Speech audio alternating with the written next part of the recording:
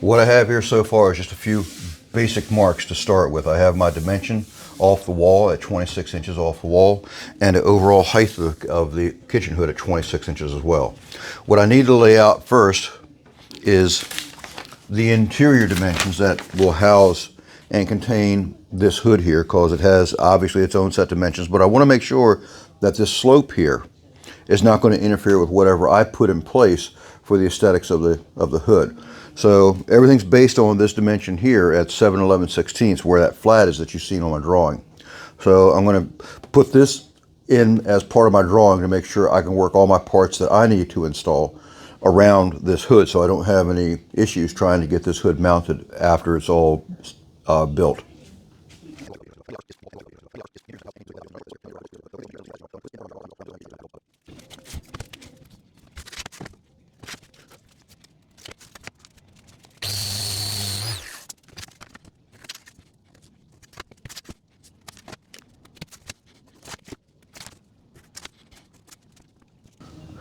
All right, I believe I have all this corner worked out.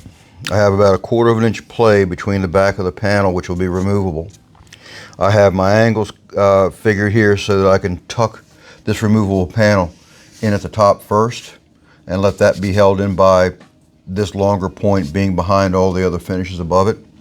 And this square corner here of the plywood will just get by this piece of finish material that's on the face. This is 1/2 inch thick solid, not aspen, but well, I'll come up with the wood later.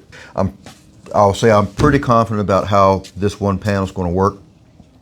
Well, both panels, left and right.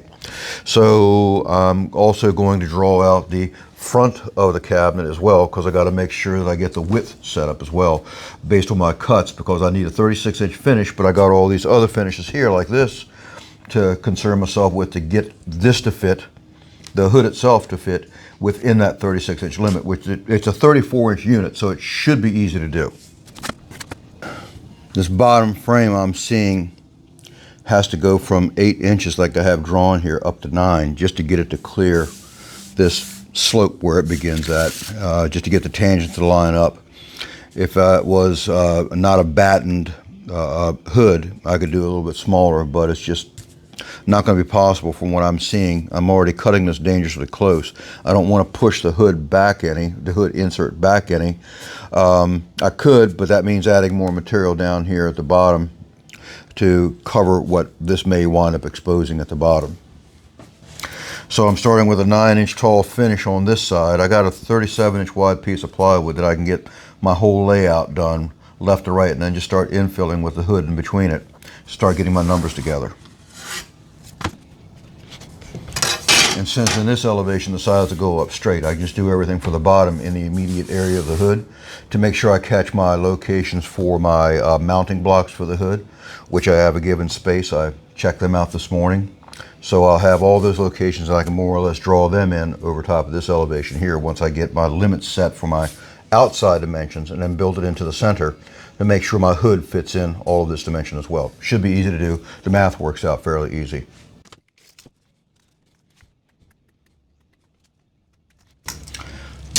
Now I just threw down some arbitrary marks that should work with the hood. And I'm just going to draw them up because I'm working with 1/2 inch thick batten material, 3/4 inch plywood, so the 1/2 inch batten and 3/4 inch plywood from both sides will yield me a given amount on the inside, and I'm going to make sure the insert fits in with that.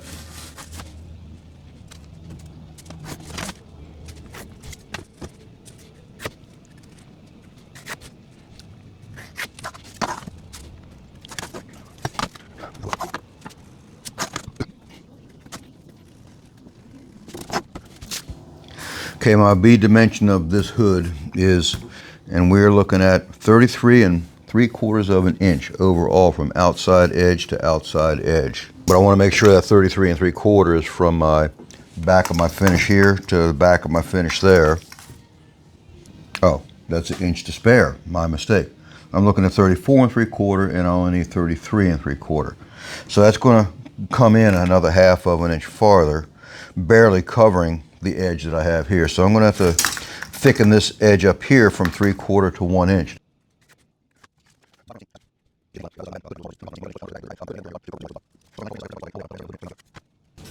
this is the beginning of my real cut list here that I'm making up here. Some of this I'm just going to have to draw on the plywood and cut it according to what my drawings are, because there's, you know, I could say dimensions here, dimensions there, but if I draw it, then I know I'll have a good solid number, because this will give me my basis to start with on my dimensions here. Well, as usual, I got ahead of myself, but I have a perfectly square 25 tall by 33 3/8 wide back for the hood insert. This is the section that's going to be mounted to the drywall. That's going to actually be the main support mechanism for the whole cabinet. Everything's going to be biscuited to the edges, to the top, what have you. It's going to be, again, a major component. So while I have this nice flat drawing area without none of these side pieces coming in and bottom coming out, I'm going to draw the center line and my support for the hood, at least in where it's going to go at, so I'm not trying to reach up inside there. So we'll start with, again, the center line of the plywood at 33 3/8 divided by half, which is 16 1/2, plus 3/16. So we're looking at 16 and 11. Double check it, always double check it, and make sure you have your 16 and 11 coming from both directions. The blocks have to start at 16 inches apart between them, and 12 3/4 up from the bottom of the cabinet. Now I know I'm adding 3/4 of an inch to the bottom, so I'm going to go ahead and mark that there and there.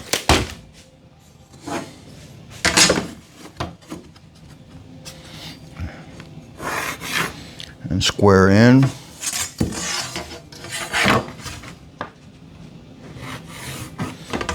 And then square down.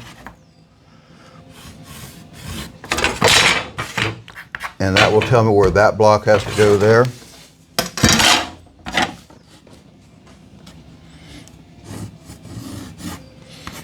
And where that block has to go there. This is from the hood. The hood reaches up this high, so from there I can't have that block there, but I got to have it standing out from this back wall, so I can run screws up underneath of the hood into this block to help support that hood in place. So this is going to be set aside for a while. I'm going to start on the sides next, and this is going to be of the finished plywood. I just want to make sure I can handle a larger piece of plywood on my table saw over there, so that's my next step.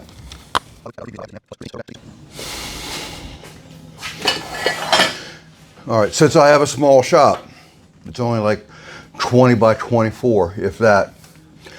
My room's at a premium. You can see I have more crap in here than what I really need. But what I need to make sure is, because of all the stuff I got over there that you don't see, that when I set my fence at 25 inches, that the 8-foot piece from the fence doesn't wind up hitting something over there. I already got the roller stand set up, so it'll keep the end from dropping off, because it's a valuable piece of plywood. I don't want to damage it in any way. And I got to be careful how I'm doing this, because I'm cross-cutting with a table saw. Probably something that I shouldn't be doing, but I've done it before. So I'm counting that the good Lord is going to give me success on this, and I'm going to start laying it out, find out what I can do with it, with the good Lord's help.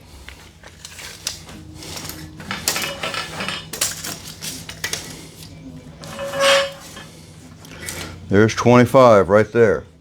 I'm not going to sweat recutting the ends to get a clean end, because I do have 2 inches of material covering up any cut I make. The easier, the more accurate I can make your cuts, the easier the construction will be. So do shoot for accuracy all the time, and that's my first cut.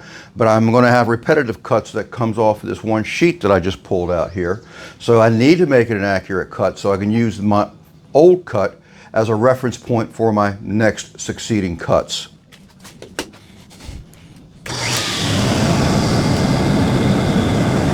And I just realized I'm going to go ahead and give this plywood a dry run without the blade up or running, so that I can see how the smoothness of the action is going to be, so that by the time I get off to the other side of the spinning blade and the plywood's free and clear, one, that it's not going to drop down on its own weight. Secondly, that the roller stands are not going to give me trouble for their location that they're at. I can troubleshoot all that now, not while I'm in the middle of a table saw running and a spinning blade, which will be dangerous.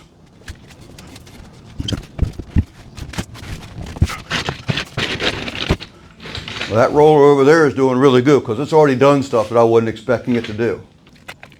And this roller is the right height, but the other one on the far side is not. I need to pick it up a little bit. It's about 2 inches.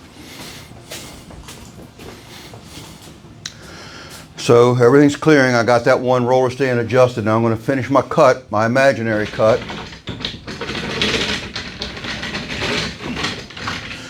Boy, this is really resisting being pushed. And I've waxed my table recently, but I'm just getting a lot of resistance out of that.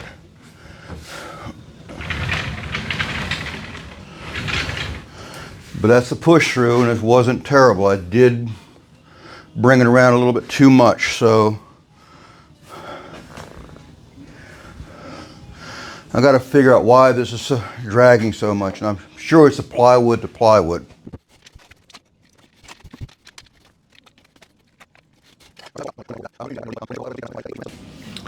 Well, I'm going to try it. It's a little iffy.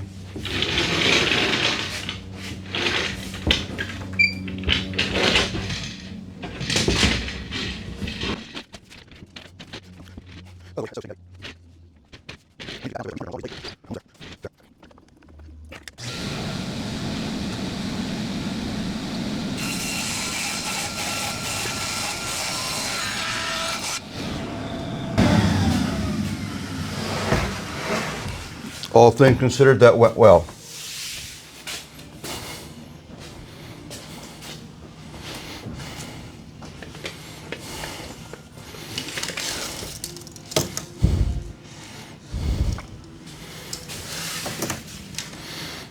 I actually have a large 25, so I can pass it through the blade one more time.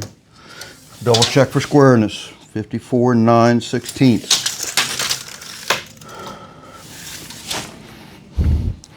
54 and a large half within a 32nd. But this end is the long side, so it probably jives with my measurements that I have.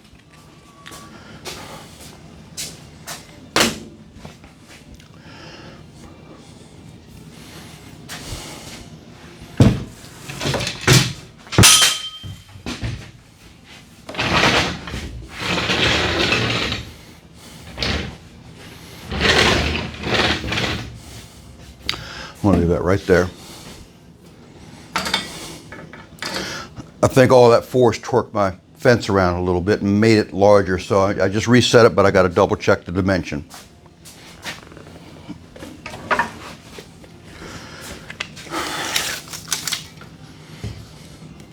That is a large 25.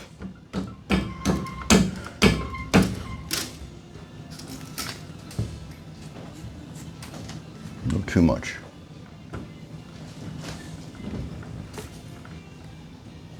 There we are.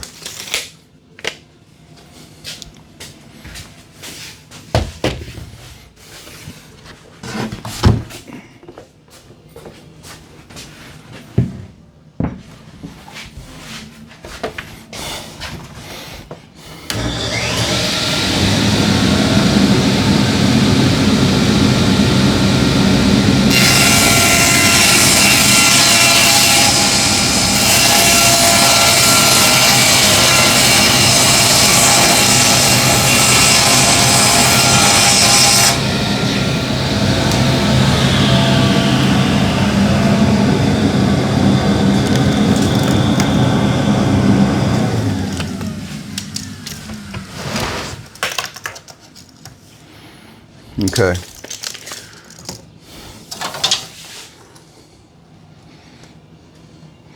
$29, $54, and a split half 9/16. Okay, we're still within a 32nd of an inch of being square, if not tighter than that. This is good enough to work with still. So I'm going to take the numbers that I have on that piece of 1/4" plywood that I did all my preliminary markings, and I'm going to make this the top of 1 with the angle going this way down to 22, 25, whatever it winds up being. And then, crap. Okay, I screwed up.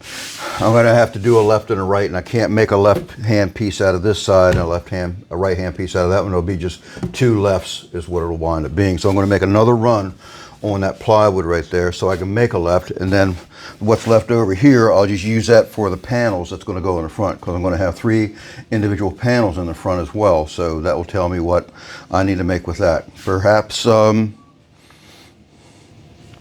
that'll work. We'll see. But I have my orientation of my grain. I wanted my grain orientation vertical, so whatever happens, this is the way I need to have it anyway, whether I get 1 piece or 2 out of it.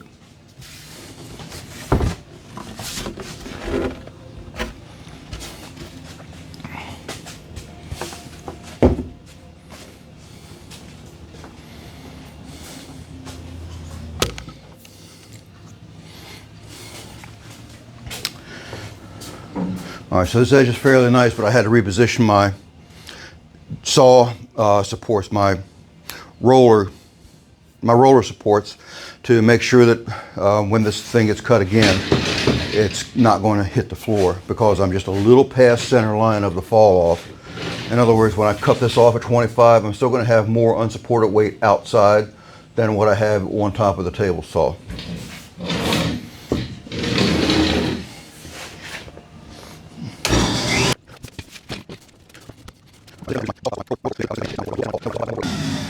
All right, now I have my piece for my right hand side or left hand side, depending on how I set up the orientation.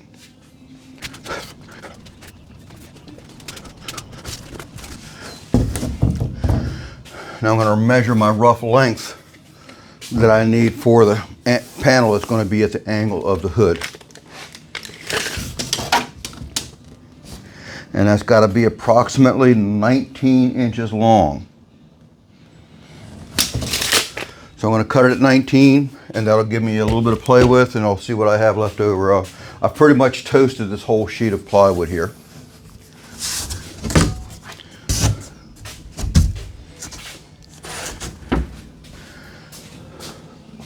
And I think what I'm going to do to salvage some long length material off of this, and if hindsight's 50-50, but if I didn't realize that I couldn't have gotten a left and a right out of this, I would have cut that down to 25 inches wide, or 25 3/8, or even 26, and then use the long 8-foot rip as my other fillers and other stuff like that.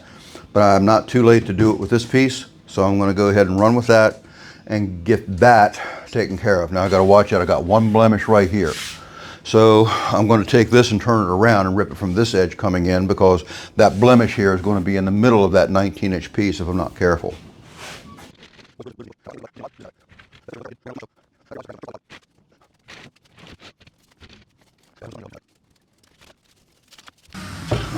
This is the biggest piece of scrap I'm going to have, with a whole lot of smaller pieces left over. But fortunately, I didn't forget any of the pieces. I almost overlooked this one here, which was the valance, the backer of the valance for this face piece across here. So I just cut that, cut all these, got the sides now, the valance, the angle top, and both sides left and right. So that's all my basic stuff for this high-end plywood that I have on hand. Now everything's down to a handleable size to where I can navigate from there, cutting them down to their finished pieces. I'm also going to label my pieces as well.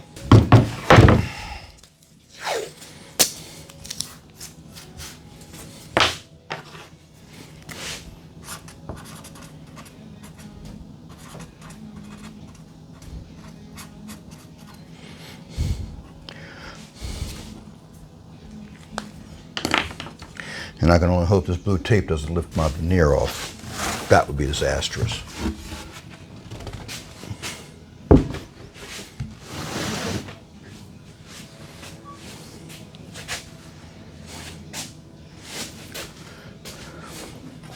Next, I'm going to fine tune the overall width of the sides of the box there. It's supposed to be 25 3/8 wide.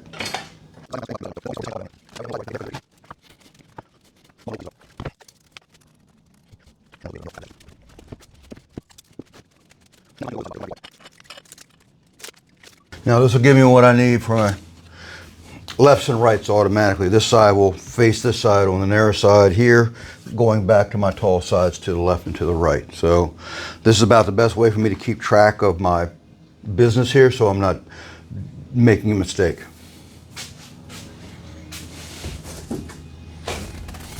And here's my sketch that I made on this piece. I'm going to get that piece of scrap out of the way. The big piece of scrap that it is.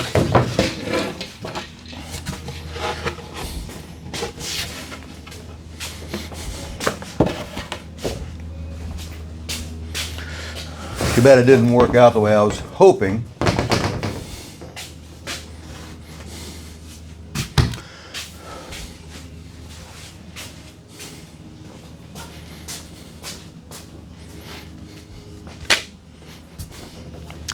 I'm adding a 3/4 of an inch to the bottom of all this material at the lower end so I can dress it up with the finished material that I have up against the wall on the other side of the shop. So using this as my basis, I'm going to make my cuts for this plywood here, and that is to the face of that plywood. So okay, good. It captures everything on the side, so the face piece will be mounted in between the two other pieces. So good. That gives me my point to measure to. That's the plywood, that's the plywood. I gotta think about this one.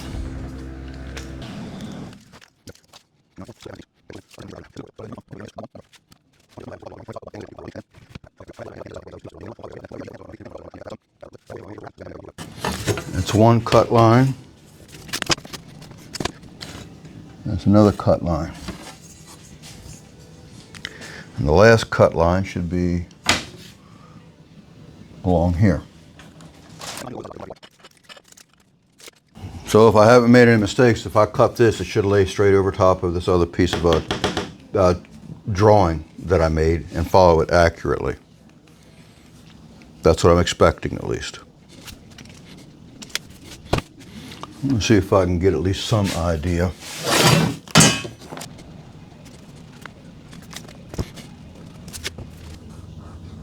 No, I got to correct it. I'm glad I did that now.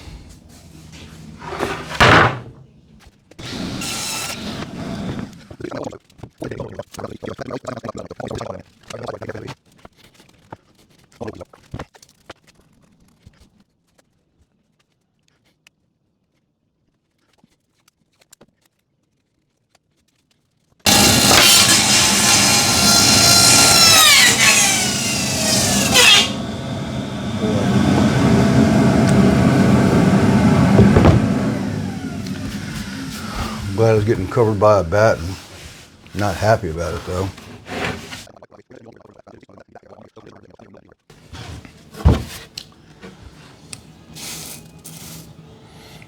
This is why it's dangerous to do the type of stuff that I was just doing there. I got away with it. I don't get away with it all the time. I've had these things come back and strike me in the gut because the blade would pick it up and throw it my way. Fortunately, this piece was heavy enough and the blade was sharp enough to where it just simply cut into it. It was an embarrassment. But I have a 2-inch batten covering over top of this where this will go away. It's just something that I should have been more mindful of. I was removing this from the blade using one hand where it was allowed to pivot, rather than like what I did with that last one where I used both hands to set it aside from the blade. That's what I should have done with this one. If I'd have done that with this one, this would have never have happened. Not that it was still a good move to do what I did, but anyway.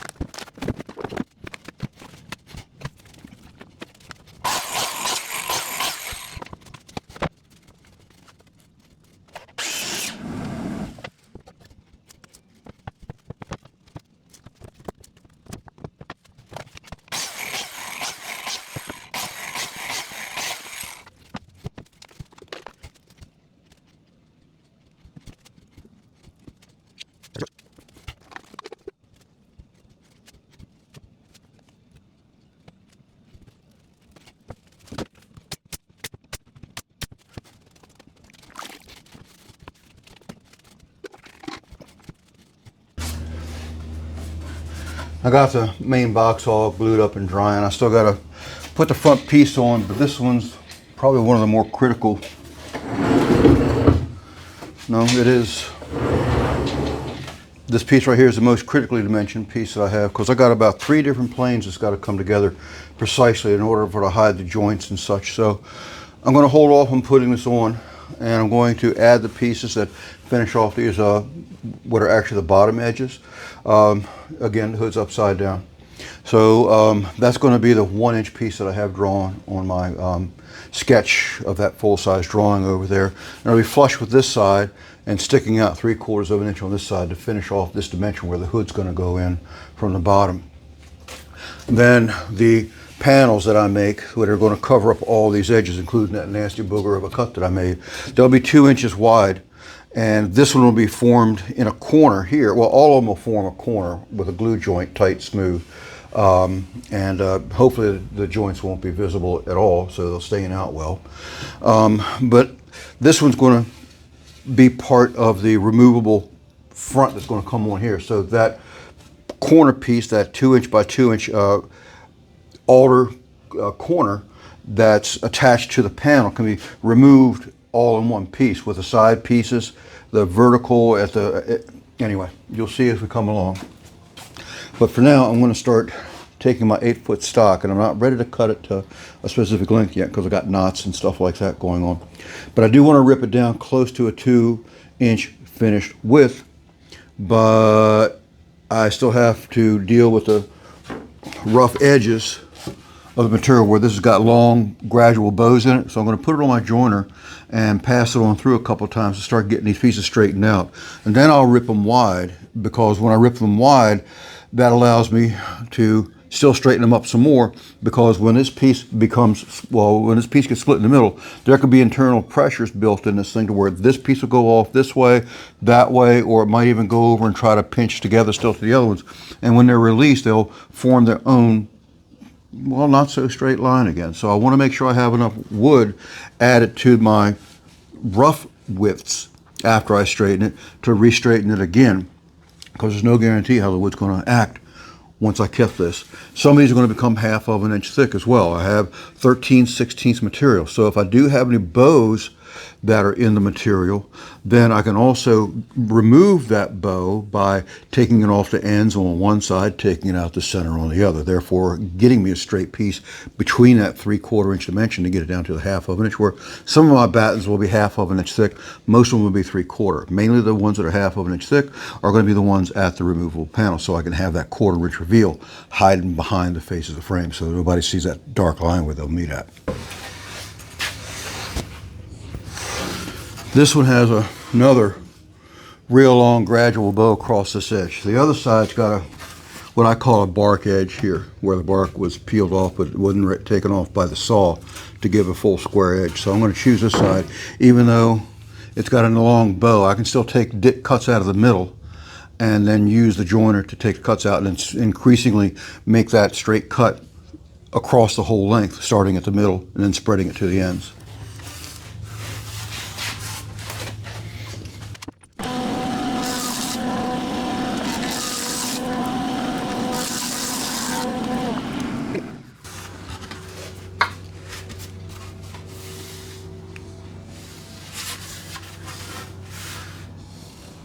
This is getting fairly nice. It's not quite straight yet, and I got a little bit more to take out on the end, but it's straightened itself up a bit, so it's looking better. It's looking better, but I'm not done with it yet.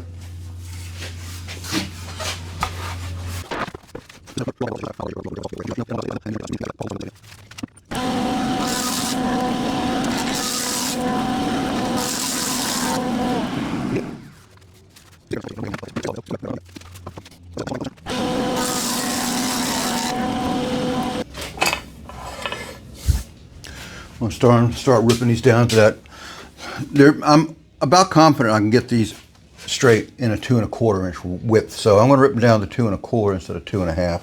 They shouldn't go too crazy by the time, I'm only needing 3-foot long pieces, 2-foot long pieces. So I can practically get 3 pieces out of some of these, and that'll make them so short they'll be easy to get that curve, whatever might be reintroduced into them, by ripping them down.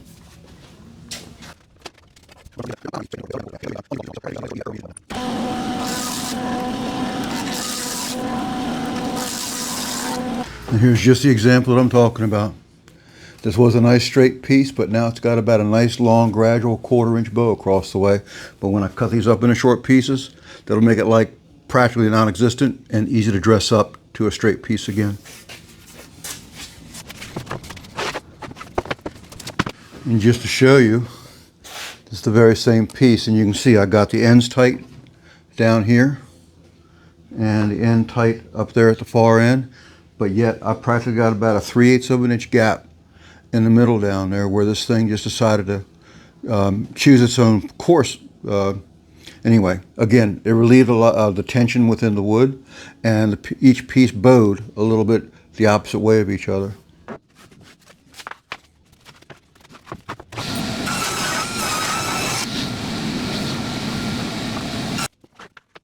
Left all my fall off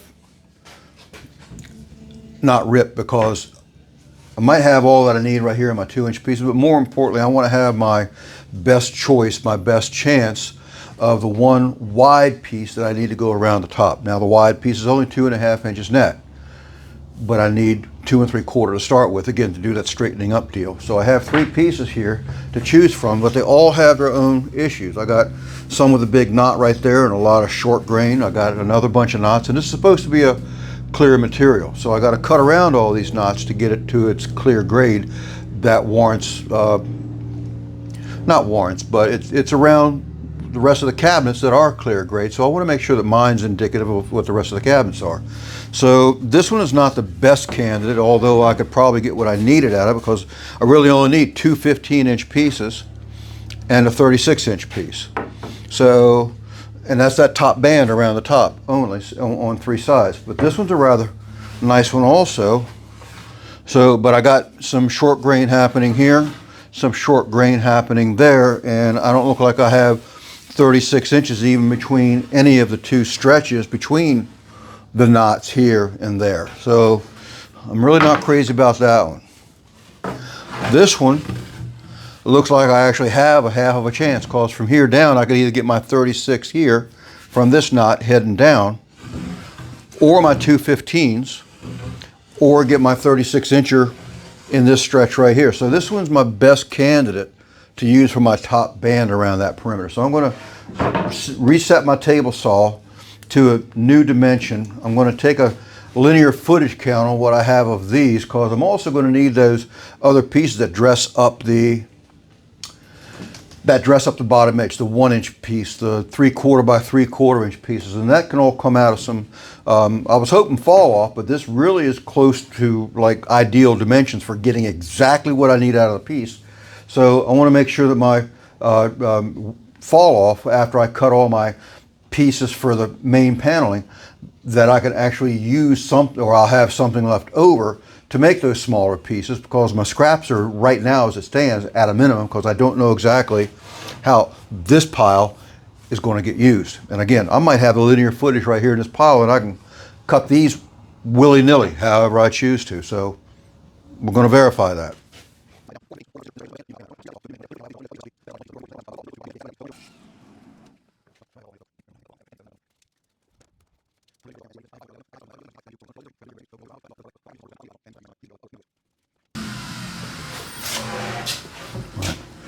I guess you're not seeing my cuts, but I've already taken that one with some of the nasty stuff on the ends, and I've already cut it to lengths where it's some viable material. It's all clean. The only thing I have is a knot right there, but you know, it's quite obvious, because this one right here, since I got a good clean cut right here, I can measure from this end and simply cut this one off for whatever the length this piece is that I need, which should be no longer than 36. And these should be 2 pieces 15. So that's my top band, set aside, ready for their final machining.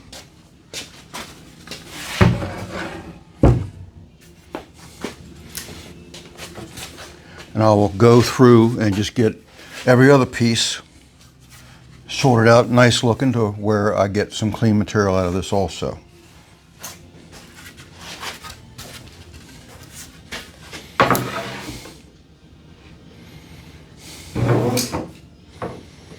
Well, let's find out exactly what we need now. So I'm going to start with, Okay, I got this, everything needed for the mounting of the hood on the inside. I have the proper clearance by the time I get my finishes on down here. Yeah, I got this all gusseted in. I got a good wide piece for the screw the hood into, because there's going to be 4 screws mounted into this once the hood's in place to help hold it. I'll eventually get a thickened back edge down here, because there's going to be 6 screws that goes into the back of the hood to hold it to the back wall here. There's a screw rail where I've already got 3/4 inch plywood. I added another 3/4 inch there just to act as some insurance, because this hood weighs about 70 pounds and I just don't want anything to go wrong. So I added the thicker screw rail, or I added a screw rail where this probably could suffice, but still, I just wanted to have that insurance in there. And it's glued to the back, glued to the top, and that should reinforce this whole corner for the main integrity of the whole hood to stay in place. I'm getting ready to biscuit the valance. I'm going to call it the valance. It's the front piece. It's the one you see right at your forehead when you're standing at the oven. And I'm getting ready to biscuit that in place. So once that's done, I can't put that in place yet, because that's the one that has to have that bevel at the top a certain way to make sure that I can tuck the hood in and lay it in place. I'm sorry, the hood front, the front that covers this, because all this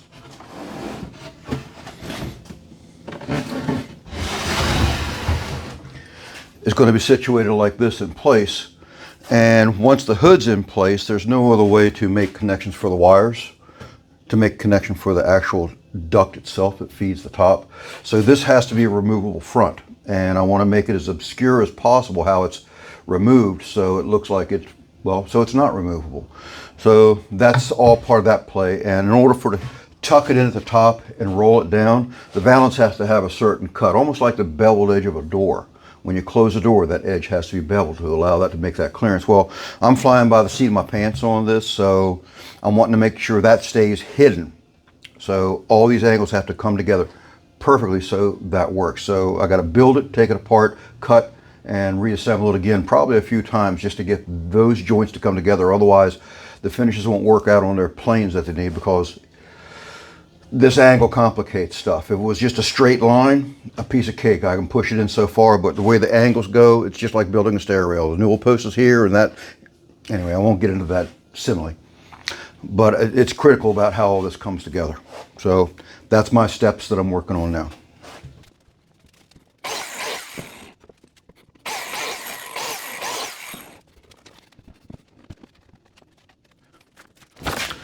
Getting this in place temporarily, what this is going to allow me to do is to take and determine where this band is going to go and intersect exactly at the outside corner, so it turns across the front. And it's this top edge where I have to precisely cut that valance I just set in place. So if I don't get that exactly right, then the other pieces won't fall into place. And it's not just as simple as cutting it to the top of this, because these are going to be 1/2 inch thick up here. All these pieces right here, all these are 3/4 to have that automatic 3/4 inch reveal. I'm sorry, the 1/4 inch setback. And with the angle, I can make this one work, but here I have to actually have a physically thinner material because of the angle cut. Actually, no, that wouldn't work. This has to be 1/2 inch too.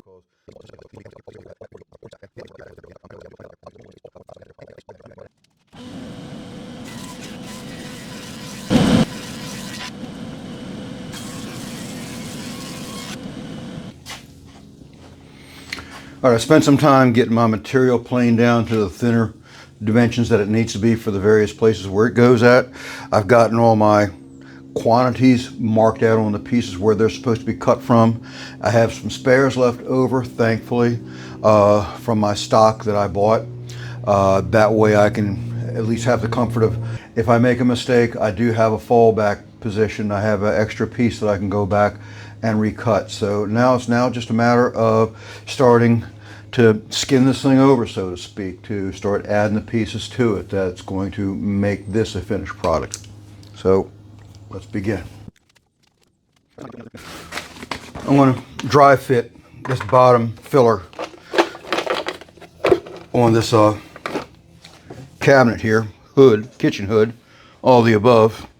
and just see if I got the biscuits located in the right spot, because I have an offset that I'm trying to make. And if it works, then I'll show you what I did, and if it doesn't work, then I'll just be embarrassed. Set the rest of my biscuits, glue it, and put this together.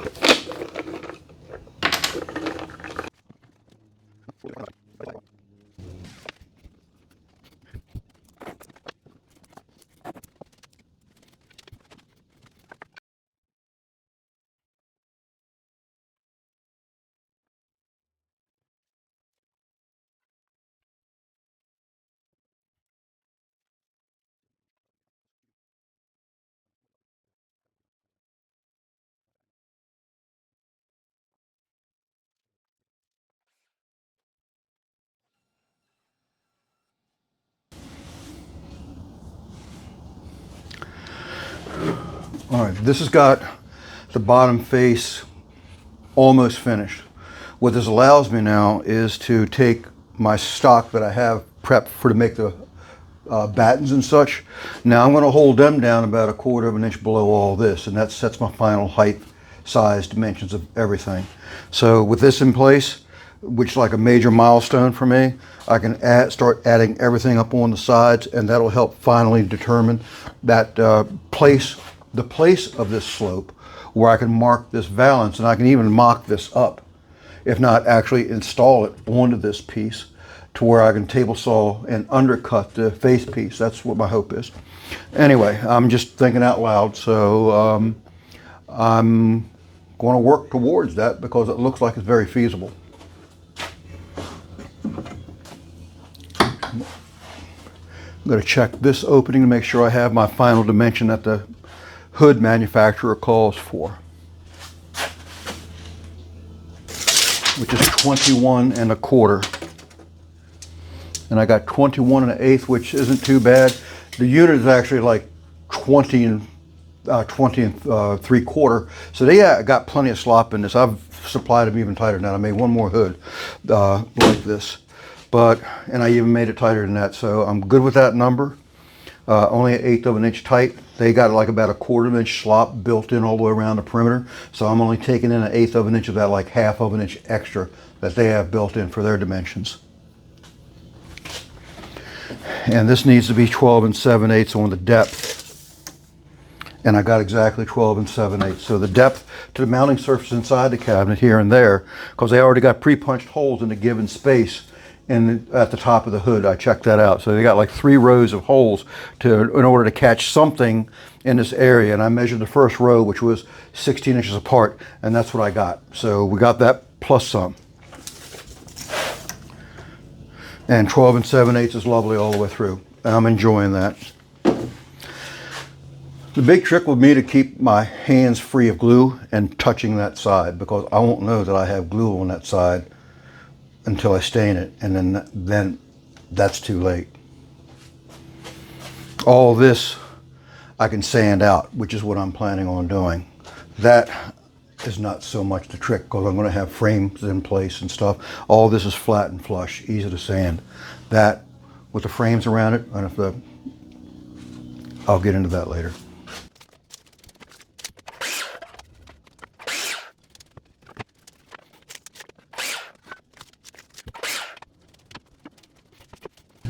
If you see my drawing, I'm going to have a front valance across the front of the hood here.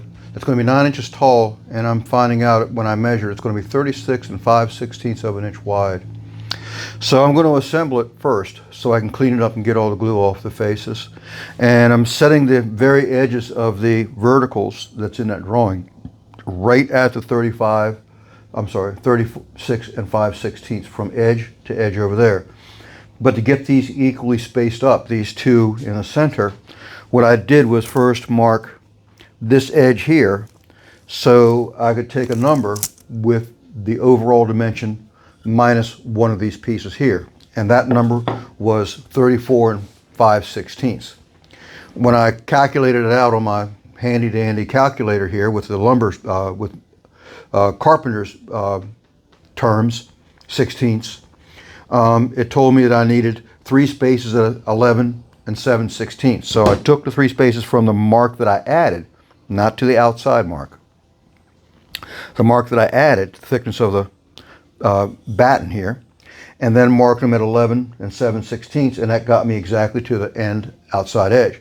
Now when I added the thickness of the batten and the ones in the middle, that brought this one down equal, that one down equal, and that one down equal as well. So now all 3 spaces are exactly the same size, and that is, for what it's worth, is 9 and 5/16.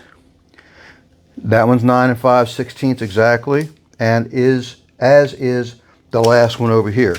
So that'll get my battens exactly in the spot where I need to have this cut off to fit perfectly across the face of the hood. And now I just got to transfer my marks through so I can get them made as a frame, pre-assemble it as a frame, and then glue it as an overlay on top of that. And that will help me get my dimensions I need to cut this panel, that valance, I've been calling it a valance, to cut that valance off at the dimension that it needs to, so I can get this final piece glued in. Then everything starts coming together a lot easier.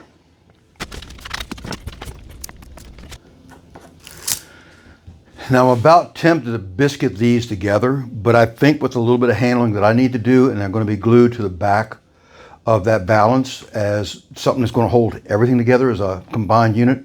I'm not going to add the biscuits. I think I can handle it tenderly enough to where I can let the glue just do its job, even though it's a cross grain situation. I think it can handle whatever I'm going to put it through. So I'm going to cut my blocks at 5 inches. That'll be acting as the spreaders between these, and get this going, glued up. I think I'm going to do the same thing on the sides too.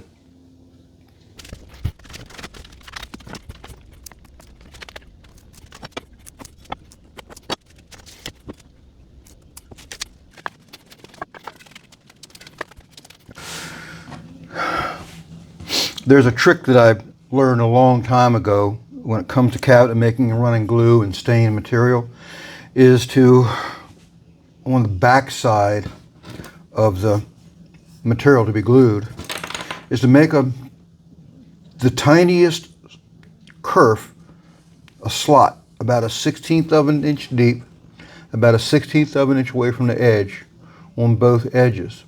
And what that's going to do is that when the glue is placed onto the block and it wants to ooze and head towards the edge, it'll get caught up in that groove that's made, and it won't escape out past it unless you really go crazy with the glue.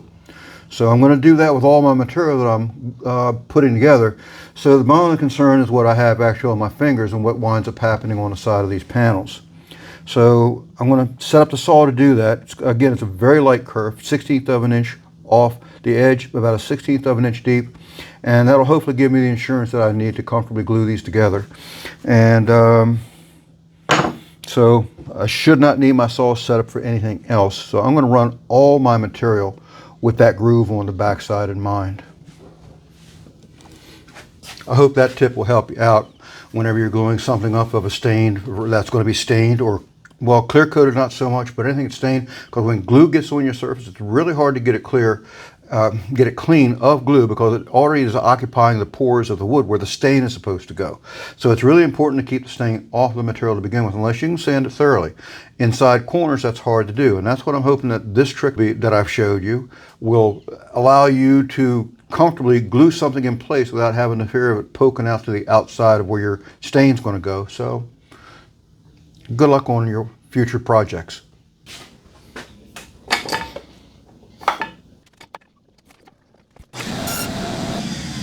Here's that groove that I was talking about. Just the shallowest little groove, just the closest to the edge, still leaving this wood intact. That way the glue can spread and fall into that, run into that groove, rather than poking all the way out to the outside.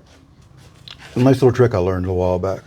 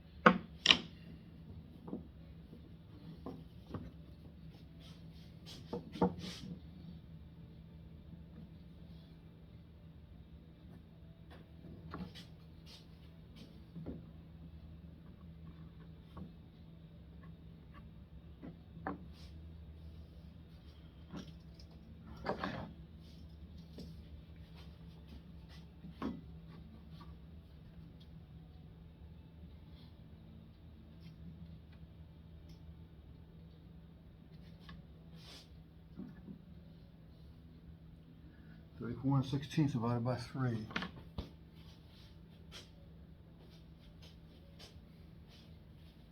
It's actually going to be a 1/16 of an inch smaller than what this was.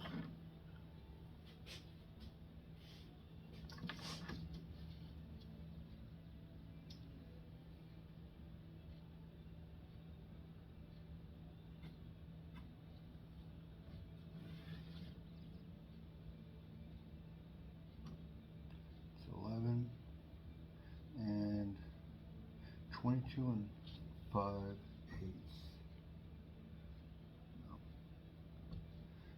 There go a quarter.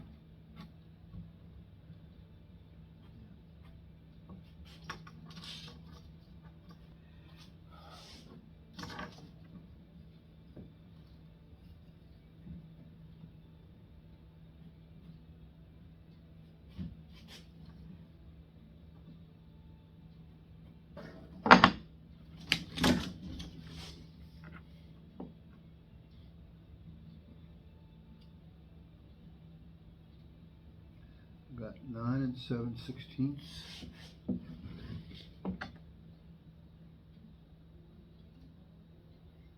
9 1/4.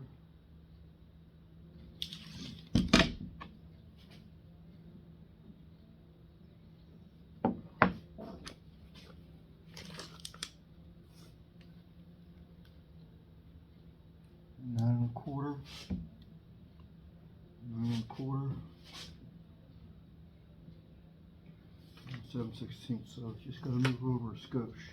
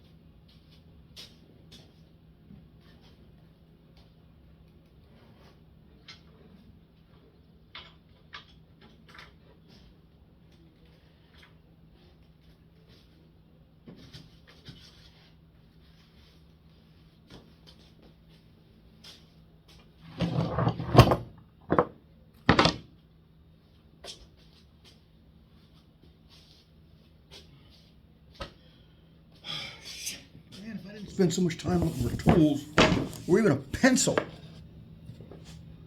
would be really good. Yeah.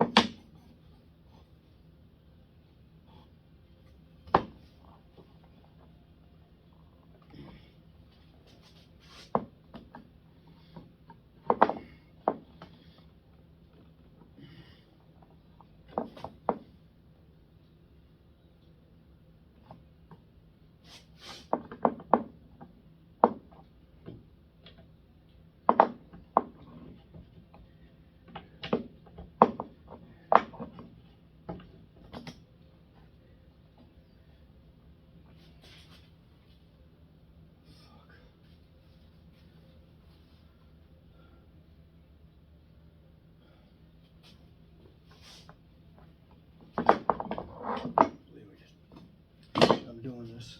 Don't believe I'm doing this. I gotta do this though.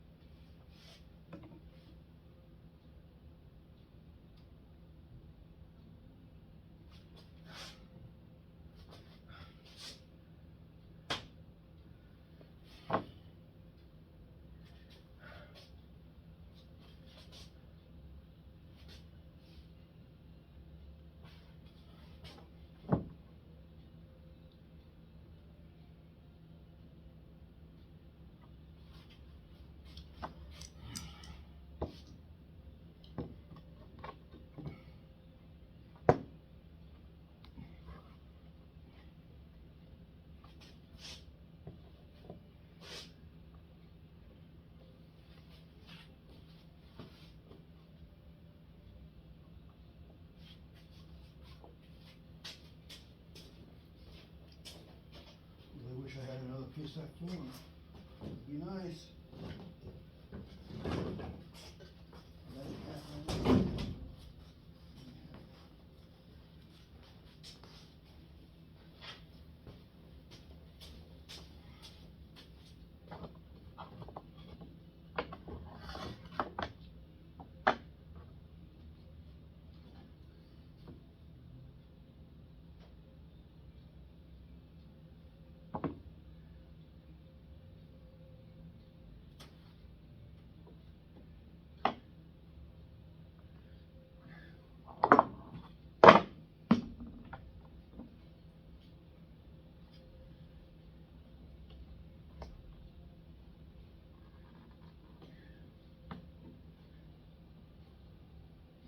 Very large, so I shouldn't need to be plugging it anyway.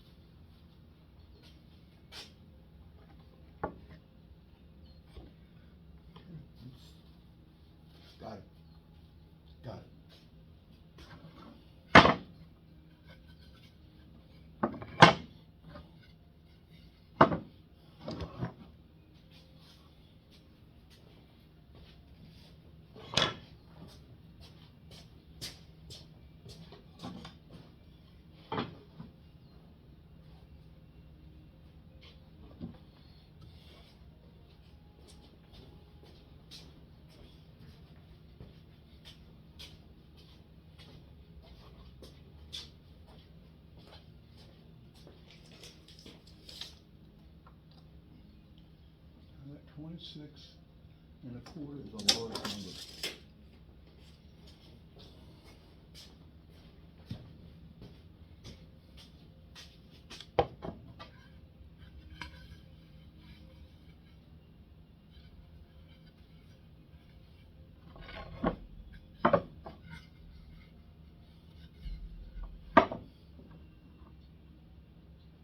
Now, I want you to be over there. You're the ones in between the cabinet. Yeah, you were the one right there. That's the top. That's the way.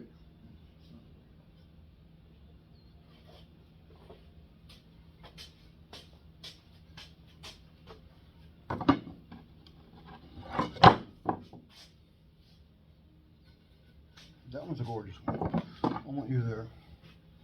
And you're going to be there whether I like you there or not.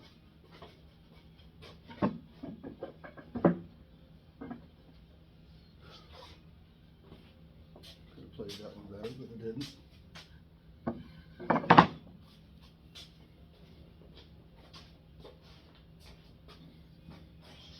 And that one's not much better at all. No, it's not good at all.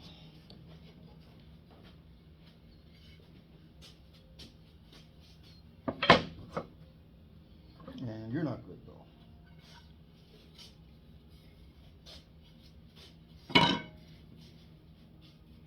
You were one at one time.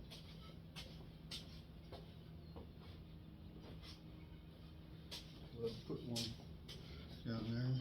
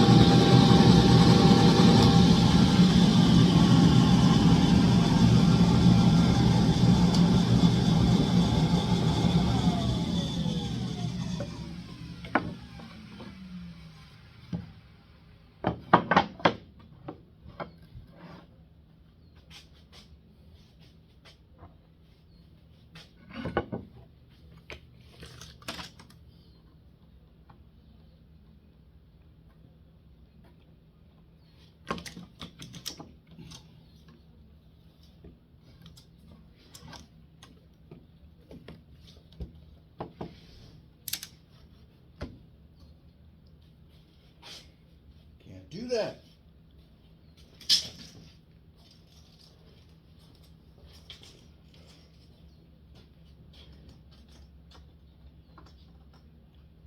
Three-sixteenths. Quarter.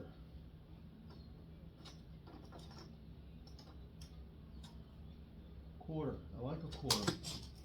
26¼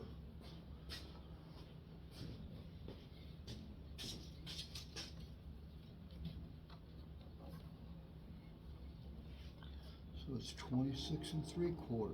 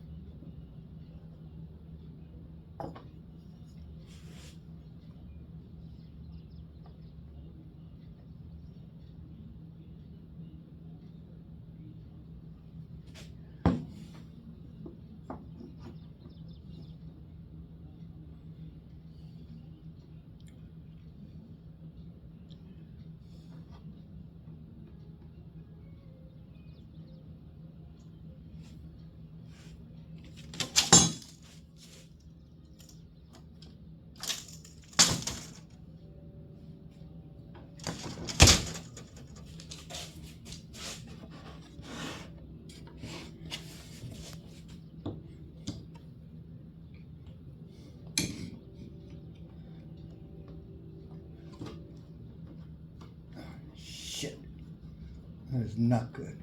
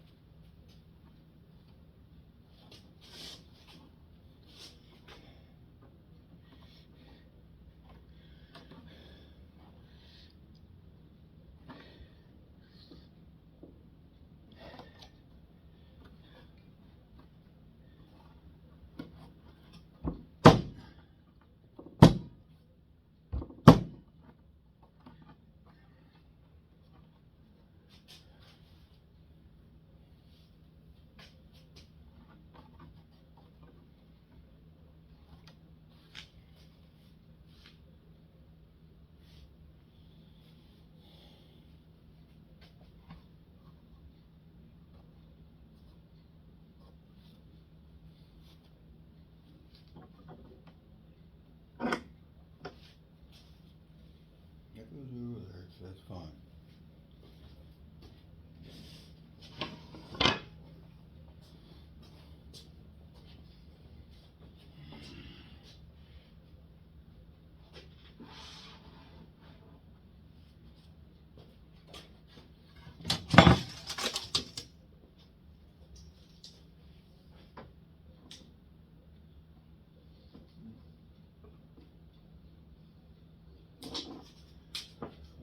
Long 5/16.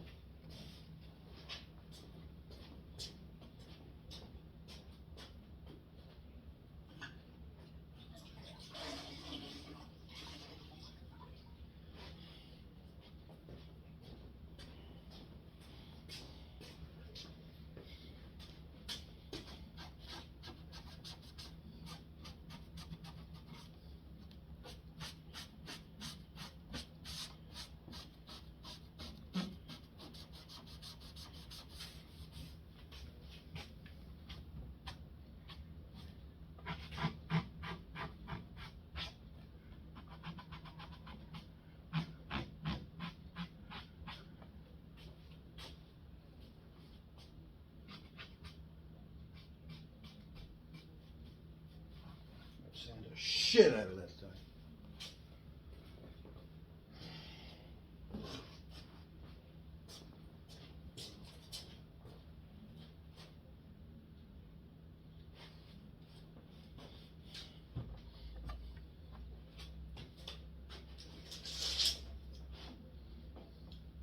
.26 and a long 5/16.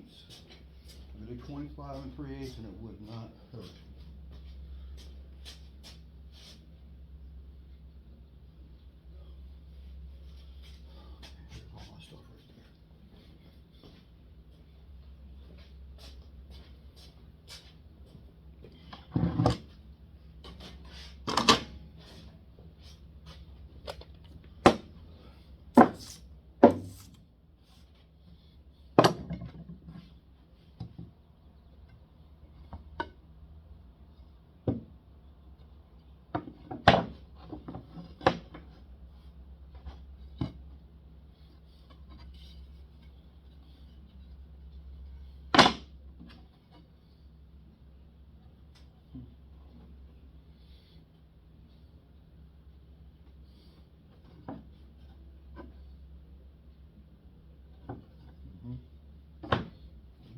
that shit right.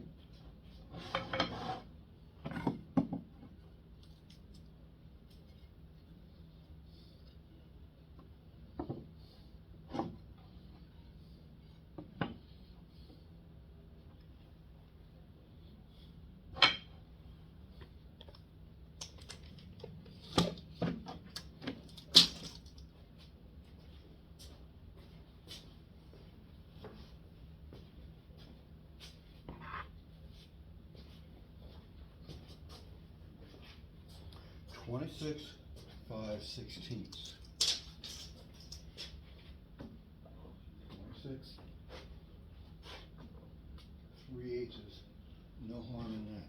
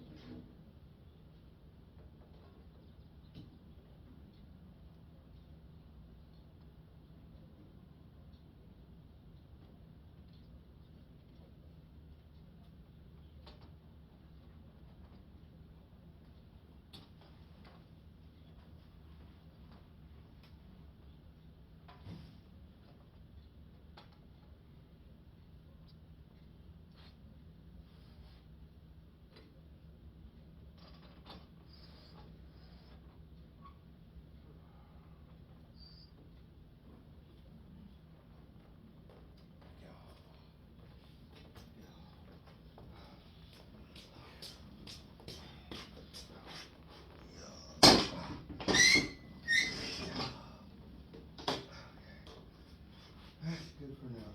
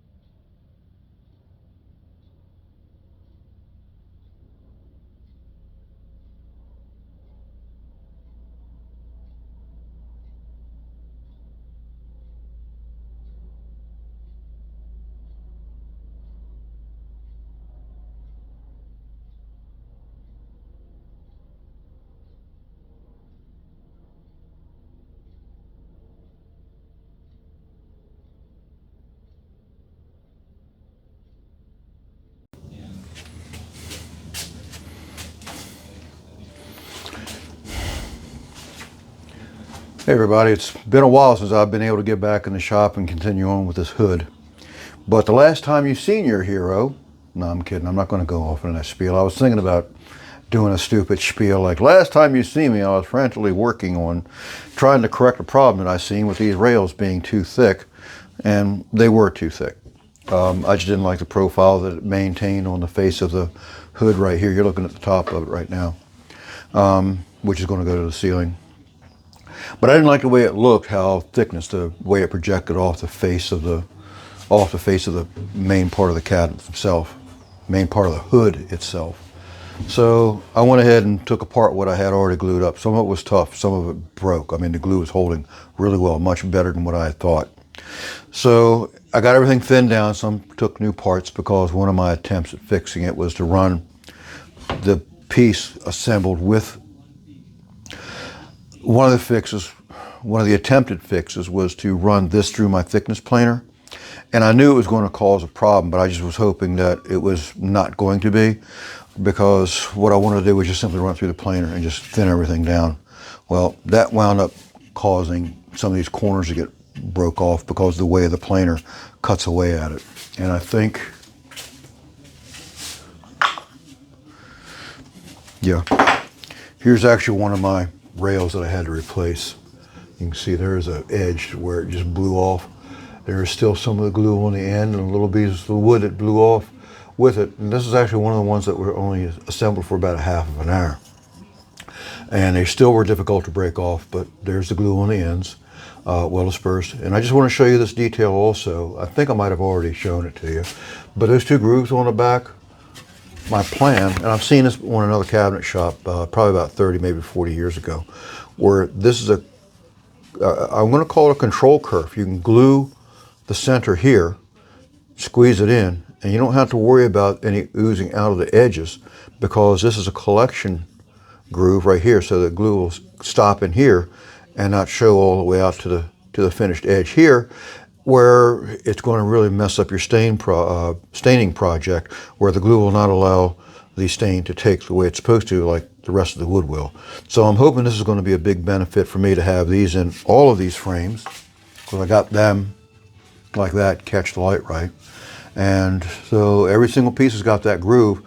And one of my other problems was that I had grooved some of them on both sides. This is the one that's going to stick down at the bottom, so that groove was going to would have been visible on the inside of the hood where the metal part is, but still a detail that I didn't need to include. So that was all part of my fix, the reason why I took the old one apart, so I could thin them down, get rid of the grooves that I had on the back of these, so I could start fresh with new grooves in the right spot.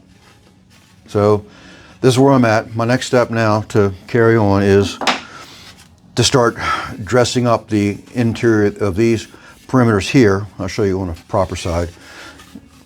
These interiors here, because you can still see some of the marks from the planer, little issues that I just know are there. I don't see any glue peeking out of the corners because I tried to keep it right in the center, so I hope that's not an issue. And I've already sanded down the faces where all the joints are perfectly smooth, and I can only hope that I got it sanded down far enough to where I did have glue coming out of the face here. And I can only hope that it didn't penetrate so deep into the face of this to where you'll see that light little difference in the stain where the glue did pop out. I can only hope I took it down far enough. I got to find out, is there a method that I can wet this surface that'll tell whether or not I still have existing glue on the surface beyond staining it, because when I stain it, then it's too late. So that's some of the processes that I need to find out still. And this is some of the stuff that I still have to do again, sanding the interior perimeter so that when I apply it to the face of the cabinet, then I don't have to run sandpaper down the side of here, cross scratching the material that's acting as the back of the panel here, the main body of that hood. So that's what I'm doing next.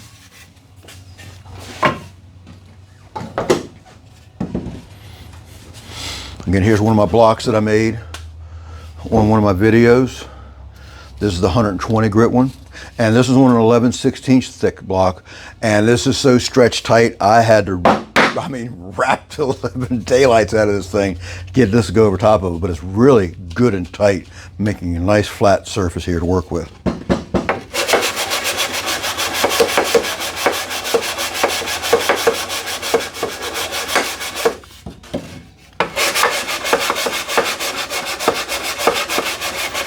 See, with this, I can actually feel that I'm actually flat on the edge. I can feel it's on the corner there. I can feel it's on the corner there. And really with just that pressure right there in the center, with this type of block right here, I can see that I am dead on top of the flat, and I'm sanding the whole thing evenly across the whole surface.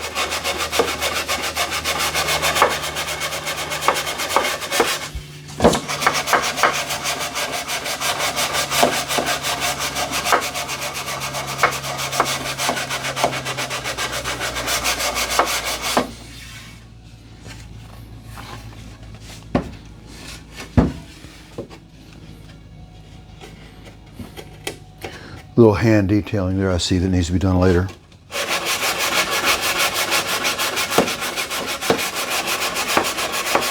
Well, when I'm done with this, I'm going to hold it up to the light so, because right now I can see the planer marks, little, like they're about 1/8 of an inch apart where each of the planer bits. I was trying to push it through easy. Actually, this is the joiner side. I might have a high knife, but I'm still showing what's called a little washboarding, where there's just a slight ripple, and that's what the sanding's about, to get rid of that slight ripple. So you see the beauty of the wood grain, not any distractions created by the washboard effect of a piece of machinery. That's what's nice about hand finishing. You don't have those unnecessary planer marks, nail drags, all that stuff. That last hand sanding is really the nicest touch that there is. So that's what I'm doing here, just to give it that last little, I call it a caress. It's that last little thing that the wood needs to make it shine as beautiful as it can. And now I just got to remember where I hadn't done it yet. But I'll do the whole thing over again if need be.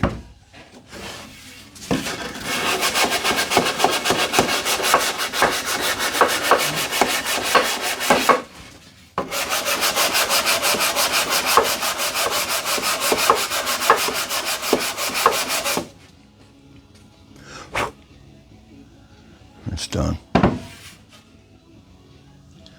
And this has not been done.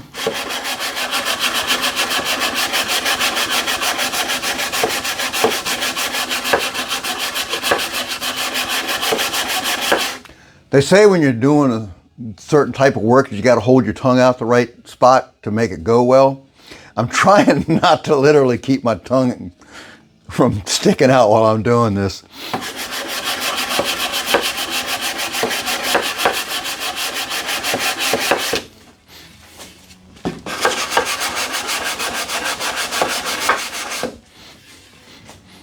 But it makes me smile thinking about it.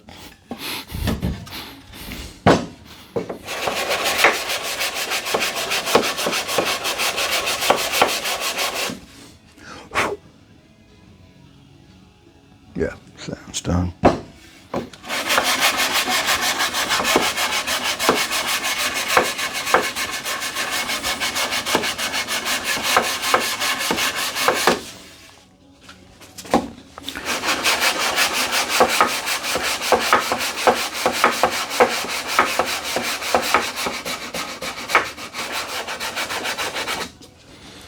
That really works the arm, but it's shaping up nice.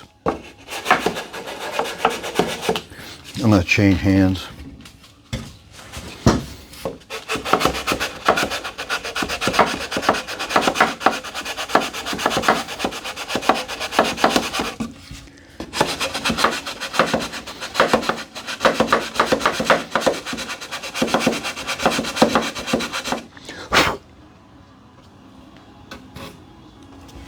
I want to make sure whenever I'm hitting the sides like this that I'm not hitting it hard, so I put marks back in the corners where I just sanded. It's kind of self-defeating.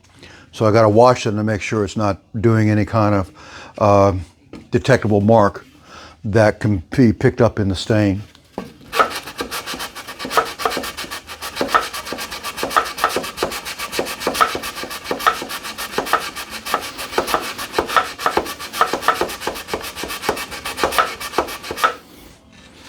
Now this is the front piece that goes across the 3 foot wide. And I'm going to miter this side off at a 45 and this side off at a 45. So I'm not going to need to sand these ends here, but I do need to sand the opposite sides of these blocks. I can feel some roughness right there, just that quick. That needs some help.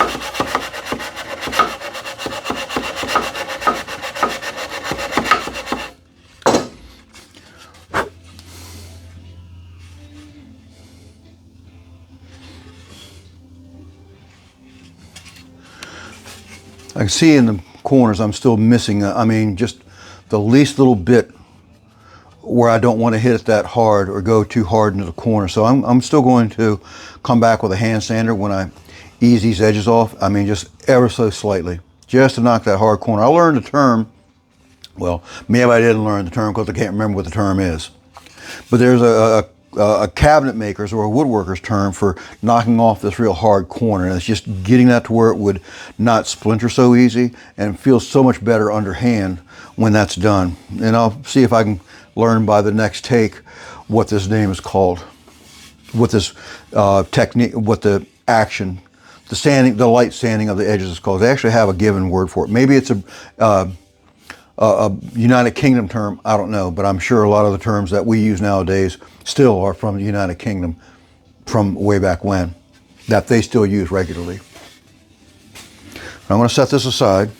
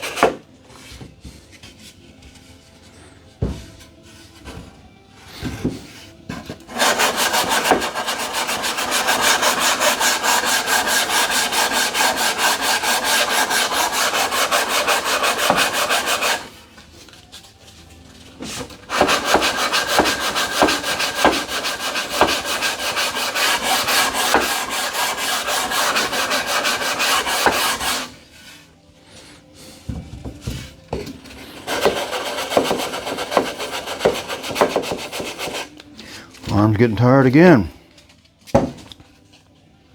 Let's see some more work right there.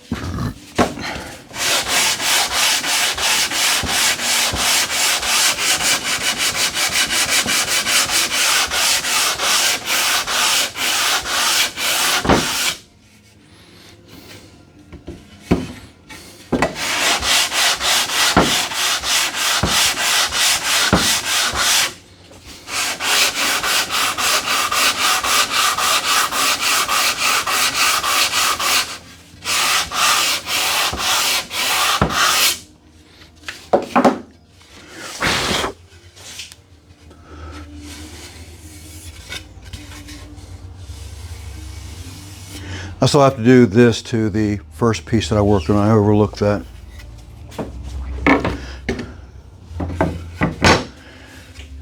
What I have on the one that I first did, I reversed the edges when I broke this up and redid it. There's some telltale glue marks right there that I need to sand out, right here, right there, and obviously right there. So I'm going to work them out, and for what it's worth, this piece is going to be about this high up in the air, so it's not the end of the world if I can't get them out, but I really would like to see them gone. This is the edge that you'll see because this is going to be 69 inches up in the air, plenty high for even a tall person to not see that top.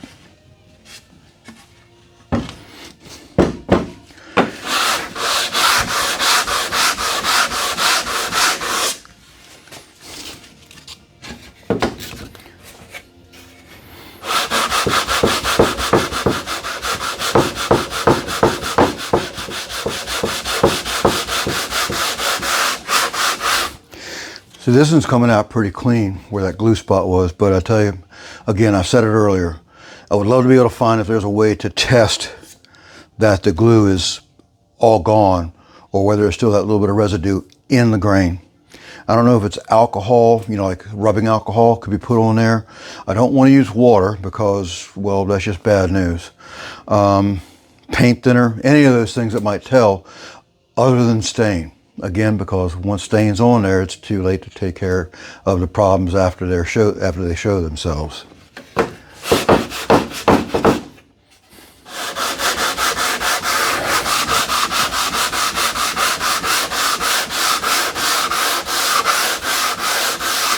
And that's looking pretty good too. These were the two worst ones down here, the ones that I showed you last. So let's see what this is going to go like.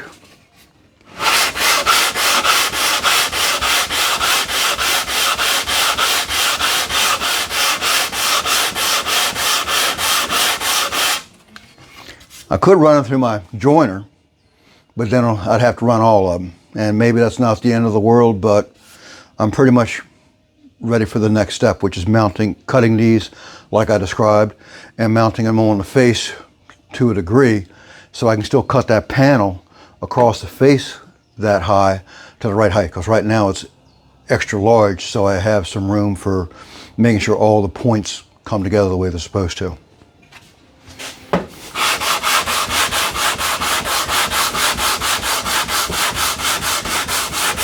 Well, that nasty one on the end is already gone.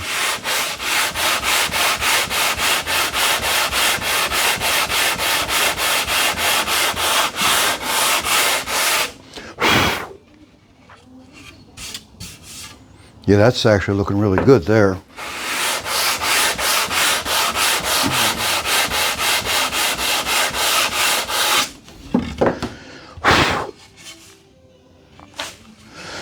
Now, all those glue spots are pretty much gone. That was the end that had the real ugly one, that big old blob of something there. That wiped away immediately.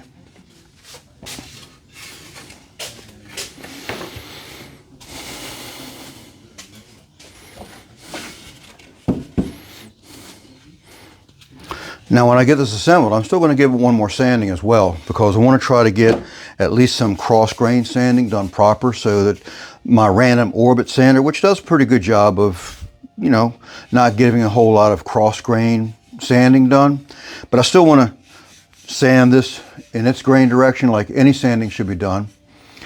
Always with the grain, especially raw wood. I mean, only, that shouldn't even be especially. Always sand with the grain. Simple as that. The only time you do across the grain is when you have a clear coat over top of it, and it has to be done lightly with a fine grit sandpaper so you don't burn through the finish and still get back down to your wood grain. But my idea is to still sand this down by hand with a fine grit sandpaper here and there in this direction first. That way I can come back and sand through here. If I get any cross sanding here, I can still sand that out by going this way carefully, so that I will not have any cross marks on this piece in the center on both ends. So that's my plan still, but I got to get it all glued together, miter's done, so I can sand all that at the same time while I'm doing this final prep work here. It's not prep work, so while I'm doing the final sanding and the joining of the pieces together, I'll take care of all those other concerns that I just mentioned.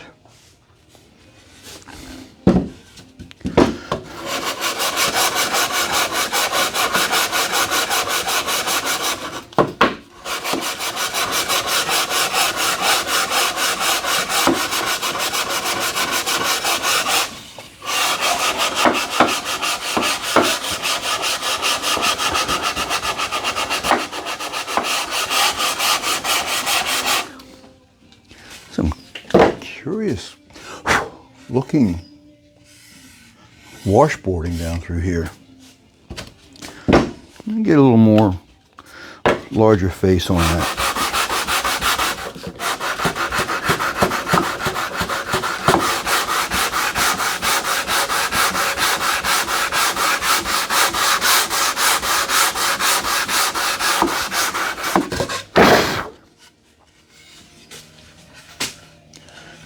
That's curious.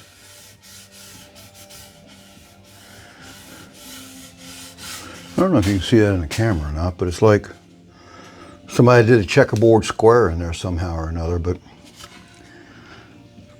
just curious.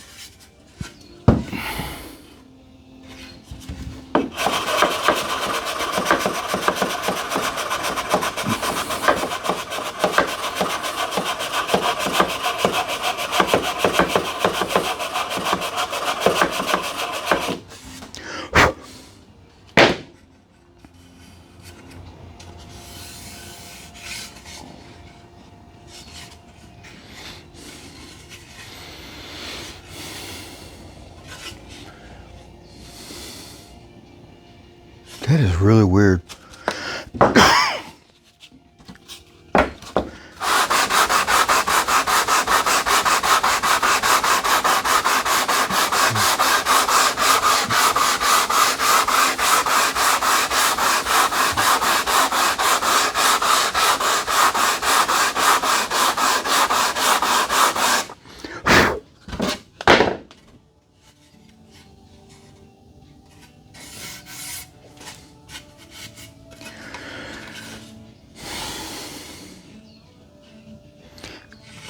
And those funny, weird marks are only there to there. Just put it that way, from there to there. I mean, it's only like about an 8-inch stretch. It's all clear here, clear up in the corner. It's just from there to there. And I've already spent some time on it.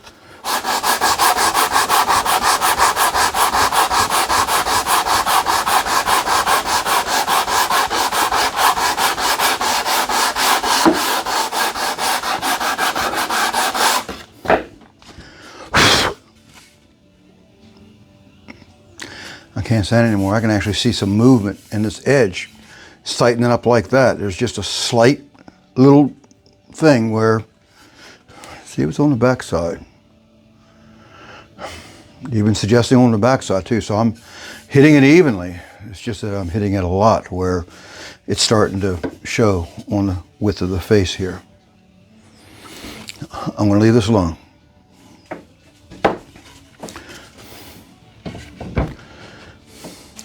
Next, I'm going to start cutting them to size and applying them to the front of my hood there, which is laying on its back and the face side up, so I can get access to that, because that's the key piece that I'm going to work on next after I get these pieces cut to length.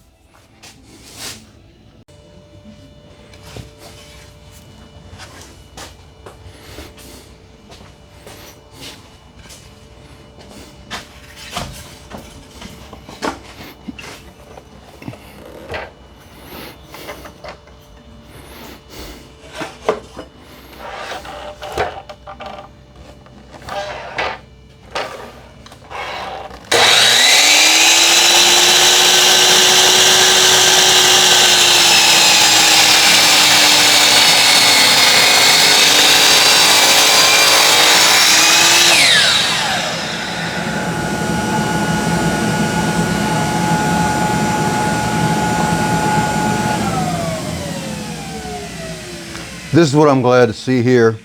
Even at the very end of a cutoff, the glue up that I did is still holding. So that's a nice sign that I glued everything completely, but yet not so much to where it's showing on the outside corners here, even though they're cut off. But it's just a little comfort to mind that that is actually done right. And let's just see how easy it is to break.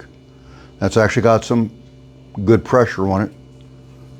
That one went pretty easy, but look how big the end is too at the same time. Same thing with this though, but this has got some good resistance. So and it breaks, but it took more than what I expected to make it fall apart.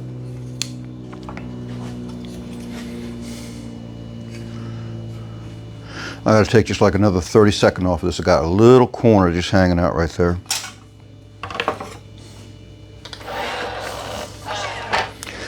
And that's the thing about these DeWalt's, the guard, even though the blade is really intimidating, for lack of a better way to put it, but the blade guard's really in the way in a lot of cuts. So because of this wheel in the back, it'll take finished material and put a mark across it if you just simply go down like this. And this actually looks like it might be trying to do right, but it still wants to hit the table on this side, if you can see it. I don't know if the camera angle's right, but still, it just gives you a awkward feeling cut. And so I just get it out of the way by pulling it up first and then bringing my blade down.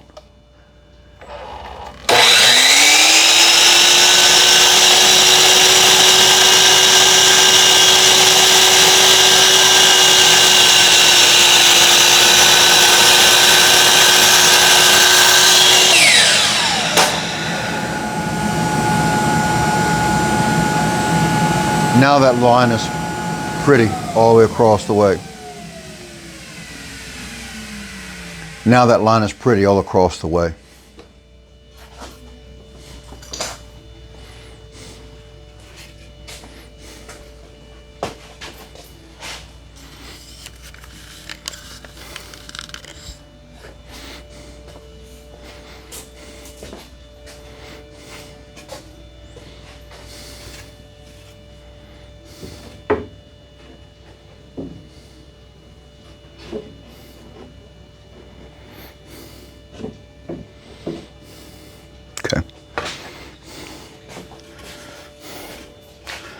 All right, these are all rough cut. Now I'm going to go ahead and start getting this face frame, even though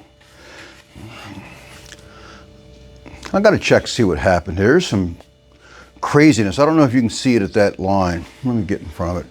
It's just like this is winging up and this is winging up, even though I straight edged it when I glued it together. And I can sand this flat. It's just kind of befuddling how that came along. The backside's looking pretty good. Maybe it's just how I sanded it out. And if I sanded it out, I can sand it in. Pardon the pun, but still. Just I want to make sure is not going to be an issue later on.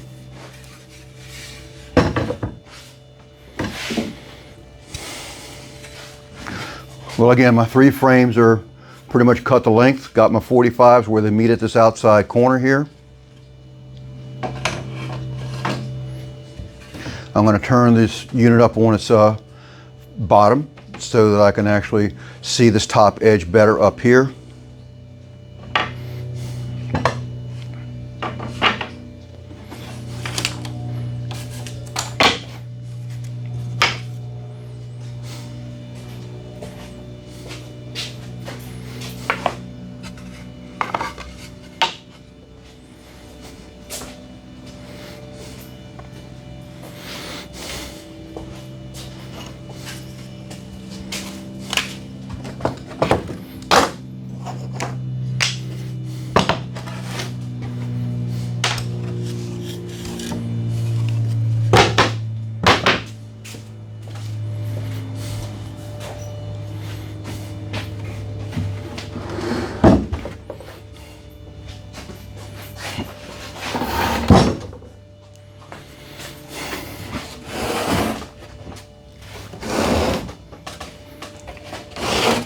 I have some protection strips here I want to make sure I keep underneath of this because I'm going to turn this down on its finished face.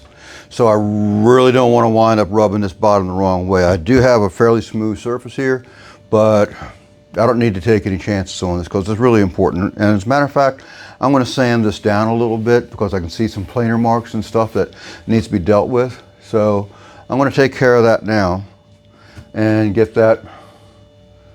Yeah, and I got to do some other things too. So I'm going to tend to this before I put it down on its face side.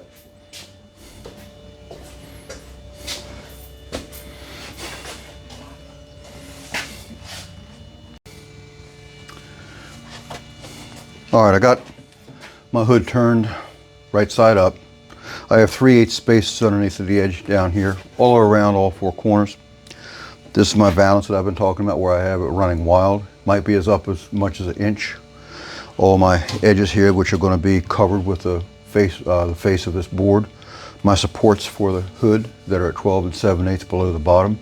Have everything in place ready to start determining where this face frame is going to finish off at here so I can cut this at the right height. It's temporarily located with biscuits still. It's also being supported by the shims that I have underneath of this, just barely close to the outside edges here so they're not in the way of me trying things in place without them interfering. And so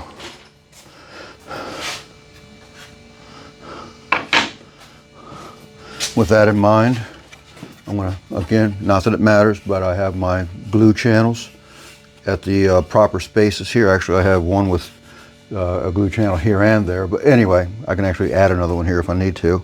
But I have my choice of upside down or right side up. Oh, no, this is the top side. Never mind. Yeah, I just glue this one upside down. Anyway.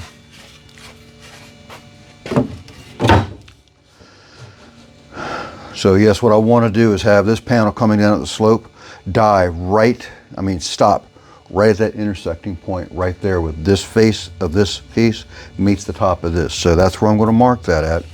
And I'm even going to mark it with a razor knife to give me a well-defined line where there's really no error on where the cutting can be.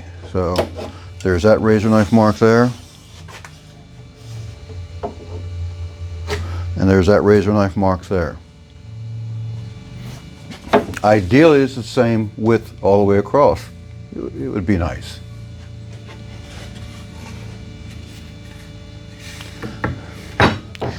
So now I can spread this apart that little bit because it's not glued. Now I can spread this little part across because it's not glued. Why is it not moving? There we go. That's curious. It almost sounds like it was glued. It might have been some residual. There might have been some residual glue from the original glue up that just bled onto another surface that was holding it together. But wow, okay.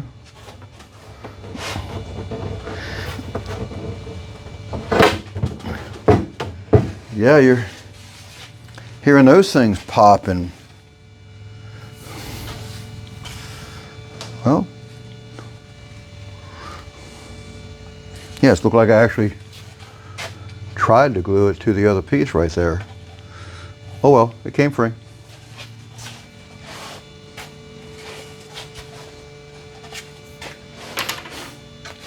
So I'm going to double check its width and see if it's the same thing all the way through so I can just rip this out on the table saw nice and easy.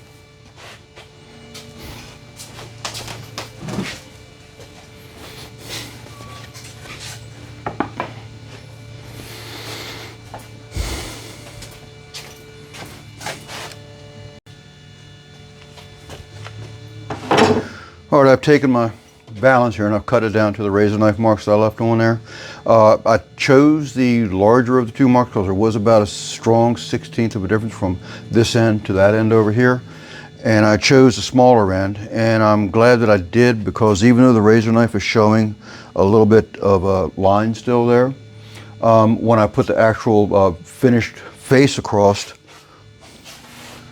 this one that goes there, it actually wound up dead flush with it. So that's after I cut it. So I'm tickled about that. Either I just marked it wrong, but I erred on the safe side, cut it wide, or wide, at least uniformly, even all the way through. And it wound up meeting the top of this perfectly all the way through.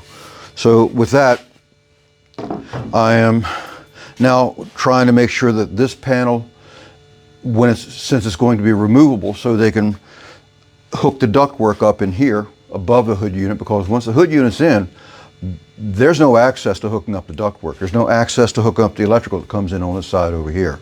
So I'm keeping that available by the way I have it structured and having this panel removable. Now, my biggest fear of this here, because there's a running fan inside of it, if I have something that's loose in the way that it doesn't need to be loose, I'm going to have a vibration between wood components. Now, I'm debating whether or not to put some isolation foam in here, something like a open cell foam, which got a stickable surface on it, so it'll compress and hold this thing in place better, to where there's no real wood to wood vibrating going on.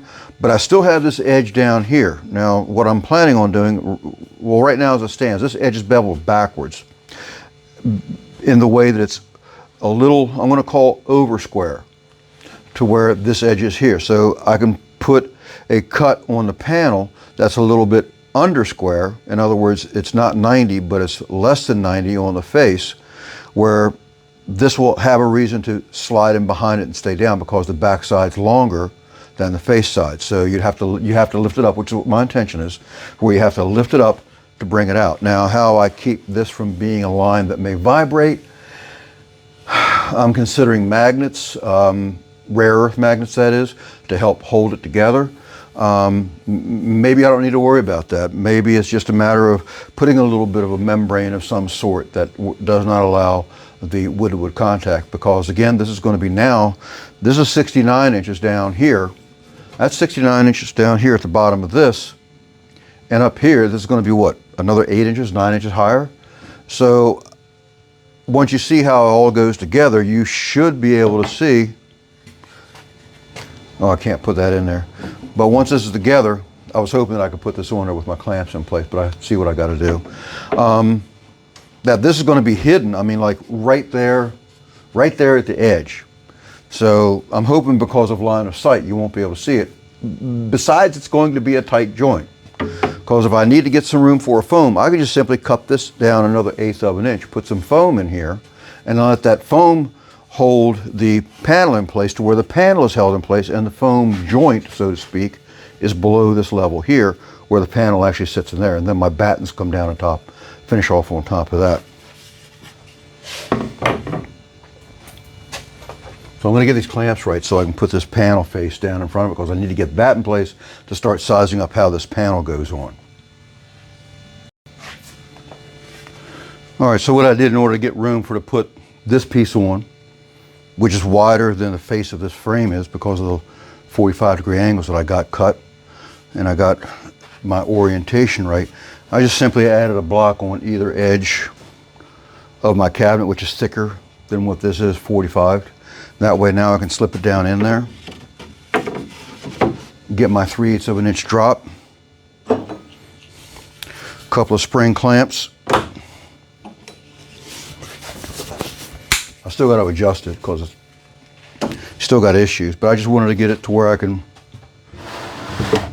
push it back and set it down on top of my shim blocks.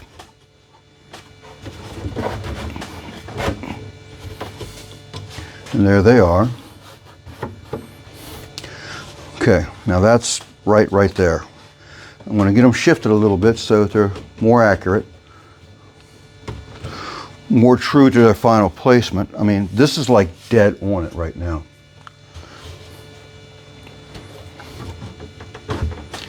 And that one's good on that 45 cut, and that one's excellent on that 45 cut. So now what I'm going to do, since I got this placed and I got my bottom here set on top of my workbench with 3-inch spaces underneath of the main body, now I'm going to grab a couple more clamps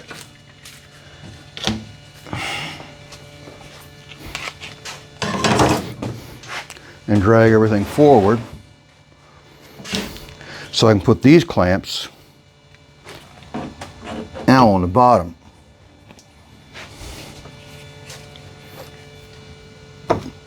It's a weak connection, and I might change them out to some regular C-clamps, and I think I will, because the pressure that I'm going to apply across this right here, oh, I got 2-foot wide bar clamps, so I can do that. 30-inch bar clamps. That'll hold it drawn back really tight, and then I can be more aggressive with my placement of my panel and start testing its fit, how it's going to lay in there. But I want to be able to tuck it at the top farther and then slide it back out to get it to drop down in here. At least that's the hope.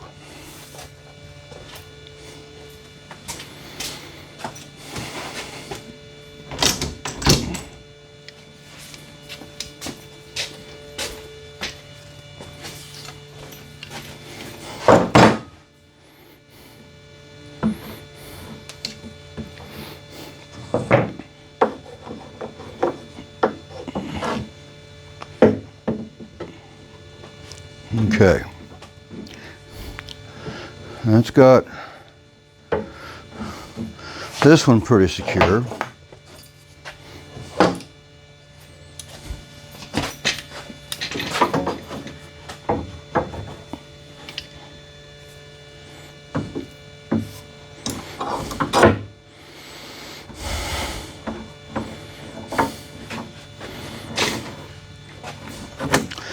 And that's got that one secure. So now it's just a matter of putting my clamp in place, my front in place, which I'm sure is too wide and too tall. I did leave extra. I just got it cut to accommodate my material usage for it, so I could cut it down to its final dimensions to start laying it in place with some room to spare.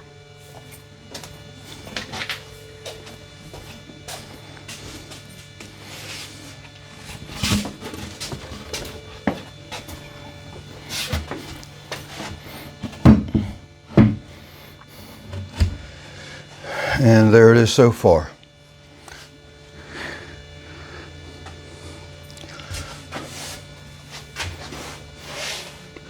And I have about 1 inch to spare on the height. And I got about a 1/2 inch on either side. I got about a 1/2 inch total on the width as well. And because I'm putting corner boards on these, I could really do stupid stuff and really not screw up. So I hope anyway. So I'm going to start whittling on this and get this down to the right size.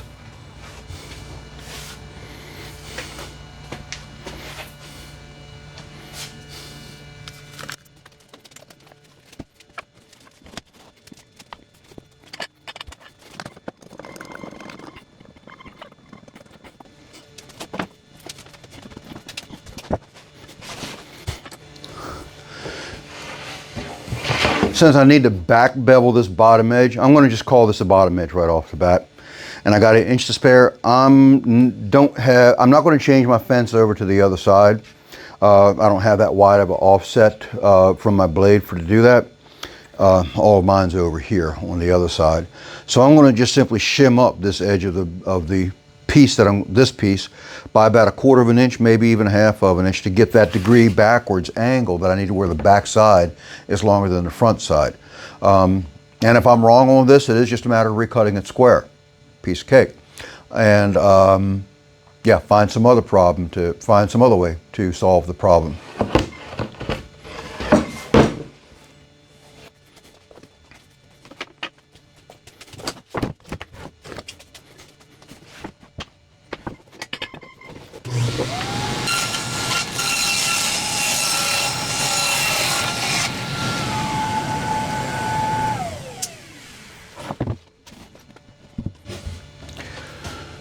You know, you can even see with that camera, because this is actually a pretty good close-up for you. That's actually a very nice joint through that already. And by the time it gets cut in and falls in at the top, it's also going to be a very nice looking piece when it's all said and done. I still have yet to sort out what I'm going to do with this, because I may have made a mistake on something, and I'm not comfortable with how this top's going to go together yet, but I know I got to build this out about another inch, and I need 2.5 inches here. So all this has to fall together perfectly so I can have 1/4 inch of that 2.5 inch piece above this right here, so I can scribe it to the ceiling. And it has to fall perfectly in line with the face of this, so there's no gap showing where it meets, because I got the battens going up here that's going to meet that crown piece, and the crown's going to be in place, stable, 100%. I mean, not in place. It's going to be fixed in place, staying there. So what I'm hoping is that I got enough void by the crown going in that I'll actually have a space to push it up behind the crown to get the height that I need to pick it up, and then drop it back down. But that's what I'm sorting out. I see it in my mind. I just haven't figured out what it means to get the actual geometry right to get it to do that way. So it'll roll up underneath the crown, get out of the way, and then slide back down to get this in place down here. And when I get the battens in, they're going to have a long point out here. And so when it's done with this backwards bevel here, and then the bevel of the battens coming out here, it's almost going to be like bird's mouth, what they call a bird's mouth, where this can't raise up because it's longer on the back side, and it ain't going to drop down because it's also, well, the battens aren't going to be that far across the way. So anyway, but it's going to be a nice little locked in joint as long as it doesn't vibrate and make noise.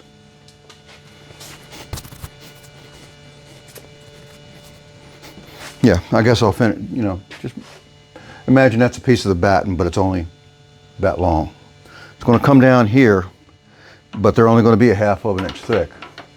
And with that bevel, not that bevel, but a bevel, it's going to come down here and lock that in so that doesn't want to drop in, even though it's not going to drop in. It's just going to, it's a better location. There's a better point to keep it in place by.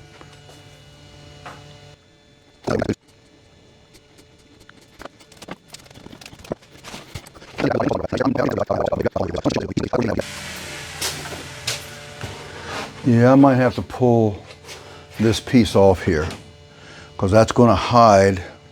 I was expecting this is going to be visible, but if I get my panel in the right spot, this does not need to be here at all because I think it's taking up valuable real estate that I need to move this up, because this is to the bottom of this, that 2 1/4 that I need, with the 1/4 of an inch up top extra for the scribe room. So yeah, this is exactly where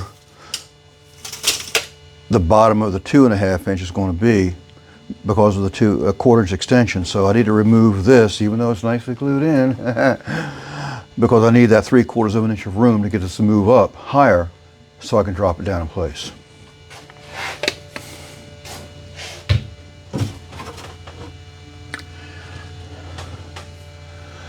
Let's see what kind of damage I wind up doing. Lord willing, it'll pop off and leave a little bit of veneer, but I have no problem taking apart my stuff that I do because I usually try to get it to be assembled as good and as strong as can be. And taking apart my own stuff tells me that I've either done really good at putting it together, or it tells me that I need to do something better to assemble it better because it was too easy to take apart. Normally, I don't like taking apart my stuff because it's difficult.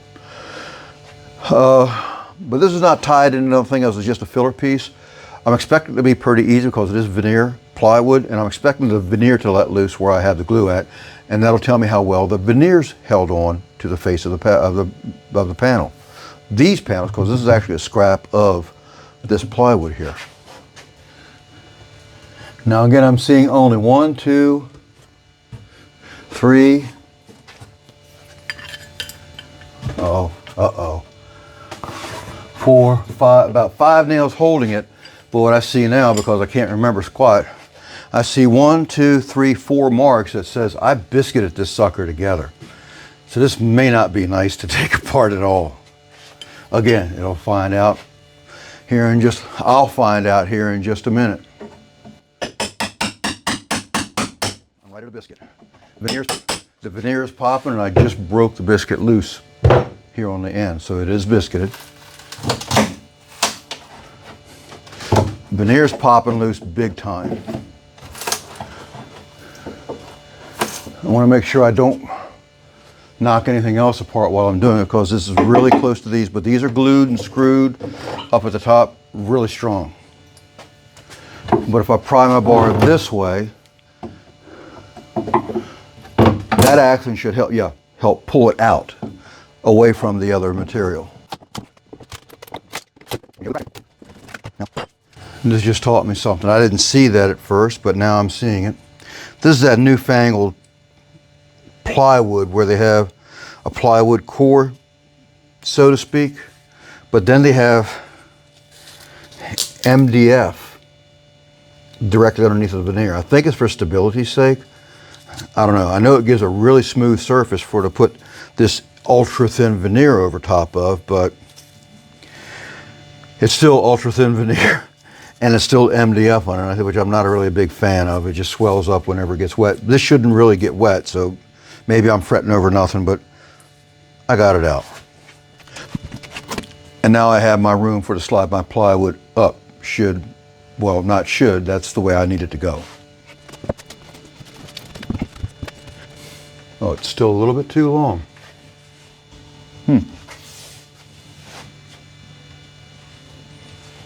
Well, my joiner can take care of that little bit of extra length. That's not a problem.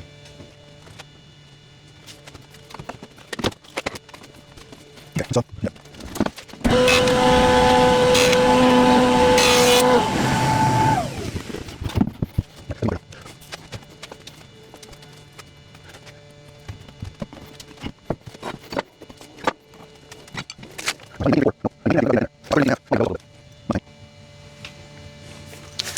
I'm going to take a scrap and just project a scrap, you know, an inch wide piece or so, and just see how that's going to lay in there, because I got to put a notch in this corner just to get it to go beyond this edge to get it to slide up. But because I have corner battens as well, that's going to hide the shortness of length that I need, and it's going to allow it to slide in. But I might even have to cut this some to get that a notch, which is also concealed by everything else. So again, the geometry of it, I can see it, but to apply it to here is a little bit of a different thing. And there's some things that I may not be seeing in my vision, so to speak, of the way the geometry could work. So I have to do trial and error, because this is a one-shot deal. So I got to do everything in scraps and templates and stuff like that first before I ruin a lot of hours of work so far. If I see that right, this is already the proper height panel that I need to work with. Because I just measured 19.5 to that. And I got 19 9/16. So the way that was missing falling in, it seemed like it was a lot more than that. So again, my scrap will tell me a lot of what I need to know. All right, so it can be shorter than that. Or I back bevel the top edge, which is, I think, is what I'm going to do.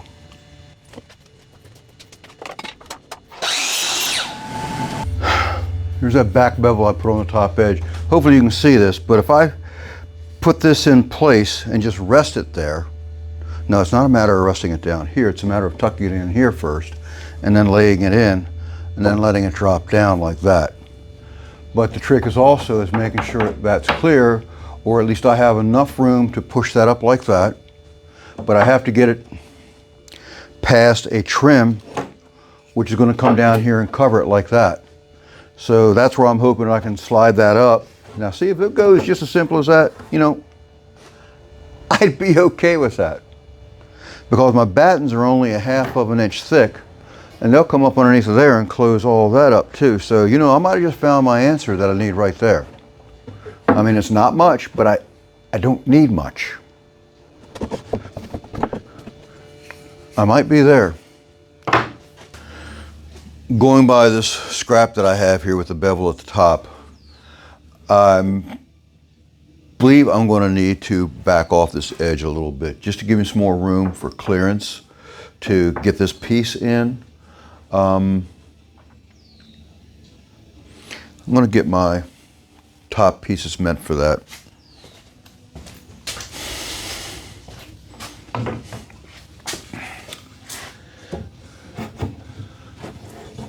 This is the piece that's going to go across top. It's 2.5 inches tall.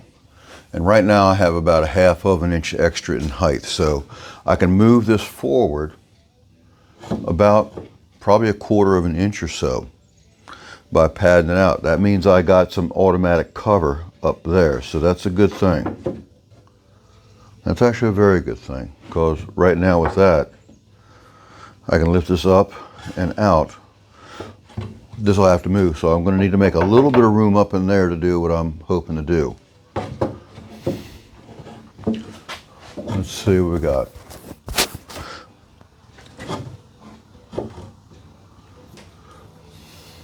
Okay, I got a mark for my 2.5 inch cover right there. I don't even need to put this up there.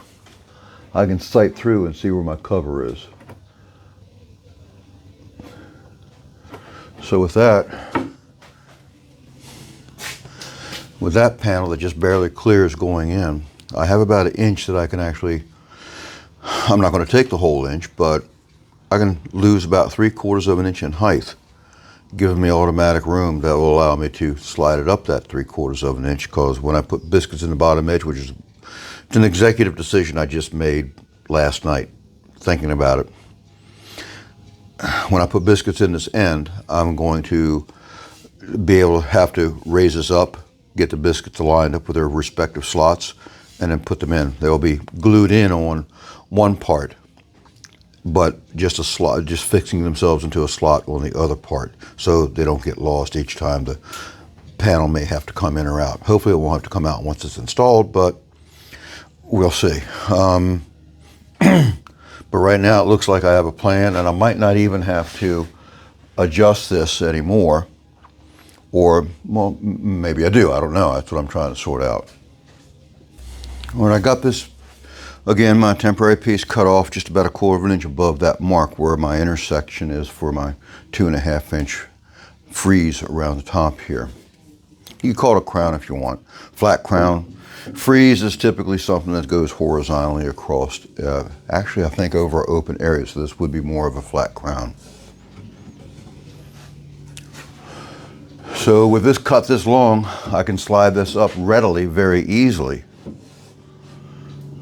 But I also got to be mindful because I'm going to create a pinch point here where this is, so I'm going to have this dip in a little.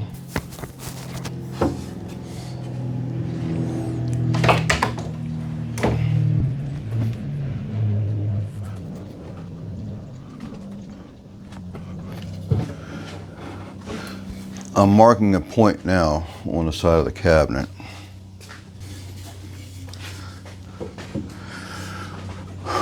Right now I can get this panel in and out if I cut that panel the same size or height as this. I have the width set for the panel.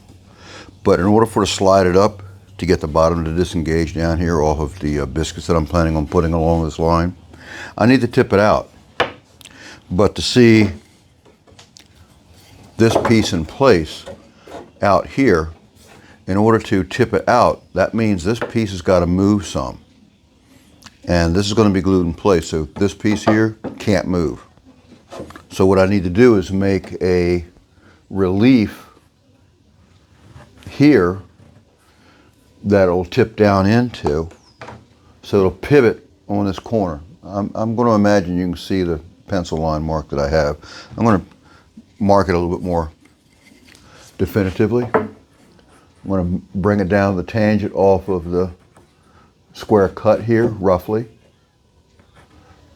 And I'm picturing this need to come down about 3/8 of an inch or so, roughly. It just needs to be room. There's no magic number for it. What the magic is going to be is that it's no farther down than the 2-inch piece is going to be able to cover that meets the crown at the top. So I can cut it really farther down, but of course I don't want to go crazy with it. I just want to make sure it goes in and out the way it needs to. So let's just say that's my cut line.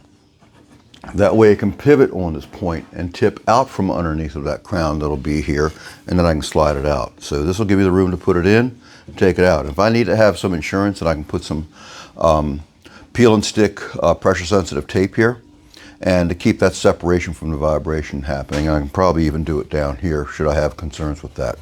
We'll see how that one goes. But right now I have a working situation to cut my panel to height at this level, at this width.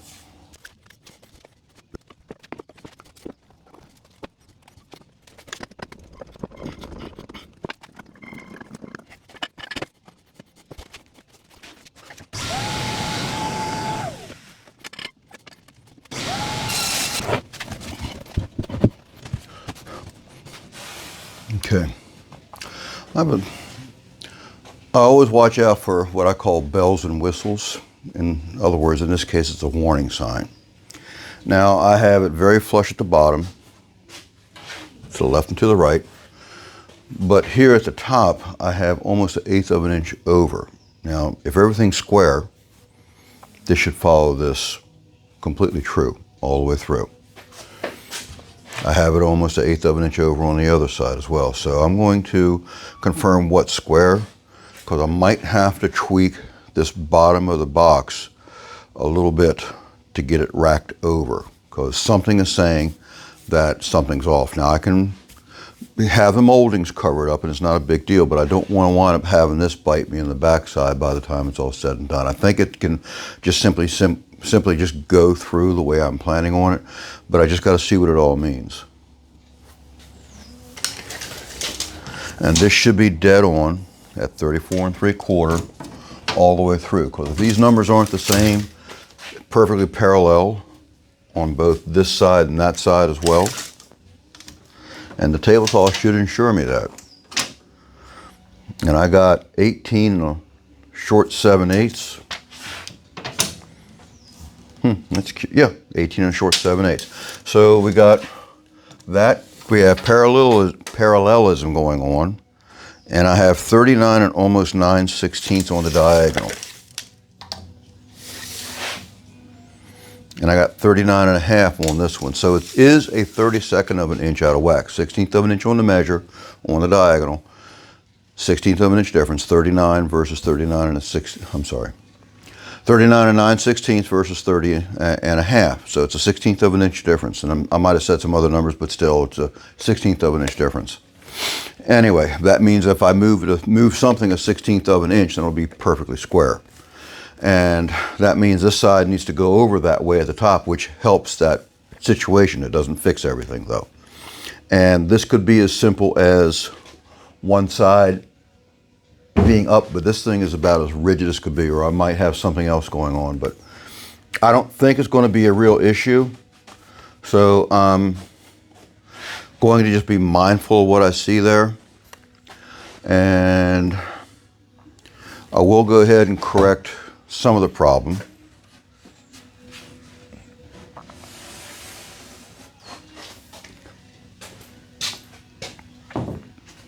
Because even if these edges fell behind drastically short of the walls here, again, I got those corner pieces. I'm going to put 2 pieces of 1/2 inch thick material, mitered together as a 45, so it makes a 2 inch by 2 inch flat on the outside, not like I have here. This is just an example. They're going to go over the corners. If you remember the picture that I showed you at the beginning of the video, what it's going to look like. So this is going to cover up. So this can be drastically short, but I don't want to obviously go that crazy. I'm just using that by example. Of course, I need to have the support of this. So I want to make sure I at least stay well over top of the sides so that it's supported by the sides. So the hood top just don't go on the inside. So I have some grace built into it.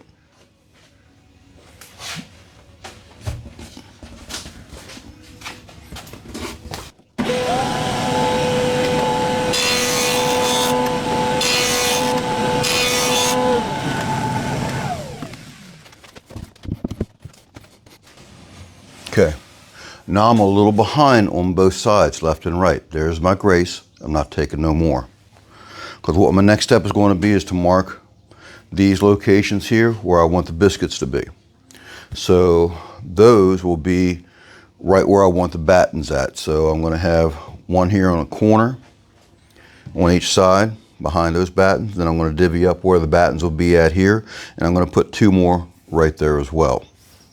So the only thing I need to do is put this in its respective spot, centered up on this, and it just has to be behind them. That's all. There's a little grace there too. And if I can't get the biscuit joiner at these ends because of one thing or the other being in the way, I'll just have to relocate these out farther. They're still hidden, so I'm just using the battens, the location of the battens, as a reference point only.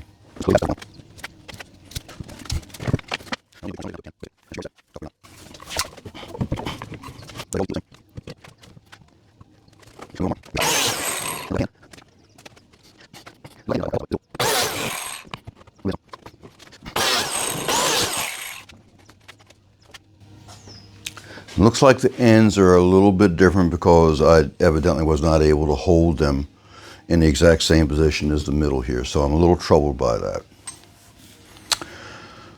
So, that being said, I need to do something different.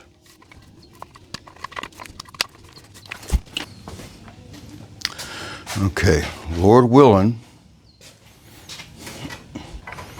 I can always make 2 new slots, so that's really not a big deal, but I'm going to try to adjust this a little And hopefully I'm not shooting myself in the foot.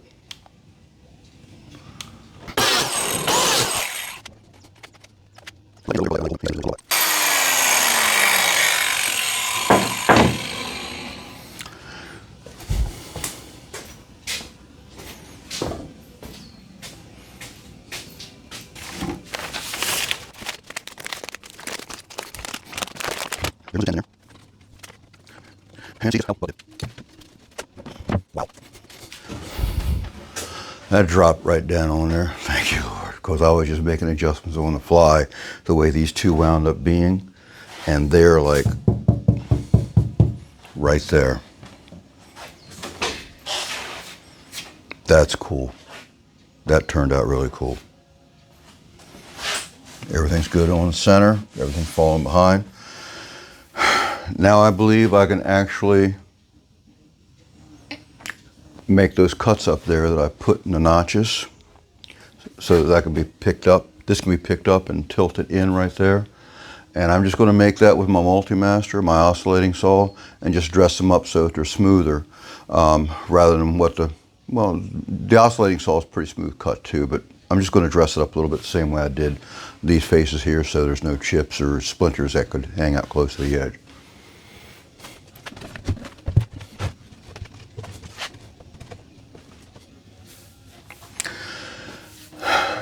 And I think what I'm going to do is glue these in now. Yeah. So they can be drying so they don't wind up gluing themselves to the other piece when I set them in there next.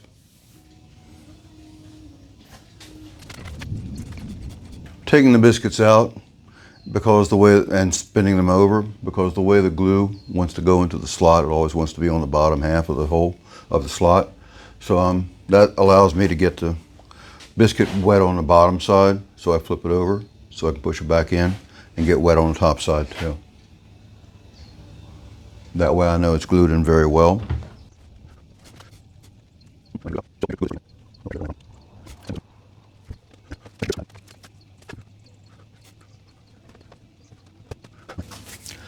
That's starting to take shape. So my next step will be to start getting the corner pieces fashioned, at least glued together, so I'll have a complete corner so I can cut those at the right length as one piece rather than two separate pieces trying to join them together after the fact. And that's where some of the fun comes in, because I got to get them like dead on. And it also means it's time for me to get my, that's exactly what it means. Time for me to get my grid work started around the bottom, and I'll have to be a little more extra careful because now I don't have a semi-finished bottom to put this down on top of my desk. I need to actually start protecting these pieces very, very well, because they can get damaged very easily with the weight of this hood coming down on top of them, as this is now going to act as my bearing to set it on top of the thing. So I'm going to bring in a moving mat. That's what I resolved that I was going to do. I'm going to bring in a moving mat, remove everything off the table, bring in a moving mat, so that will help me separate, get rid of some of the issue of doing bad things to the battens here. Since it's time for me to put this band around the bottom to get this ball rolling here, I decided I better go ahead and glue this piece in, because I gotten all my cuts made that require this to be separate still. So now this can go in permanently. I got the biscuits in there, glue both sides, now clamped, and can be set up now for the next hour or so I can handle it without the clamps. These are prone to allowing damage to happen to other things in my area, since it is a tight shop. So I'm going to proceed while this is drying to cut these notches out here at the top so I can get that rocking action that I need at the top to get this front panel in and out.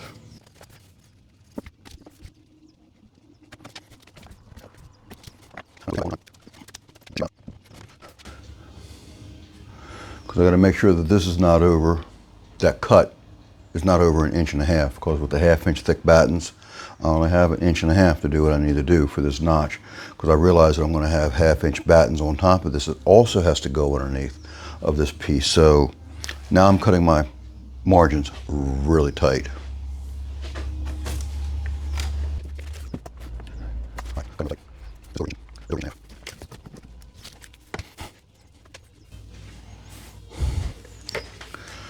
I think it's time for me to glue these pieces up that I was talking about before, just so I can actually lay them up there and actually get a real-time mark to see how this is going to start coming in and out.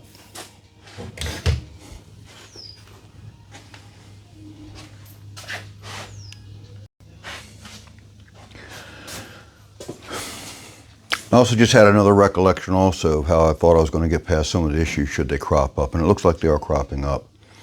The 3/4 inch material, I could have used 1/2 inch material, but in the same vein I wanted the stability of the 3/4 and what I could attach to it.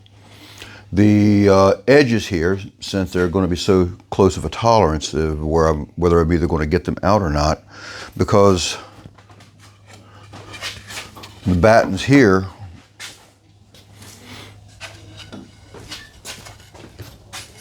there's just an example.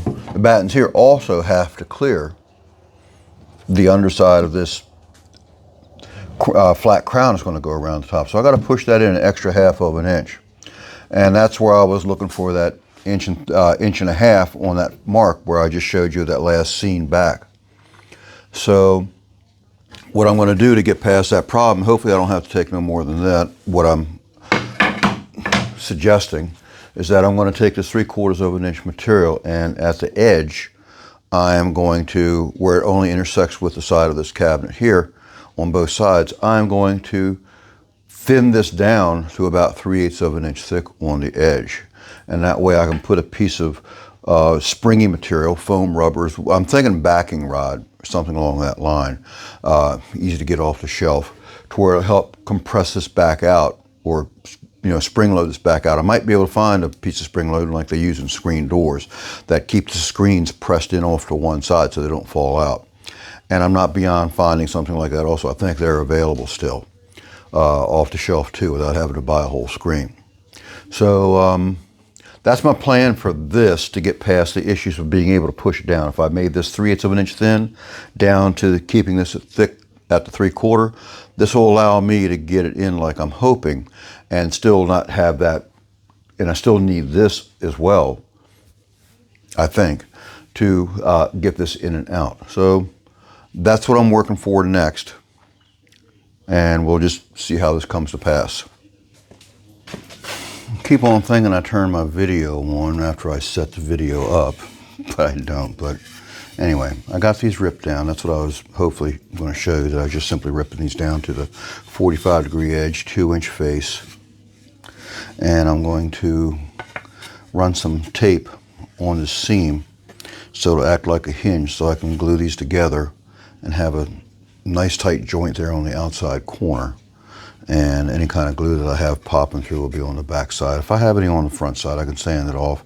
But that blue tape acting as a hinge and gluing these two together will be a nice feature to have handy. So that's what I'm going to do next. I want to make sure these are also going to be square 100%. So I'm going to do a little block in here just to make sure that when it folds up to a 90-degree angle instead of something over or under, because glue, again, I know I've said it again, you might even be tired of hearing that. As soon as glue enters the equation, it changes. I've found that I've had to harden up the 45-degree angle to like 45.5 just to take care of what glue does and still keep this outside corner tight. But I'm hoping that this will just go together well, that I do have a good 45-degree corner, and this will come together the way I'm, again, hoping to. It looks like it has a real good chance.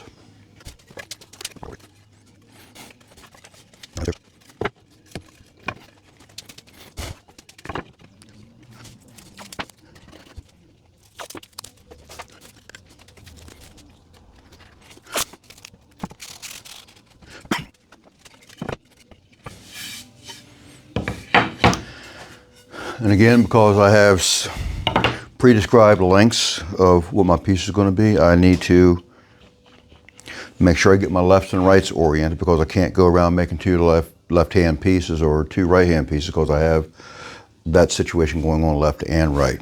So I'm going to get more tape to do this one up and finish off this one, plus make some gauge blocks to make sure I get that 90-degree corner.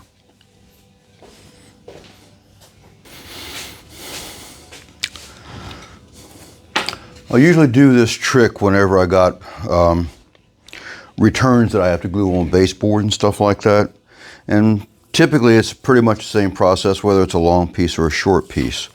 I just don't want to simply just start covering up the joint because I can't tell whether or not they're overlapping each other, because I'm dealing with 45-degree angles and one can slip over top of the other without me realizing it. So I'm not going to take a full piece of tape and do the joint first off. I'm going to take smaller ones so I can actually govern where the two corners are meeting each other, and I'm going to tape them first all the way at the ends so I can control where they're at before I cover up and I can't see what they're doing. So here's my piece at the bottom and the piece at the top. Right there. Now I know that when I cover this up, they should at least be they should stay in that arrangement without me having to worry about them shifting without me knowing. So with that, I have two pieces that now have a hinge, and I can glue them together just as simple as that. I'm going to also do one more step before I do that, because I'm going to use the tape as a clamp. And that means I'm going to run a piece quite long in at least two places to control the clamping action off the bat. Then I'll add more as I need.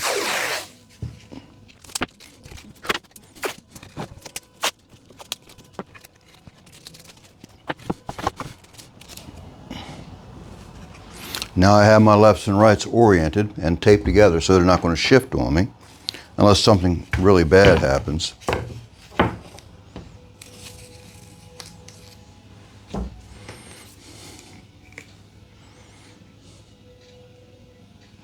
And with the tape on the other side, this is not going to go bleeding through to the face side of the workpiece. Now I'm just going to pinch it, and you can see if that camera's got a good range on it. You'll see it popping out of the joint already. But in my usual fashion, I do not like putting them together immediately. I like letting the glue set for a little while.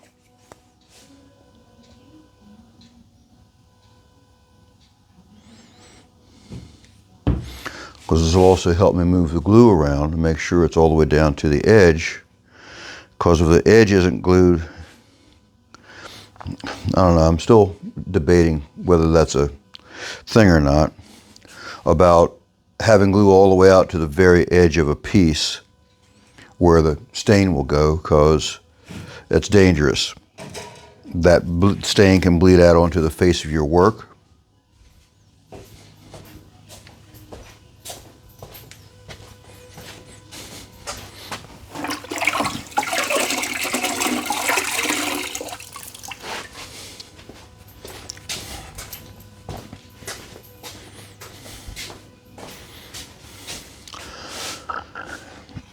That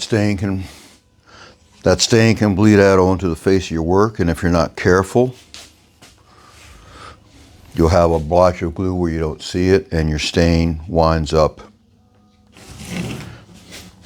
not taking in that spot because the glue is there. And again, same deal. I'm just making sure that this is having glue ooze out the backside, because I know it's on the edge already.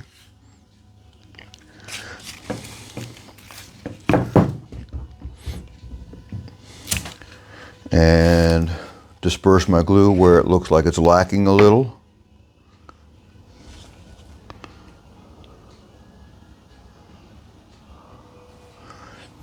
But it's good and full in that joint, looks like. And with that being the case, now I can use my little gauge blocks that make sure this stays square. And they are. And I'll take my excess tape and just wrap it around there to keep it from opening back up again.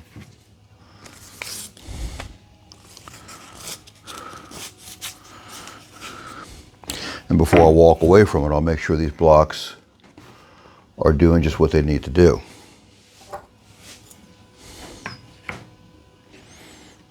And they are doing exactly what I need them to do, which is good. Now I just got to keep them there.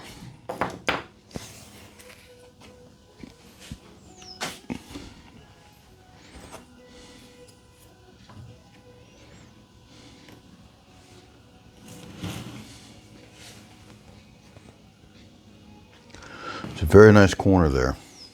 Again, I want to keep it there.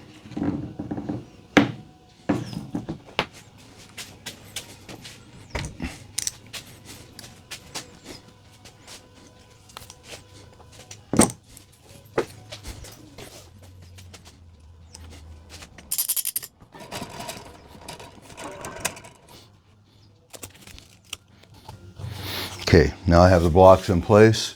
Now I can draw my tape a little tighter.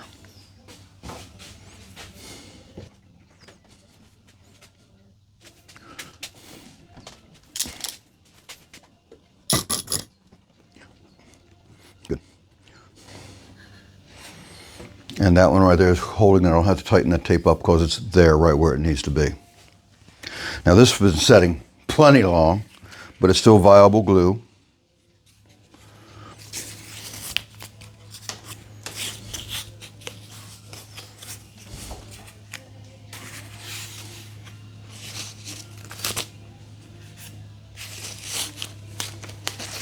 But I'll check with my glue, with my gauge blocks, make sure it's not over 90, for example. And right now it looks like it's about dead on it.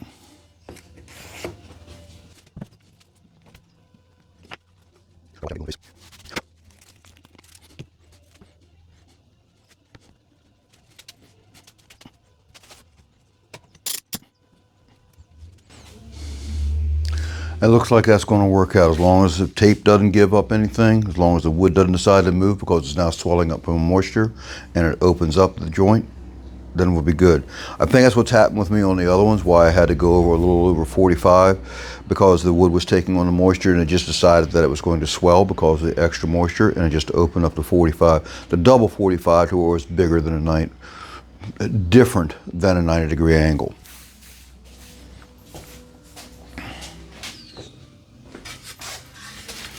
I've done some adjusting on my face frame because for whatever reason, even though I straight edged it at the time I glued it, these ends were winging off a little bit, and I also got rid of a slight lump on the back side too with my joiner. So this ought to lay a lot better against the material that's of the hood that you've been seeing so far, and the corners ought to line up a lot better too when they're miters as well, coming around the corner without a minimal amount of easing. I'll still have to freshen up the face again where the joiner has hit this or hit that, and that's okay. I mean, the joiner had, even going across the grain, a relatively smooth cut. I was rather pleased with that. So that just tells me I have nice sharp blades in my joiner, so I'm fine with that. Anyway, I'm going to start cleaning up the bottom.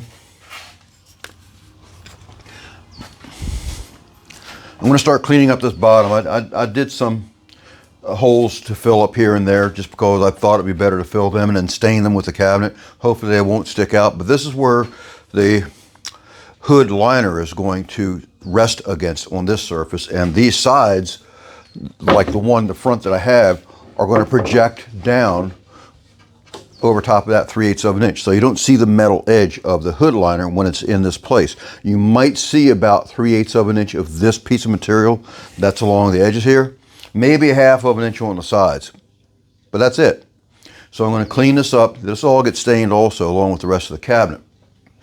And I'm going to set this up. The front's now glued in place, and to set these and hold these frames in place, I'm going to pilot from the back side and run some screws in from the back side. I could nail it, but I like the adjustability of screws in case I get something off. If I have to, I will face nail to draw, say, a corner that I can't put a screw in tight. So I will do that. That is in my arsenal. I can do that. But I'm planning on gluing the outside corners. I'm counting on my kerfs that I made. The kerfs, the little grooves that I made here, will not let the glue get into the face of the panels up here or onto the side when I get that far. So I'm going to start sanding this. Just to recap again, I'm going to start sanding this, get this down to where it's nice looking and good for stain, because once I put this piece in place, I won't have the same access to it right now.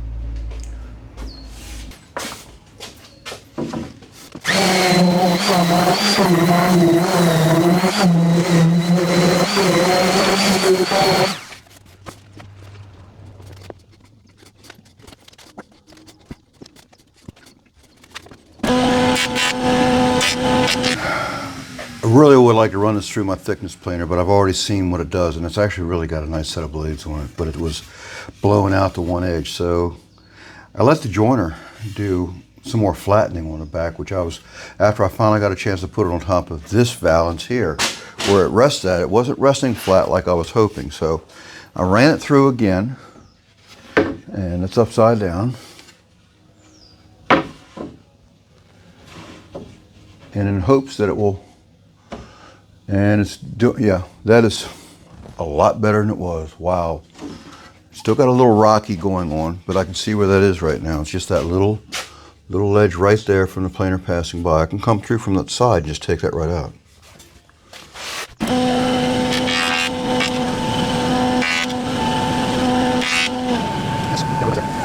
Yes.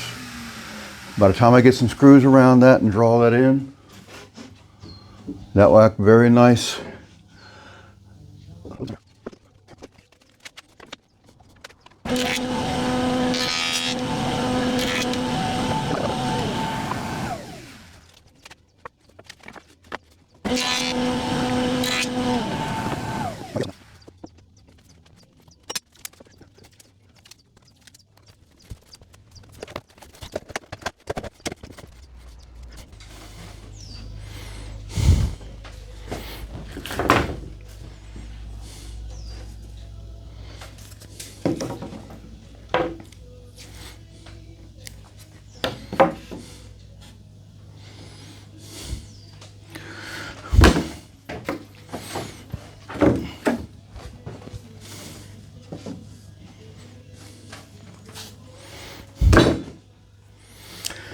Maybe I do want to use pencils. I'm a little concerned about the blue tape leaving a residue, which will then make the stain not take as it should.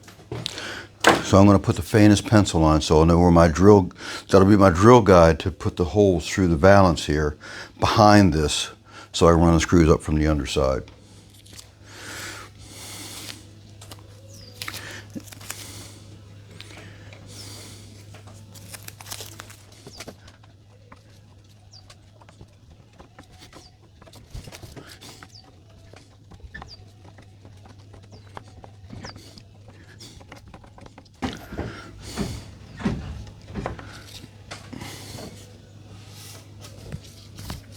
They're not big marks, and I'm still going to sand them out after I get the holes where the screw is going to go at drilled through.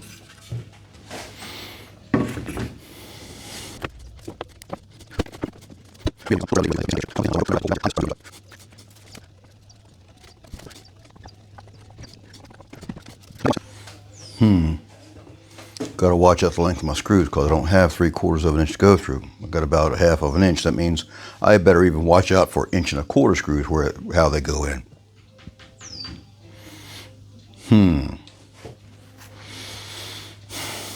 Okay. While I'm drilling the holes, I'm going to get the sides set up and get those marked where they go to so I can pilot those.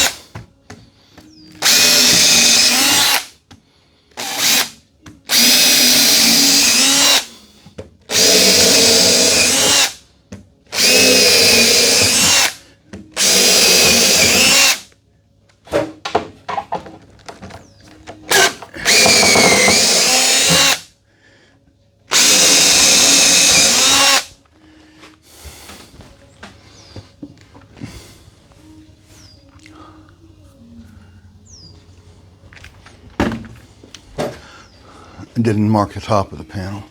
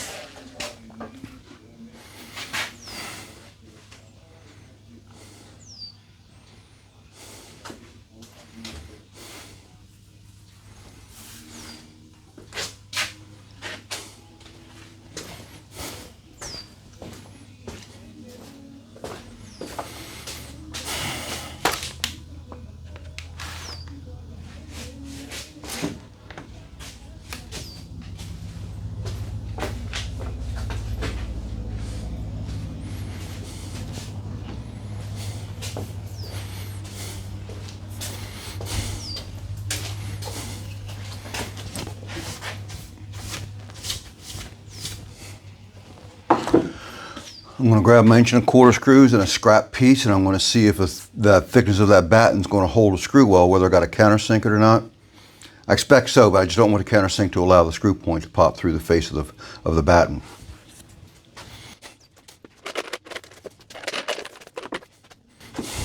Well, I can actually size it up without a scrap piece.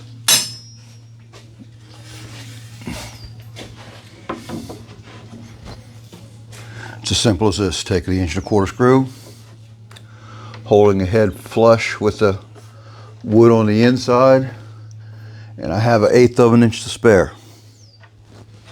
I'm going to go ahead and countersink them so they're going to wind up flush, but as soon as that head snugs up, I'm stopping because I don't need it to go popping through, but I need that. I can't afford to have the head draw into the wood any, so the wood's got to be already made so that the head will go flush on the inside.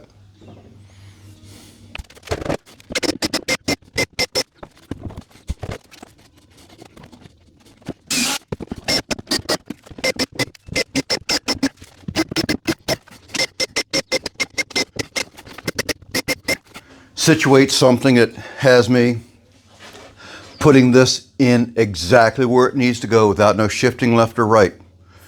Because I'm going to need to first of all put the glue on the back side of this so that way I know exactly where all my limits are automatically, rather than drawing another pencil line up on top of that. I'll spread it out so it doesn't drip off, but that means I still got to get it to place down exactly where I need it to be, this away and that away, so I don't smear that glue out beyond the borders of where these battens will cover it up. I know how to do the bottom. That's easy. 3/8 spacer with another piece over top of it that hopefully can be clamped in place. And I think I can do that, but it's getting the left and right. And I think I'm just going to have to rely on my eyesight for that. At least I don't have to look at it in both planes. I'll have the bottom governed by a scrap block here clamped in place. Same thing on the other side. That pretty much does the bottom. Then it's just again a matter of watching the left and right.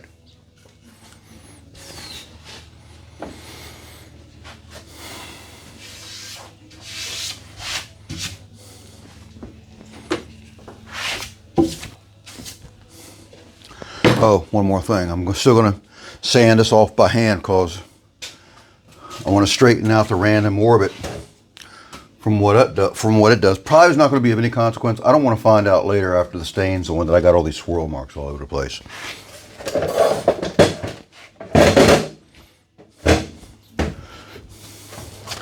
So I just want to give it the last brush with the grain.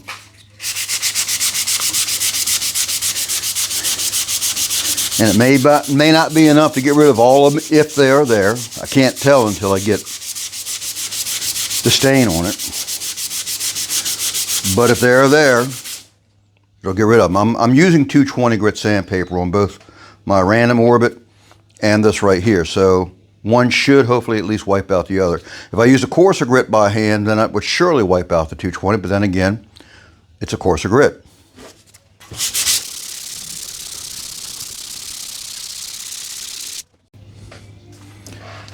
Here's a tip that I hope you could use. If you just finished sanding something with either a coarser grit or you went from machine sanding and you want to go ahead and give it that hand sanded finish, to make sure that you remove the prior cut, whether it's a swirl mark that you can't see because of how fine the grit is, or just even a coarser grit, the thing that will help you gauge how well you've sanded is to lightly, mind you again, lightly take a pencil and just mark it. Mark the surface with that light pencil mark. You don't want to go heavy because you don't want to impress the wood when you're taking your pencil over top of it. You just want to leave some graphite behind. That'll let you know that you've attended to those areas. If you can see this mark here, now I'm going to go ahead and start sanding this in the direction that I want to finish this product. And that mark is gone, and they are disappearing.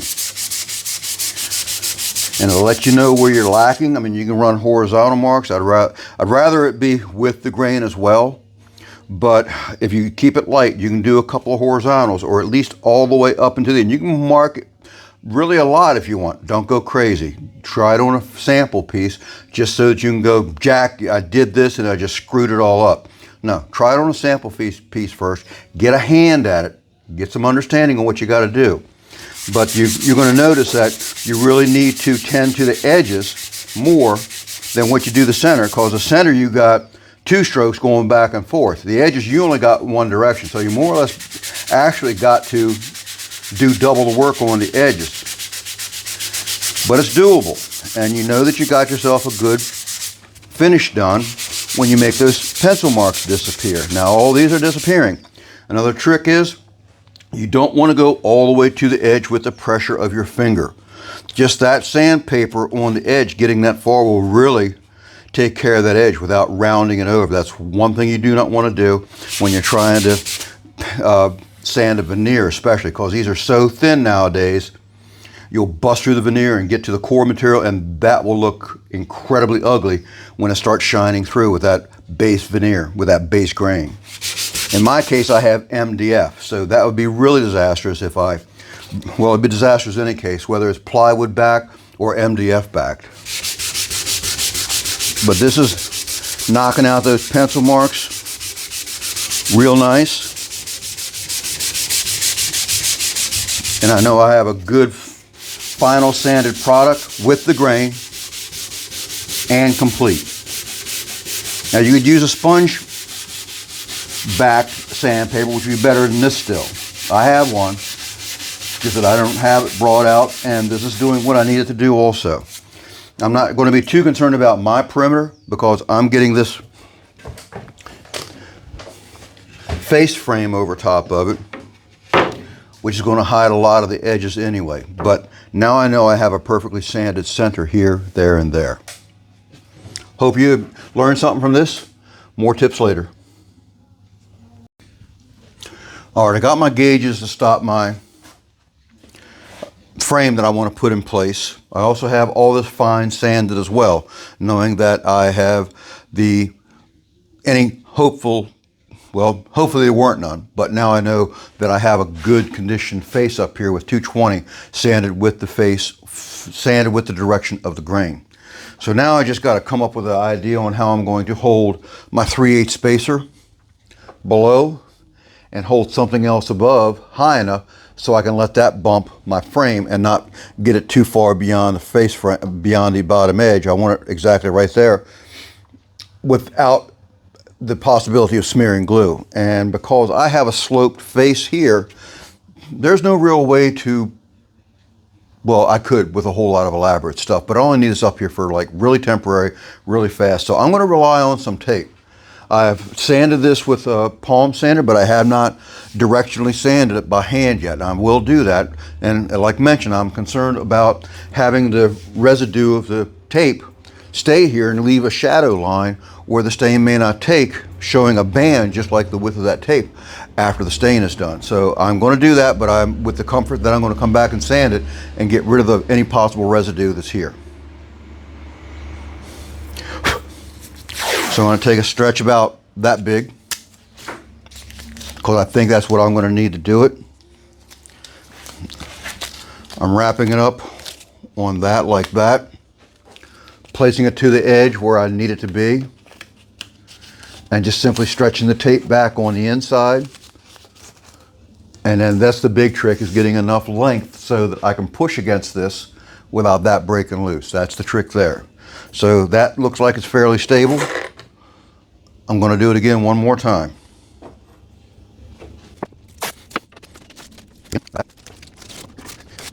All right, I have my stop blocks in place. Now again, it's just a matter of me watching this. Oh, another important step.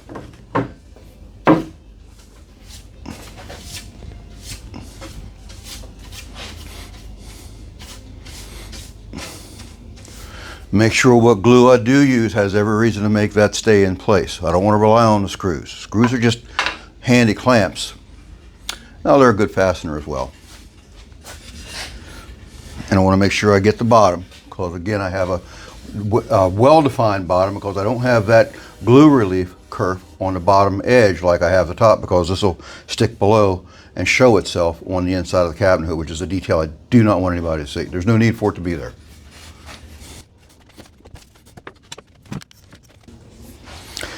Now I do have to watch out how much glue I put, because it's going to go somewhere. I just want to make sure it's going to go where I want it to go. I don't care if it goes down below that edge a little bit over here. I'm not crazy about it. But if it goes on the inside where the hood's going to go, it's not that big of a deal. But I do want it to go where I want it to go. I think I might be too much there. I'm going to smear it out so it has some hang time, so to speak. And smear it so it's not favoring that bead.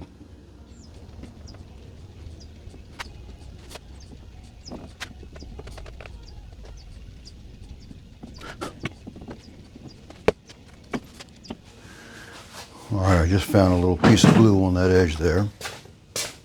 Actually, see, just that easy, the glue can get in spots where you don't want it to.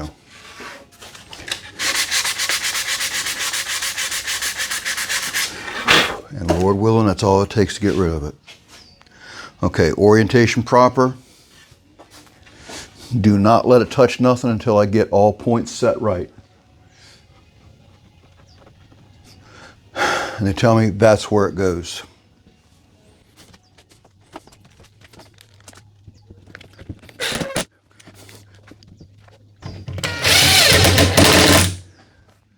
It's in place. No, it's not. It shifted on me. I hate it when that happens. Oh, golly, that doesn't take long for it to try to grab. Cheers.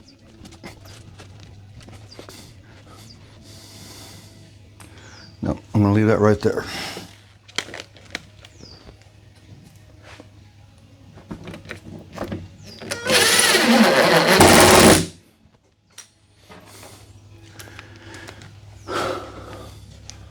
I'm using different holes to put the screws in so it doesn't simply shift back over by using the old holes.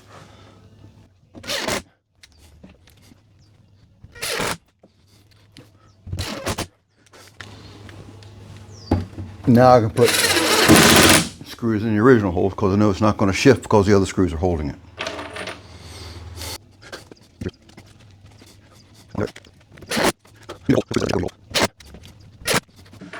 It's drawing down really nice.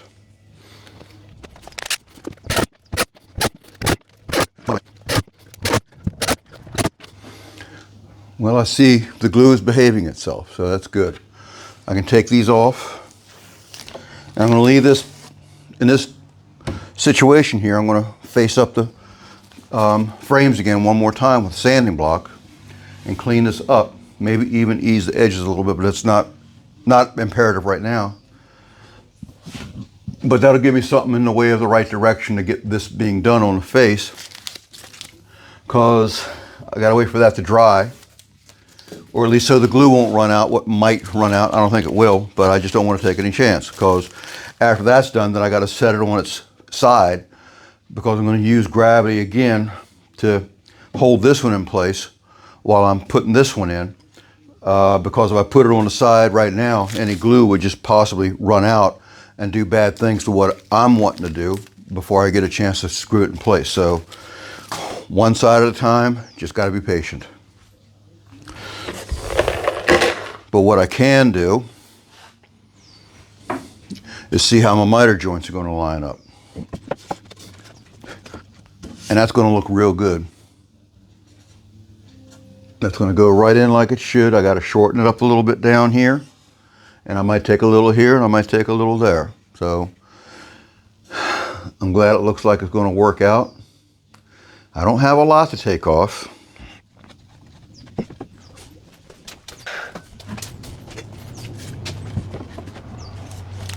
You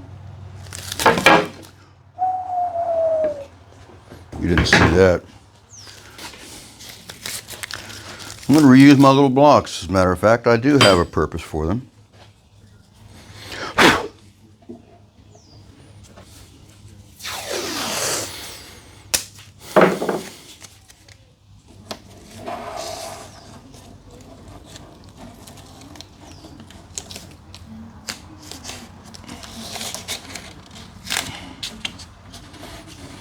I got this edge up here as a gauge, but I don't have nothing down there.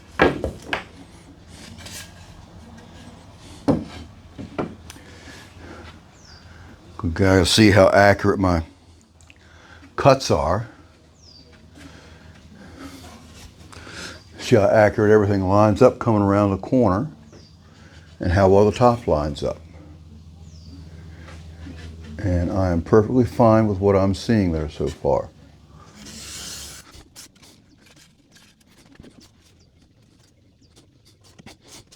Now I'll get to that when this is done drying.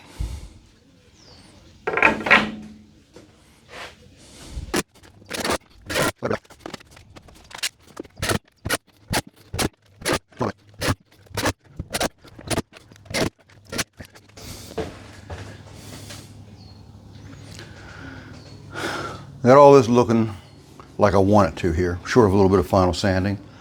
There was a line in the plywood that I wasn't crazy about, and it was a tip that I wanted to show you, but I wanted to make sure it wasn't going to backfire on me because of this plywood, the way it's made. As I mentioned before, veneer, about an 1/8 of an inch of MDF, then a plywood core, and then MDF again, and the other layer of veneer on the back side.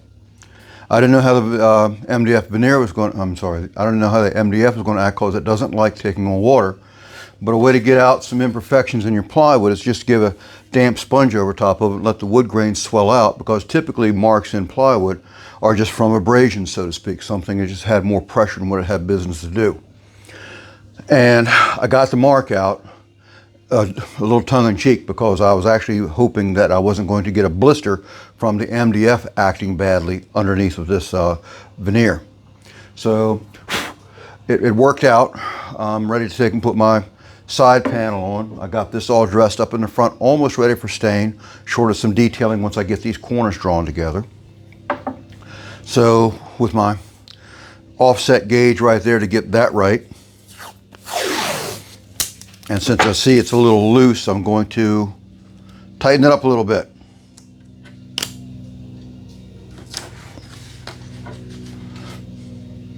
That way it can handle a little pressure of me working against it should I need it. And I think I do.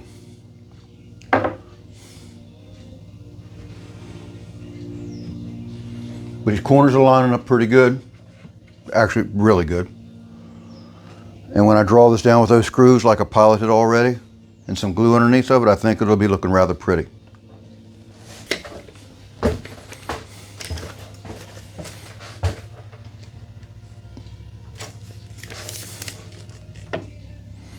We've got 2 1/16, 2 1/16, so they're both equal. That's a plus. I am going to trim it a little bit off the back to get rid of that 1/16 of an inch discrepancy that I see right here.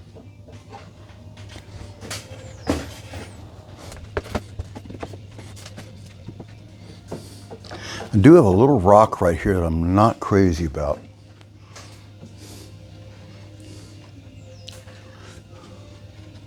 That's weird. This is all looking good at first, and now it's acting like it wants to be stupid.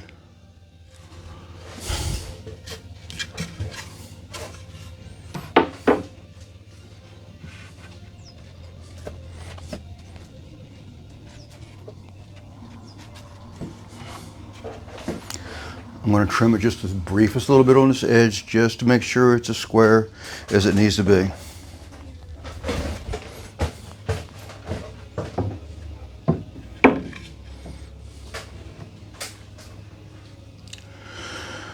Because now's the time to get it right, not after I've got glue and all the other stuff that makes it difficult to reckon with.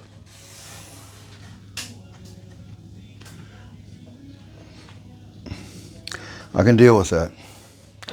I'm going to glue this up here, spread it out.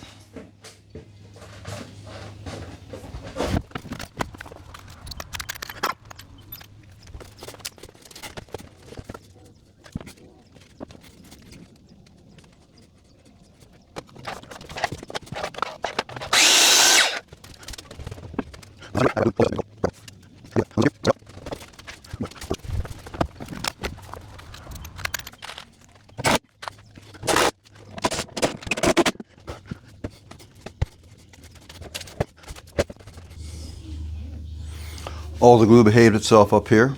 Tickled to see that. I'm going to go ahead and give it a little bit of a sanding just to ease off some edges so I don't chip nothing off while I'm flipping it over to the other side.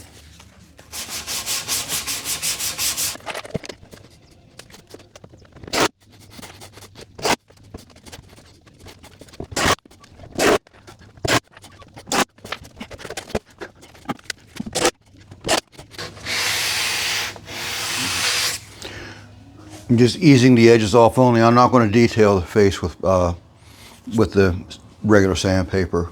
I'm only using the edges because they are very delicate, and it's actually a fairly soft wood, so I'm finding it sands rather quickly. But I'm easing them because if I do happen to bump something, the ease edge is a lot more difficult to chip off.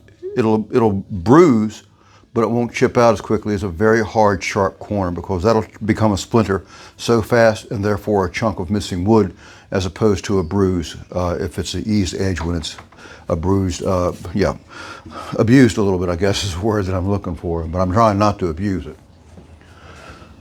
So this is ready to turn on its side to catch the last panel. And you know, I might just go ahead and catch this stretcher right here, because I know it's going to end 2 1/4 from the top. So I can get my 2 1/2 inch piece there and bump that. And that'll get this one step closer to being done. So I'm going to do just that.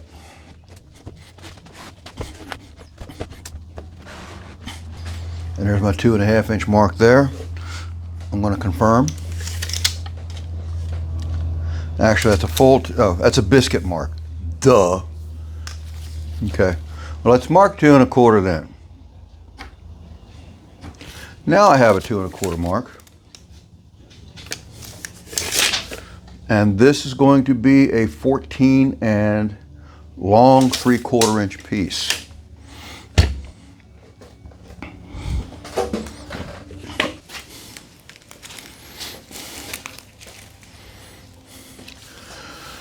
Well, it took 3 tries to get the biscuits in the right spot down here at the bottom. Put the biscuits in, cut them off, cut the same pockets, but at a different elevation as far as the elevation off the edge of the plywood is.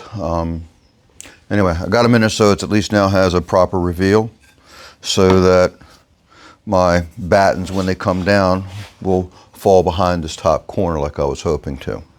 So that's a good thing there.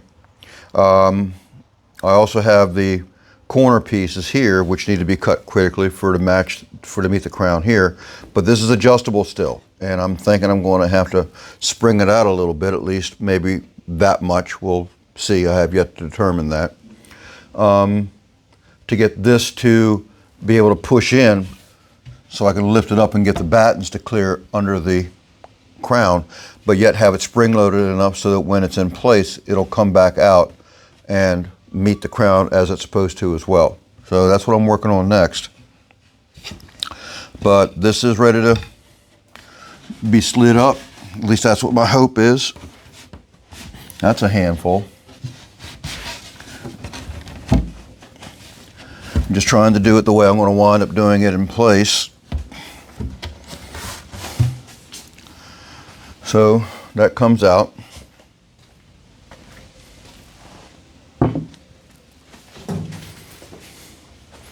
I put these in here hoping that would compress enough, but I got an idea it was a mistake. I'm most likely going to wind up pulling these out because I think this is what's resistant for me to push it up in the air, because it's a foam and it wants to grip the back of the plywood face quite readily. So I don't think it's the same material anyway, the right material to begin with. So yeah, I'm going to do away with this right now.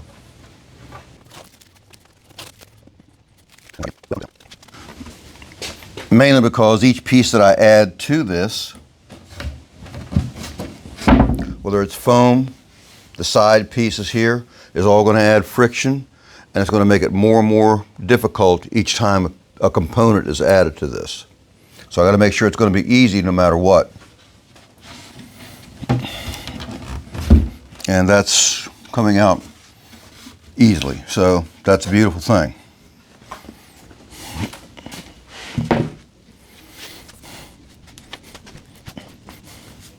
Again, my biggest concern is vibration.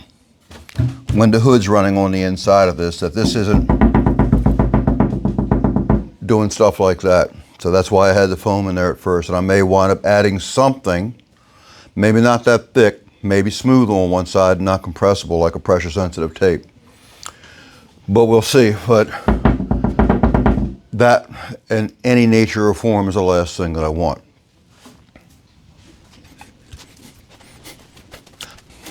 I think I can put this other batten on the other side, I think. But I have an issue. I need to get this in the right spot. This needs to be in the right spot. And it needs to be so I can push it down a 1/2 of an inch to get these underneath of it.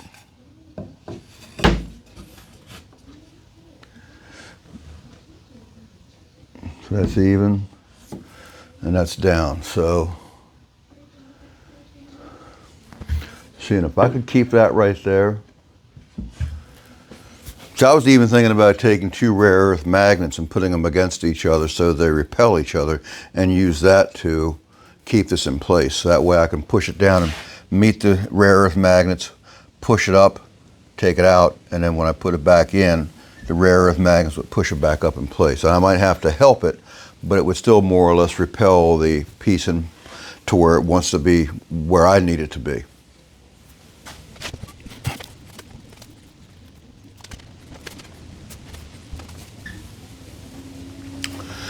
I think I might have hurt myself by just randomly cutting this as a relief.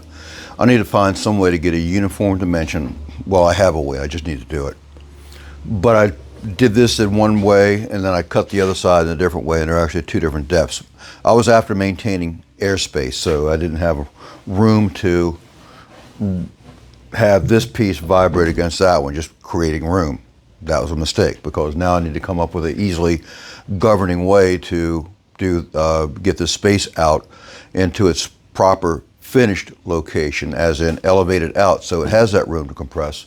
So I can set this band across the top and get that to come back on it, because if I have too much room on this side and not enough on the other, then I'm going to show a gap on my top crown here and maybe tight over here, or vice versa. So I got to watch out for all that's going to come together, and I don't need this to belly down and show a gap in the center as well, because there's nothing to support it really. That's my other issue I got to get past, because there's really nothing to support this to speak of. So I might be able to add something here later, but I don't know yet.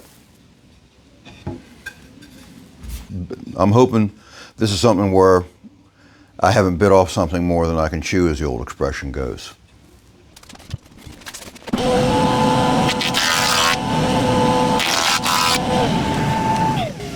And that looks like it did what I needed it to do. Now I got two dados, two rabbets that is, sorry, dados are a full groove. This is only a two-sided cut. Now I have two rabbets that are nice and consistent all the way through. That'll give me the relief that I need to get the space away from the side of the carcass being the main body of the hood. So now I have a good 1/8 inch space down here where I really don't have to have no foam in there, because now I got airspace there. So if I put an 1/8 of an inch filler up here, then that would be uniform and plain. But I also have room to bring it out 3/4 of an inch, which is what I'm leaning towards doing, just putting a 3/4 inch something up there that will eventually have something that'll have some give, even if it's a spring or a spring loaded something or another that will keep it in place. But I've yet to sort that one out. Anyway, that's what the hope is, that I can come up with a way to do that.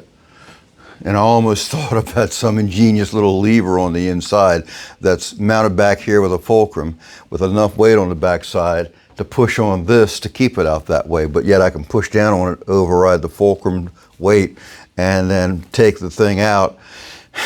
Might not be a bad idea. Anyway, we'll see how it goes. That actually has some, all I need is just enough weight to do it. Oh, Lordy. And that yet would be one more thing that could rattle around inside this hood too.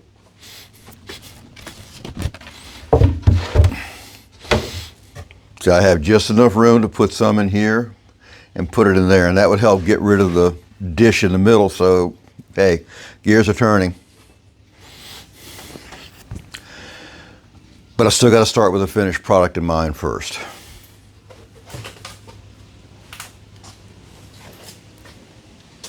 I'm going to get some spacers made. And we'll go ahead and get these spacers held in place with a 3/4 inch material. I'm going to start laying up some stuff just to see how it's going to act with my finished product in mind, even if it's that stupid fulcrum idea with the counterbalanced weight. It may not be stupid.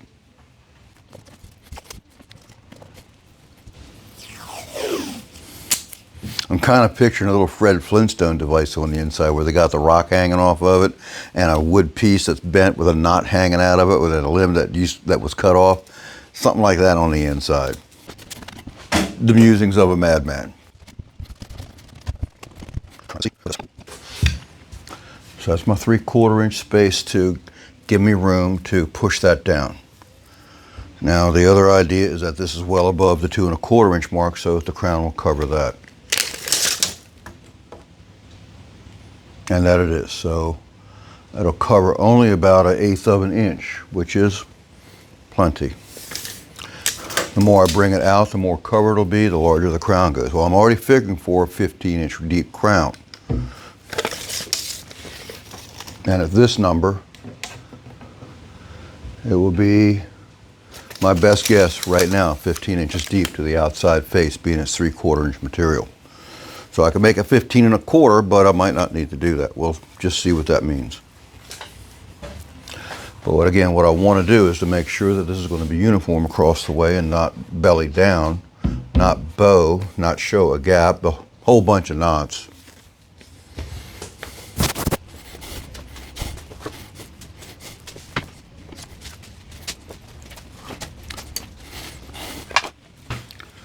And here's my crown material. It's relatively nice looking stuff. I got my glue relief on the back already on these, and it's meeting the ceiling, so I don't have to worry about any kind of oozing. So these are my two 15-inch pieces here.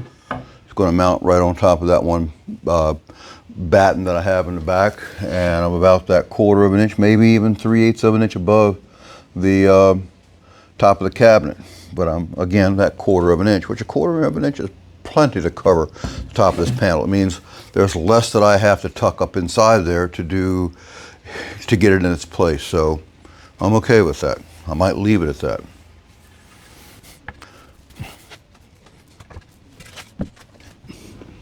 And this has about a 1/16 of an inch dip in the middle already, so I gotta watch out for that stuff.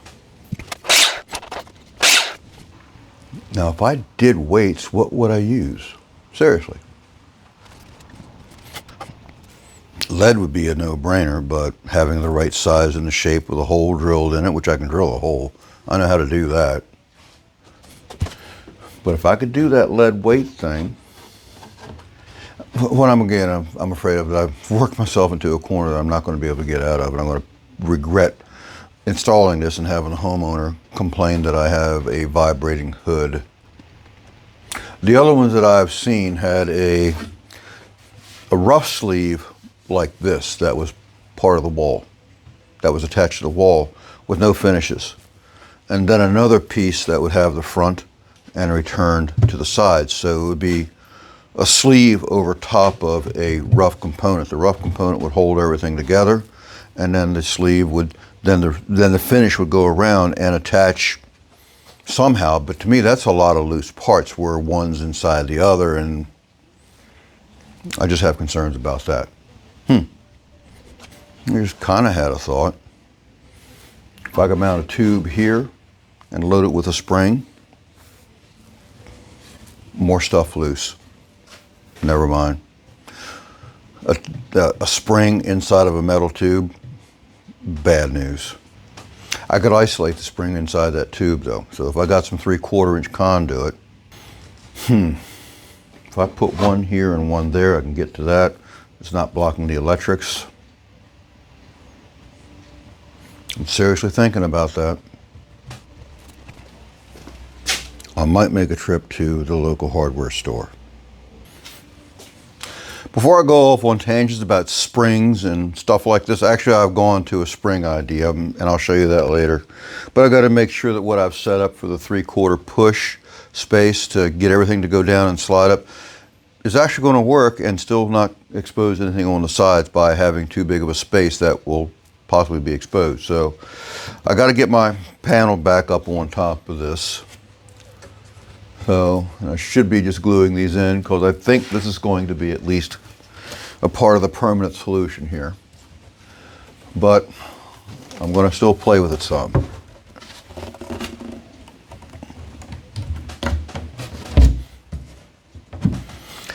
There's my space. And here's my corner pieces that I glued up a while back. These are ready to cut. That tape kept that glue from coming out of that corner, just like I explained that it would. It doesn't do it all the time, but it's usually pretty good for it though. So between pulling this off, see there's a little bit of right there, but it's visible, and that can be sanded off. I gotta ease the corner anyway. But I'm gonna cut this to length, roughly. I'm gonna leave a little bit room with the understanding that this will show me exactly what I need about the space gap that I'm creating. But this one, oh, look at that, for this side. I got the right one. I'm gonna play with this one very carefully. And that's actually a pretty close angle. And I'm gonna go ahead and cut this one longer than what I know that I need, so I can always recut it. But I can see right now that that 39 degree that I have needs to be lightened up about another degree or two, at least before I commit that top. That's looking much better. I'm cutting it backwards on the saw, but I can turn my saw around the other way once I get my angles defined. And again, I'm going to have some length that I can recut it again. But this will certainly get me the idea across, because I'm going to be having about a 3/4 of an inch extra length to recut these once it's done. I just want to make sure I'm setting my pieces in the right way. No, I still didn't. I could have cut another 1/2 inch off. All right, well, I'm beginning to see where it's going to land at. Close as that needs to be, right there. And I got a piece of handy dandy blue tape so I can mark it and see what my actual coverage is. And that's a comfort. I actually have about a 1/2 inch of coverage over the side still. So if I really needed to get more room, I can put an inch spacer in behind here. Of course, it's going to make the crown a little bit bigger. That's okay, it's a standalone cabinet, it doesn't tie into nothing. So I'm not really concerned about that. But I might need that to get this thing to push down to get these pieces out. So, of course, if I do any kind of angle changing, that means it's going to change this down here. But it'll also make that shorter, so it'll automatically give me the room that I need to readjust the angles should I need to go that way. So, that being said, I guess what I need to do is to temporarily fasten this to that, because this is going to be the first hurdle that I need to get this thing out of its place. Springs or otherwise, you know, that's a non-issue. All right, we have a working situation, but I can see right now I might have to cut this out. Not beyond the face, but square down from that,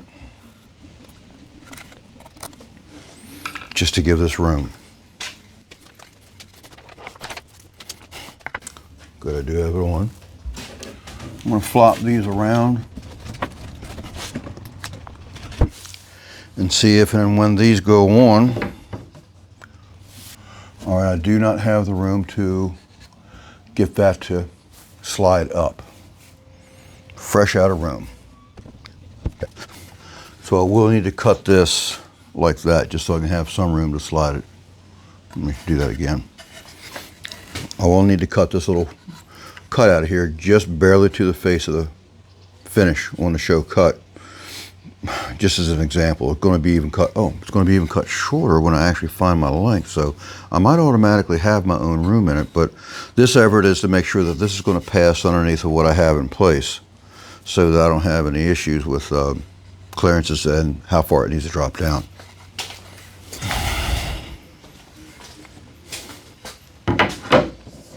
All right, this is where I want to push it down. All right, that's from there to there. And I'm going to push it up, and that's enough room to disengage that right there, so I can see that already. That's good news.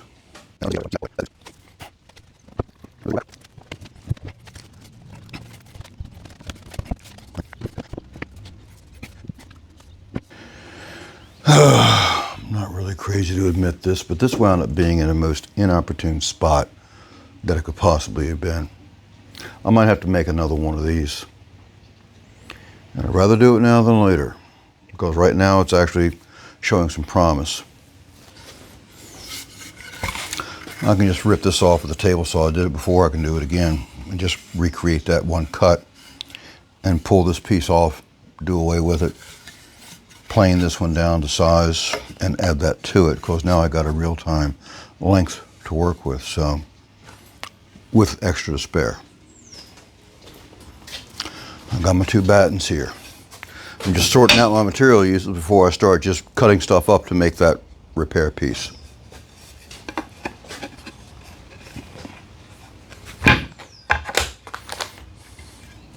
So these are extra so far.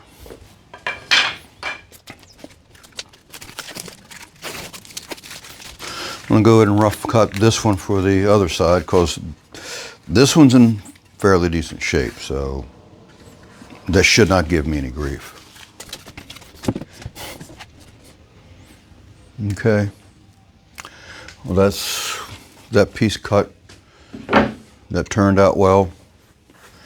I'm going to go ahead and take that piece apart like I just mentioned and fix this knot, because the homeowner themselves specifically already noted that this is clear alder. I could say that's the beginning of a knot, and it's not a real knot. Even the beginning of a knot, in the homeowner's eyes, I'm sure will be a knot. So I got to get rid of that. From what it looks like, I have probably about 2 spare pieces to do my samples with on my stain, and that's the big plus right there. Now this will be a scrap that I'll also be using for the stain as well. So I got some stuff to work with. That's important. So see how it goes. I might as well go ahead and commit these to their space also.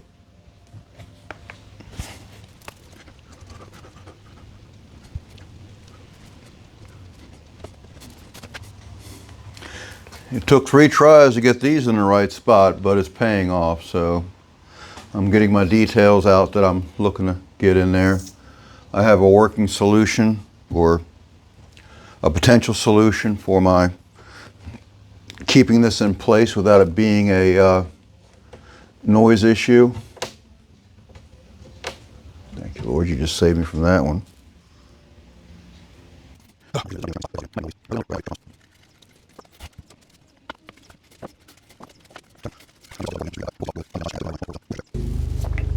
While that's drying, I can now mess with this, because I got to come back to that soon enough, so I better be, well, I needed to glue it now rather than later.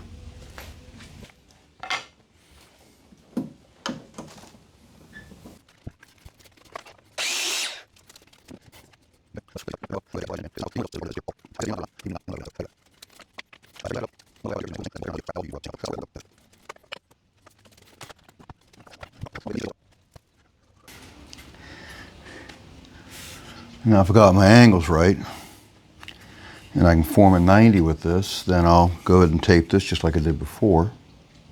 I'm not really happy with that cut though.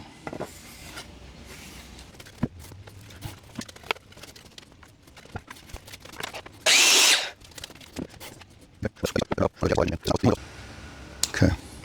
I think it has a chance of being a 90-degree angle when it's done. Just got to go through the same precautions just like before. These are extras.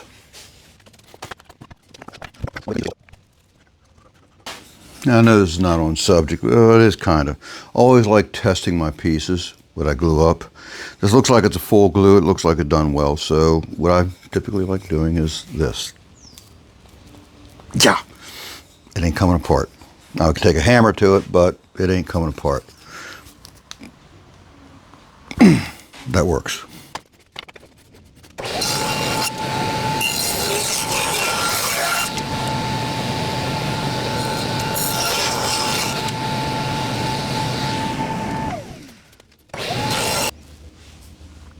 You probably noticed that I'm doing this a little differently than the other 2 that I did.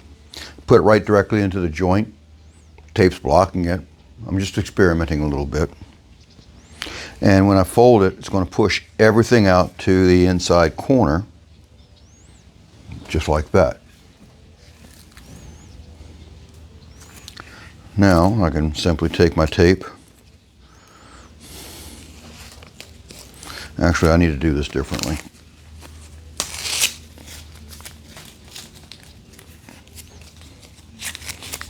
It's not good to change up in midstream. I'm paying that penalty right now.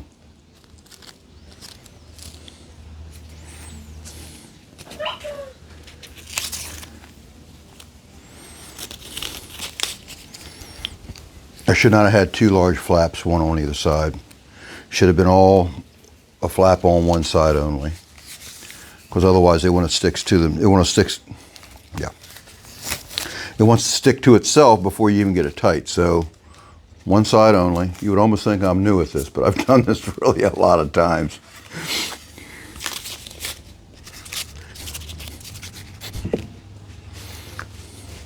And now to confirm that it's actually a square corner.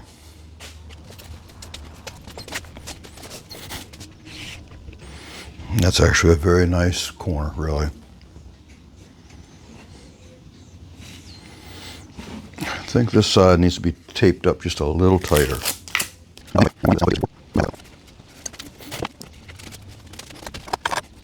All right, this is set for a couple of hours. Just getting the excess glue out of the inside center.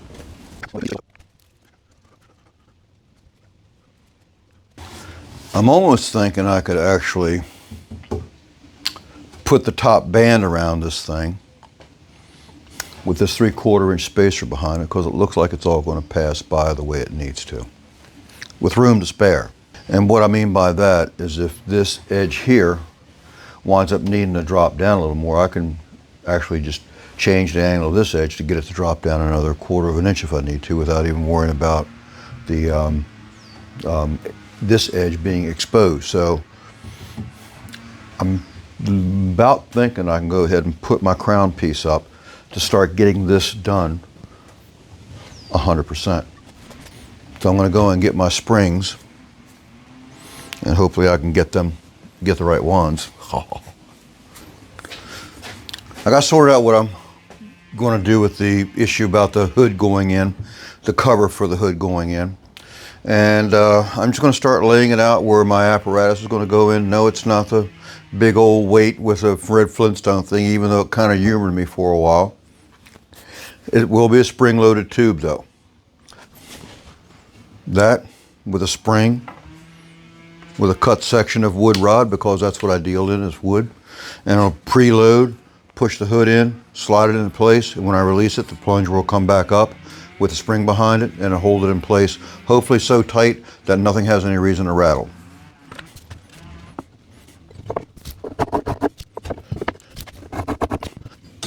This on the face will give me the angle that I can move to the inside. The square moves the square, gets a square tangent off the face of this, moved back over to here, so I can then mount these with a single screw at the bottom and a clamp. So then I can mount these with a single screw at the bottom through the tube, and then a clamp up here at the top so it doesn't move, and then load the spring in there, where the spring will be held in place by that screw at the bottom, and then load the wood plug in at a certain length. I've already checked my compression on my springs to make sure they compress what I need, that 3/4 inch. And with 1 inch compression, with 1 inch up to 1 inch of, 1 inch of compression to get it in, and 1 inch of compression to put, I got 2 inches room to play with, long and short of it.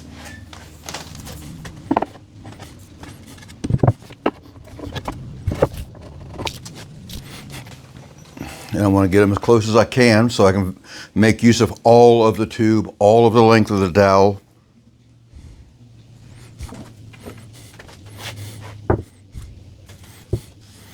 And just in case there's some discrepancies, I'm going to mark each one left and right.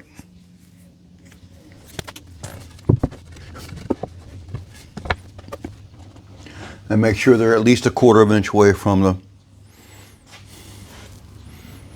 from the straight edge, so I can make sure they're not going to hit anything that's going to be of any concern. I can probably shorten these up a good bit too.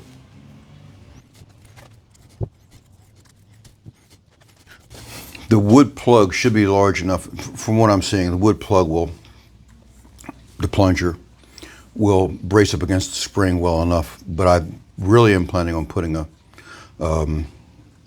washer in there to make sure that the wood doesn't find some way to get around the wood plug and just drop down around it and lose my pressure. So I gotta make sure that's part of the equation too. And I'm not beyond firing up my lathe for the first time in probably about at least 20 years, and make my own custom sized wood plug so it fills it up, but yet still makes a move, makes some good movement. So I might get into that too. We will see. We're rolling. Well, I'm going to go ahead and I'm going to play is what I'm going to do. So I'm going to measure the inside diameter of this here pipe here, and then get that right, and then use this very same thing to get this down to the right size that it needs. So this should tell me a little something, and I can do it this way too. That's what these are about, if they're not rusted up, because literally it's been a long time. I love working a wood lathe, but that's more play for me. I was hoping to retire. Okay, that's got the same. So this will be a little bit more reliable. This won't move, this will.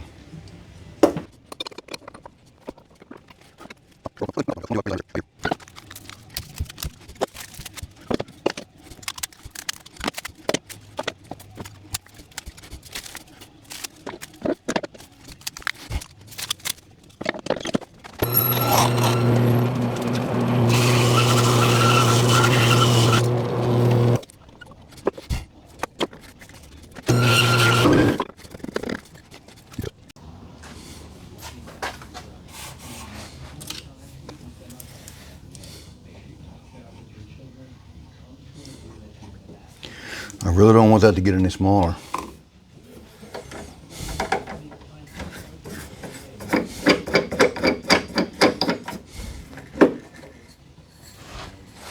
Cut off the ends and we might have something.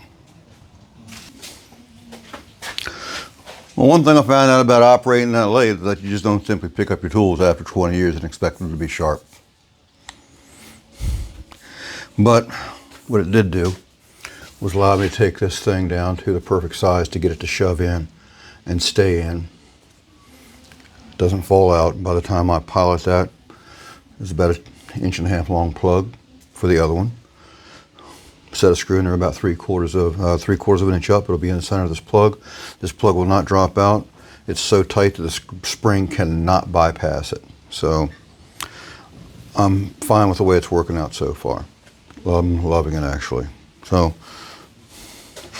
I'm going to get the other one set up, get this hole drilled through it so I can actually mount this on this plywood bulkhead in here that's going to help support the cabinet. This plywood bulkhead is going to set up here like that with a screw mounted to it, and I'm going to drop a spring down in there and then cut a plunger that will help push that hood thing back out.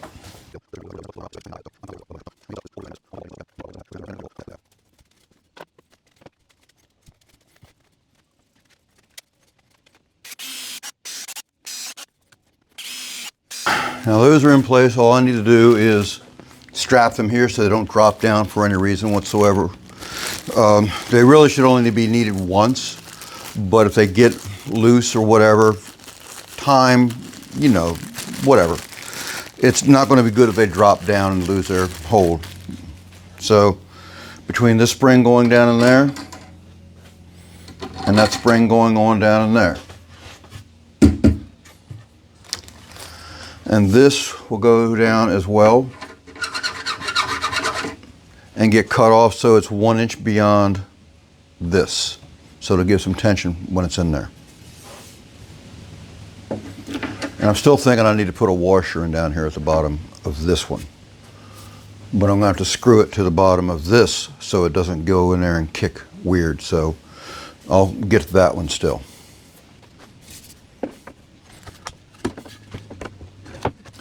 So what it's going to be is 1.75 inches beyond the face of this, because this is being contrary. And maybe I can make it 2 inches. Fancy that, I got some 2-inch stock laying around.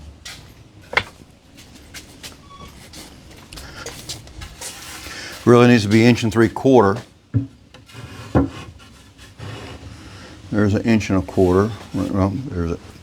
So I just need 1 more inch. There's 7/8. And there's 1/8. And if this is wrong, I got plenty more over there. Ooh, don't do that. That's how you damage corners, and that's a good testament right there to what easing that edge does, because I could have broken off with this piece coming down on it the way it did.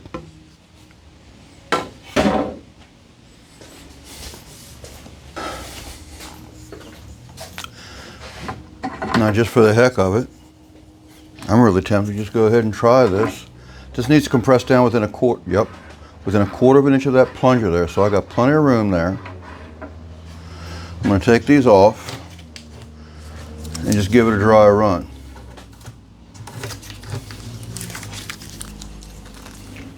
This has been dried for a while, so it's going to wind up tucking in up underneath of it,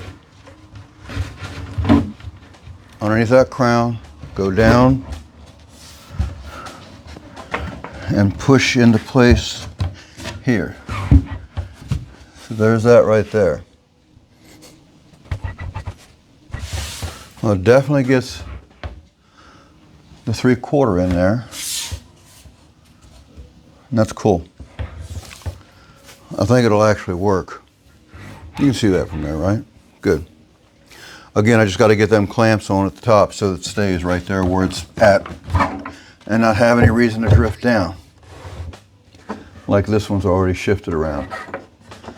And if I need to increase my spring pressure, I got another 1/4 inch of length that I can add on to these to still make that work.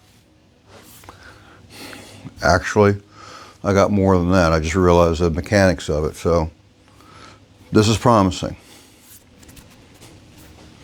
I got to take them out for the time because I got to rely on I still need to rely on these little 3/4 inch blocks first.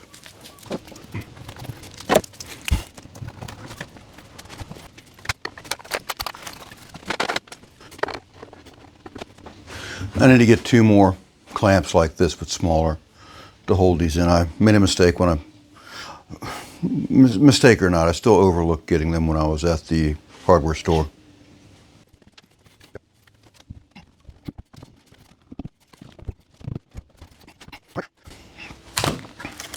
More white knuckle work. Fun, fun, fun.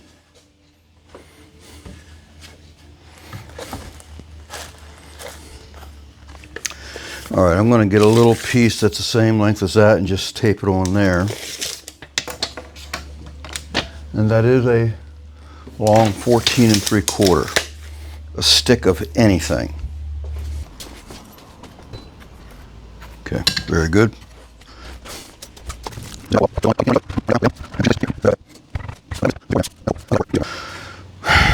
This mug is getting heavy. Clean that end up. I'm good where I need to be there. And I got to mark this for that 45 right at that intersecting point. And then throw a 45-degree angle out from there. Seeing some saw marks here where this has never been joined. Son of a gun. I didn't keep track of my cuts. I put the glue relief on the wrong side with that because this can go to the ceiling with the saw cuts. That's what my original intention was. Well, I'm going to go ahead and change this saw and put a glue relief on that because I want this to go up to the top. That's looking pretty. And it's also going to change my length briefly. No, it won't.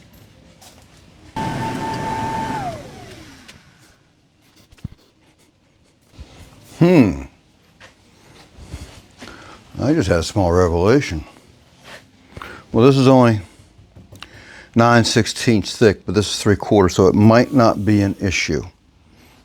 but I definitely got to find out what it does mean in the way of the intersecting points. Boy, I better make a mock-up of this out of some other material. What I'm concerned about, well, this is it right here. 1/2 inch thick material, cut on an angle. If it's more than 3/4 of an inch thick on that face, which it really doesn't look like it is, this is a pretty accurate angle. It looks like it's about 5/8. So it should by all rights fall behind the edge of that crown and not project over the face of it. That's my biggest concern. So that being said, let me just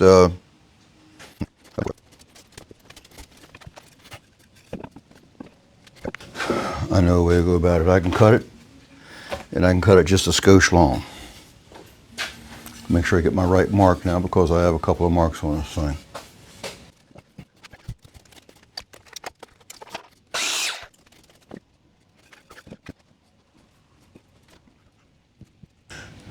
And if I think the pressures might be what I think they might be, I'm going to have to biscuit these outside corners, and I'm okay with that. But I'm glad I cut it long because I think I'm going to have to keep that extra length and just do a little filler underneath of that cabinet where that dark line is going to wind up being. Something tells me I'm just going to have to do that.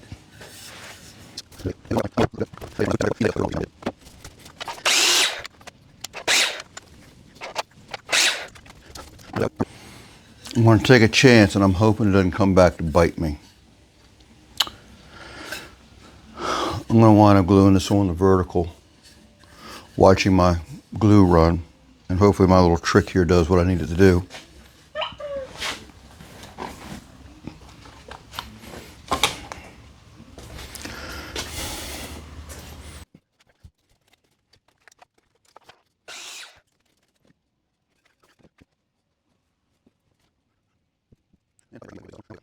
So I see I got to add some material to the face of this to back out this even more. And now I'm curious how big this wound up being. 15 1/4. It's a good number. I need to get that piece across the front, and that could be an 1.5 inch piece of something, I think.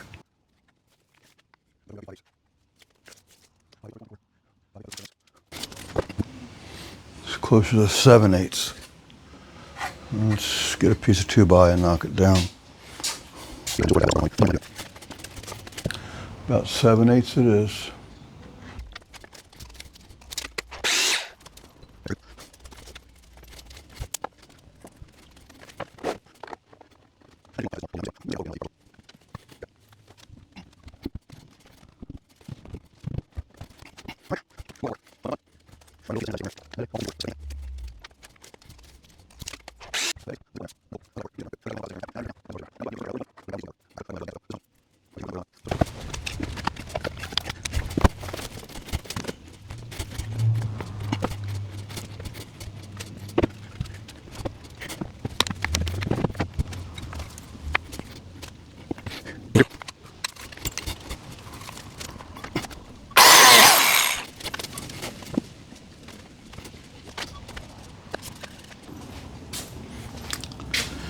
Probably couldn't see it for the camera angle, but anyway, I had to add that little extra 1/4 of an inch to this piece that goes on the front so that it would close up that gap that I'm seeing underneath of it.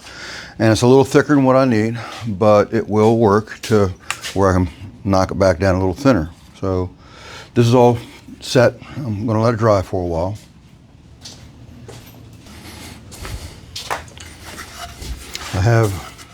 This is about, I don't know, I'm going to let this dry as long as it can, so it might even be tomorrow when I cut this, but I'm really waiting now at the point for glue to dry. I think I have everything worked out.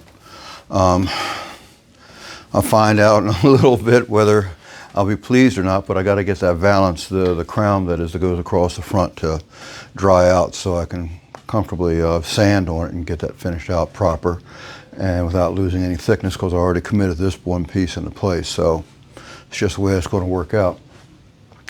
Anyway, I think that's it for the time being. I'm going to wind up getting into some other things, I think. Since I'm waiting for glue to dry, I might as well go ahead and try a stain sample or so. I've already gotten a can of stain, which is one is enough to do it. Didn't get too far off of my original color. So I'm hoping that I can just do this in one coat. No, wrong word. I'm hoping I can do this in one shot without having to custom mix anything. It's really close. I have my sample that I have from the a leftover filler from the original cabinet install. The cabinets are only about 1 year old, if they're that. Probably in place been actually about 6 months. So what I'm going to do is take the samples that I have here, the leftovers, and they are thicker than anything that I'm using right now currently. So even if I have to make this into a finished piece, I can still plane off all the stain sample that I have on it and still reuse it for one of these things if it's a necessary thing. But I'm still going to treat these the same way I'm treating them. I'm finishing them off with 220 grit on the random orbit. Now I'm going to go over top of it with hand sanding in one direction. And that will be my basis to start. I'm going to try spraying the stain on. I'm going to try brushing it on and see how close it gets to the original. Hopefully brushing it on will get it exactly where it needs to be at, because I'm scared to do this with a spray gun, because you have to get it on uniform 100%. Now I've sprayed some stuff, but I haven't got that kind of a hand at it. As a matter of fact, I want to learn something myself. I'm going to do half of this and leave it, and I'm going to do half of this in this paper over top of the 220 random orbit. And I'm going to mark which one's what, and I'm going to stain both of them. I just want to see what kind of difference it is between sanding with the grain and a random orbit sander, which favors the grain, but it still doesn't do everything that it could do compared to hand sanding. So I'm going to go ahead and do that.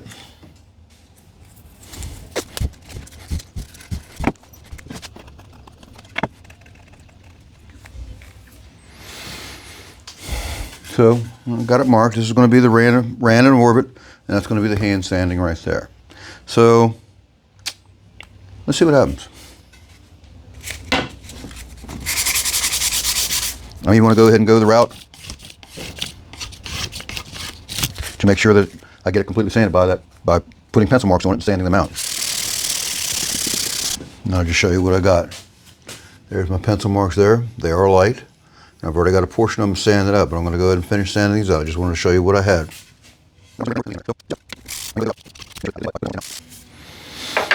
All right, there's my sample piece prepped and ready to go. All the pencil marks are going on this side, and that is smooth, Captain. And this is too, but again, it's random order. I'm just curious how this all comes to be.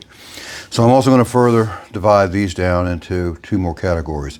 One's going to be brush and wiped. The other one's going to be stained. So same thing here. And I'm going to stain, I'm going to spray the outside so I don't have to worry about protecting everything. But this is going to be brushed here and brushed in the center, and just see what the rest of it, see what the next step turns out like.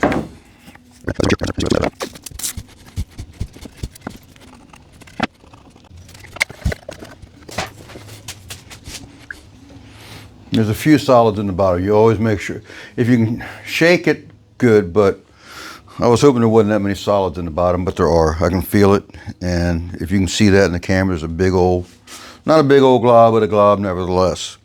So I got to carefully stir that so I don't have it splashing out of the thing, and I don't want to contaminate my sample. For that matter, anything else that might have this stain jump on it. So I'm going to go ahead and just clear the area. I don't think it can handle much. I don't think it's going to jump much farther, so let's just see what we got here. A little careful stirring. It's going to take me a while to set up my spray gun, but I have one. And probably wouldn't have hurt if I'd have set that up before I started, but through the magic of movies, it'll happen like no time passed by at all.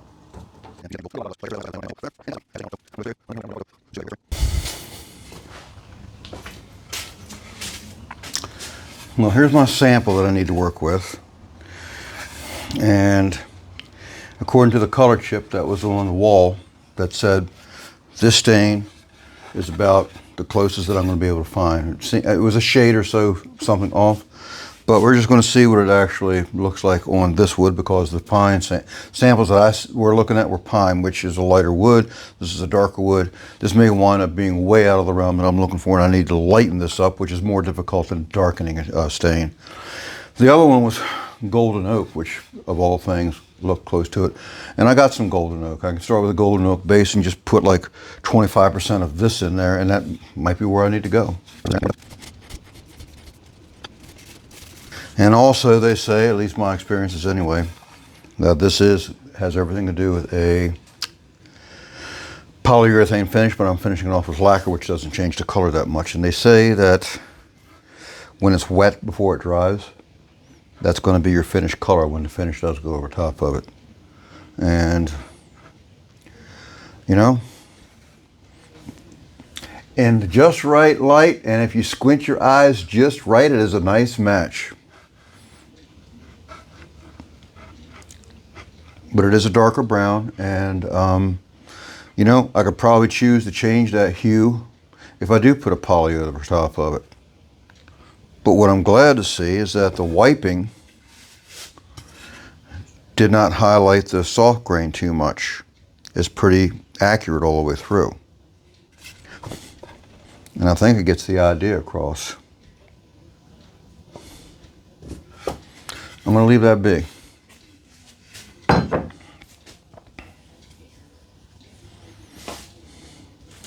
I'm still going to try the spray. A little windy out here, but I don't want to do this in my shop. But I got my samples right there. I'm not going to mask it off. I'm just going to try to, spray everything that I have outside here instead of inside my shop. And I've already got a test pattern going with the thinner, with the paint thinner that I used to also clean this out. And I got a touch of just the regular stain, no custom color or no custom tint. And short of the wind blowing everything away, I'm going to see what this thing's going to act like.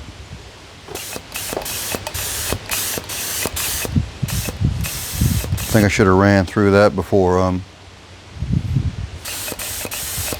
Still had some thinner in there. My mistake.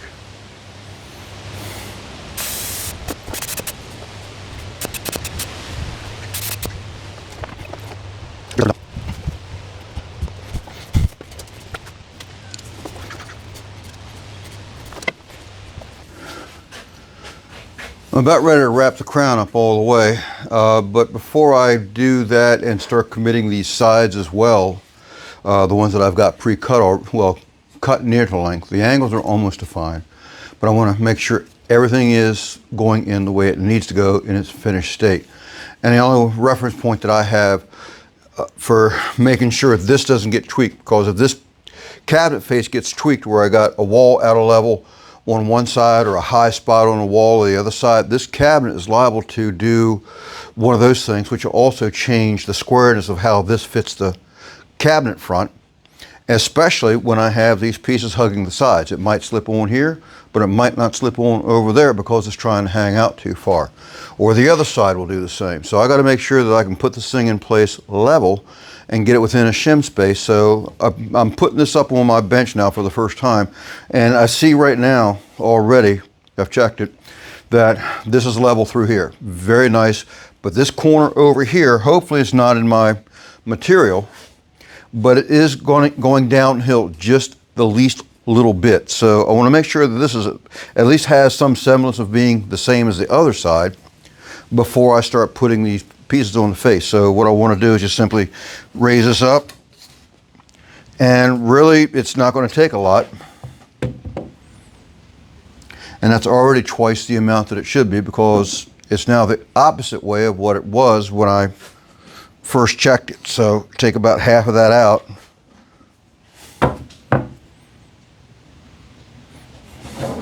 and I still got to take it out.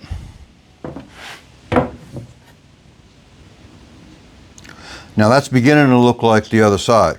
I want to go back and check it again. I wish I had a better viewpoint, but I want to work on it from this face here because, well, it's the best face for me to work on for both sides finishing off. I got the other end to work on where I got this one vertical to put on that I have here already, and that's my best orientation, just to literally finish this off short of the actual finishing itself.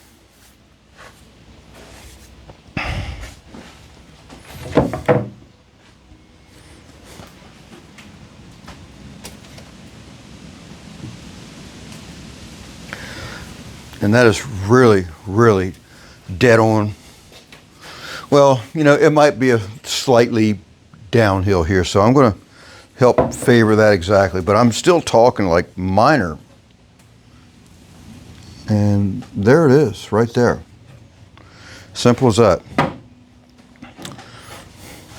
And I got about a 1/16 of an inch shim underneath of it, so it's really not bad. I'm glad I thought about that again, because I lay awake at night thinking of these things. What have I got to watch out for? What have I got to watch out for? Because it's all geometry. You tweak something around and it's been housed, it is not going to want to move once it's been screwed in place to a wall. And the big thing for me, I'm going to have to put this in place. Well, I'm going to put it in place without the front on it anyway, because it's just going to make it lighter. This thing has really got some weight to it. Thinking I should have made it out of 1/2 inch plywood if it was available.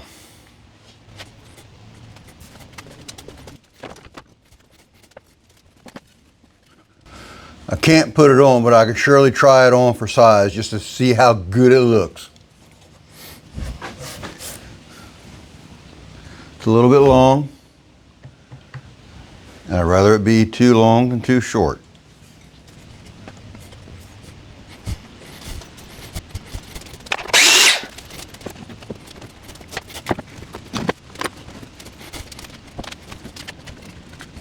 Just doing this to confirm that this is definitely long, because I can't draw any real points together because of the way things are, but I'm almost 1/4 of an inch too long.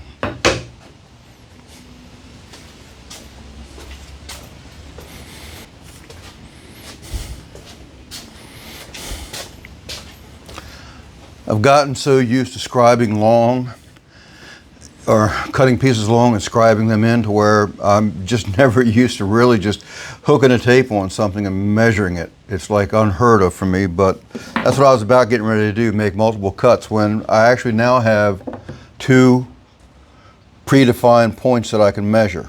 So I got that, setting it up temporarily just by holding it, and get this tape ran out so I can actually hook it and measure.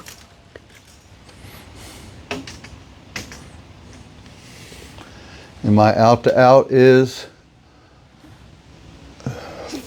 3 foot and a long 1/4. So I'm going to try that. I'm going to cut that 3 foot and a long 1/4, and maybe it'll work.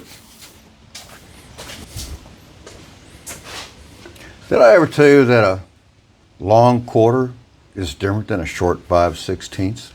Yes. It's that third in the middle between those 2 marks.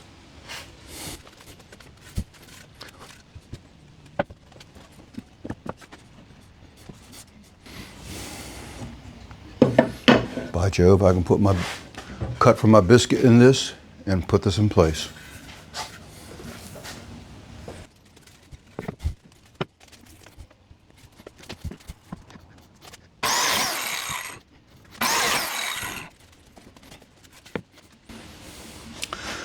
I'm going to have glue on these joints here, so I'm going to take my panel out, make sure it doesn't get glue dripping on it, because I'm also going to have glue all across here. This has already been glued on. You might have noticed that in a previous shot. So I'm at the point to where I'm finishing off, and I really don't want to wind up screwing up, because there's still plenty of occasions to do so and I can't get comfortable. So I just got to watch every step that I make, because I still have to stain this yet. And that stain sample didn't turn out well, but I haven't put any clear coat over it either to find out just how close it is for sure.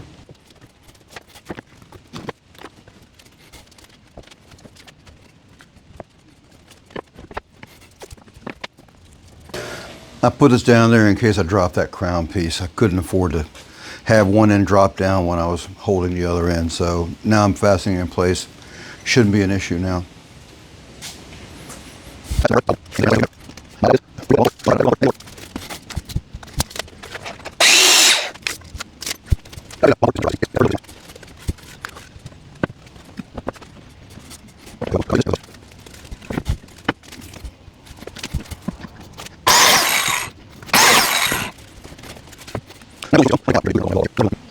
Crap. I jumped the gun. I didn't run the glue on along the edge.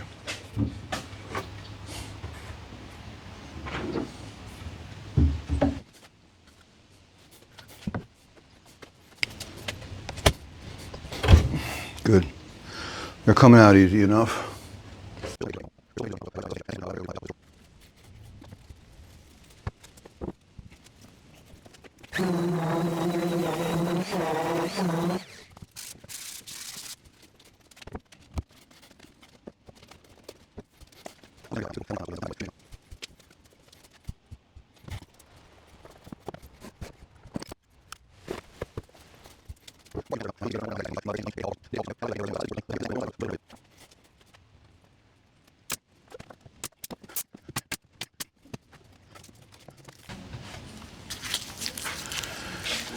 You know, I'm actually gonna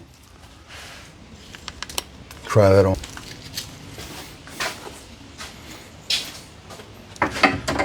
There's my plungers. Right there, right there. They should do what they're supposed to.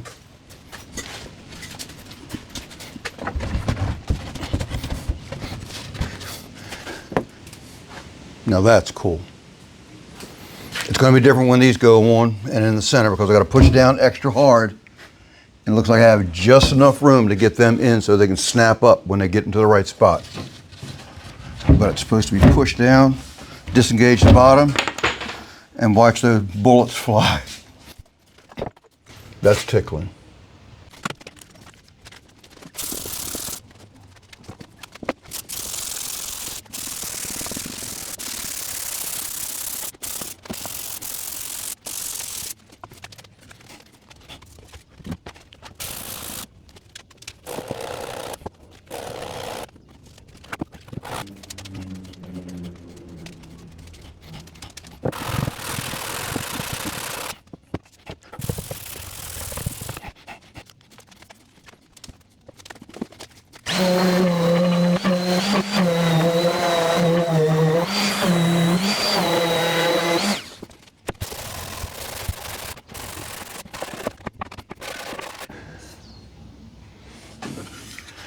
I got to lighten up that long point just at least a little bit. I'm probably blocking my own camera shot.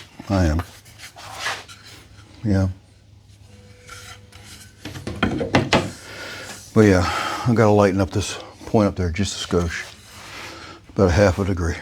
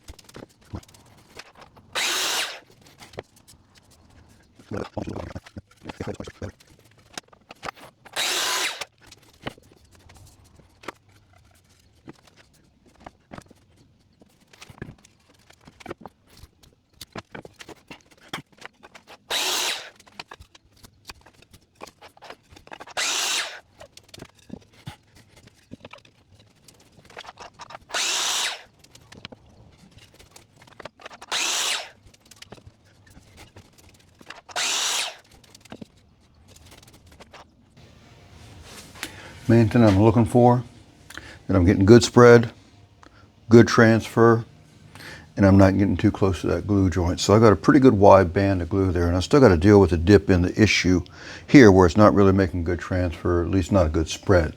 Transferring, but it's not spreading like the rest of this is. You can tell by the way it's got that look about it right down there where it's been pushed and then drawn apart again. This doesn't have that. It has it there, there, and there, but there's some missing in the middle.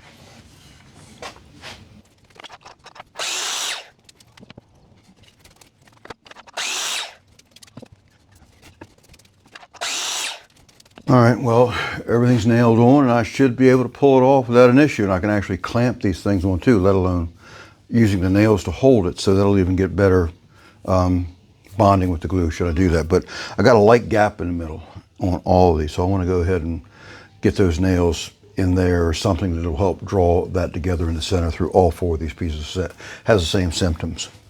But this will be the first time I'm going to remove it as an assembled piece, and we'll see just exactly how easy this is, because it should be easier, because now I got a real handle to grab a hold of.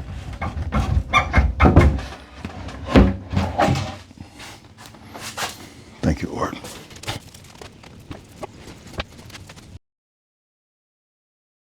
Since I had everything clamped up and I just needed to get into something that was productive while the glue is drying in the front panel, I figured it was a good time as any to clean up some wood, get everything sanded up to the same respect that the cabinet's going to be painted up.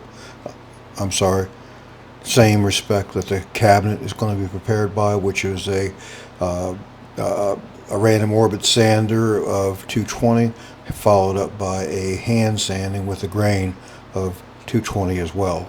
And I also took the samples and divided them up into various sections because the first sample that I made simply didn't work. I needed to make more than one sample, and I was going to try to cover as much ground as I could with my sample board by using tape, dividing up the board into sections so that I could try at least a couple of different batches of color or custom blended stains that I could at one setting. So here you have it.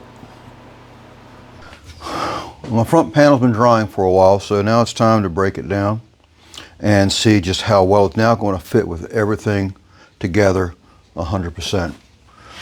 I also wet tested my plungers because when they spring in and out, one of them was a little on the sticky side, and because of that I went ahead and wetted it and set it in a bucket. Well, not for a long time, but it certainly got wetter than what it would in any humid environment inside that hood. So thankfully it still worked even with a high moisture content in this particular plug.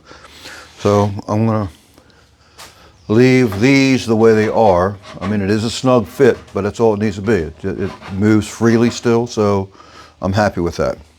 Now it's time to break down my clamps that I have on the hood cover, and now is a more or less finished piece. See how it's going to act.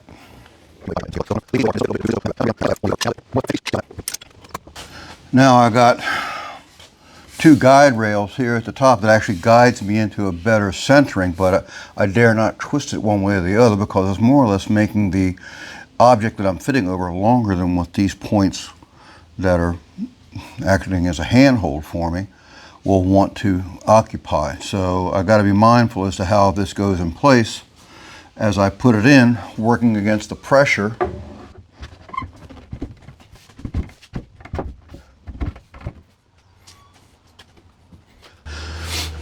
That worked out really well.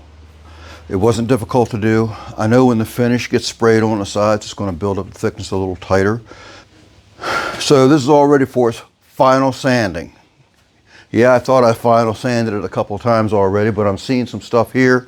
My sample says that when I stain them up, I see that the quality of the sanding that I have given is not that good. It's great for a color match.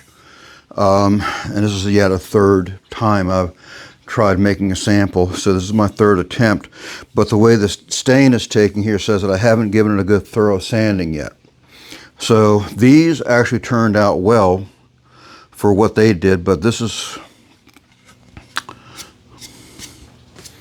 my various formulas that I'm using for the stain that I bought and some stain that I had that would hopefully tone it to the right direction. Now it's really close.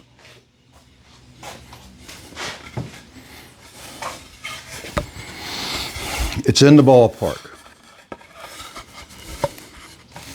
This one hasn't got the finish on it yet because that's going to change what that looks like. But that really is nowhere near like I want it to be. These are the same samples on plywood, and plywood takes stain differently. And I thought the 75-25 mix was going to do it, but I'm seeing there's too much of a brown undertone. It needs some yellow brought into it. You might have glare giving you issues.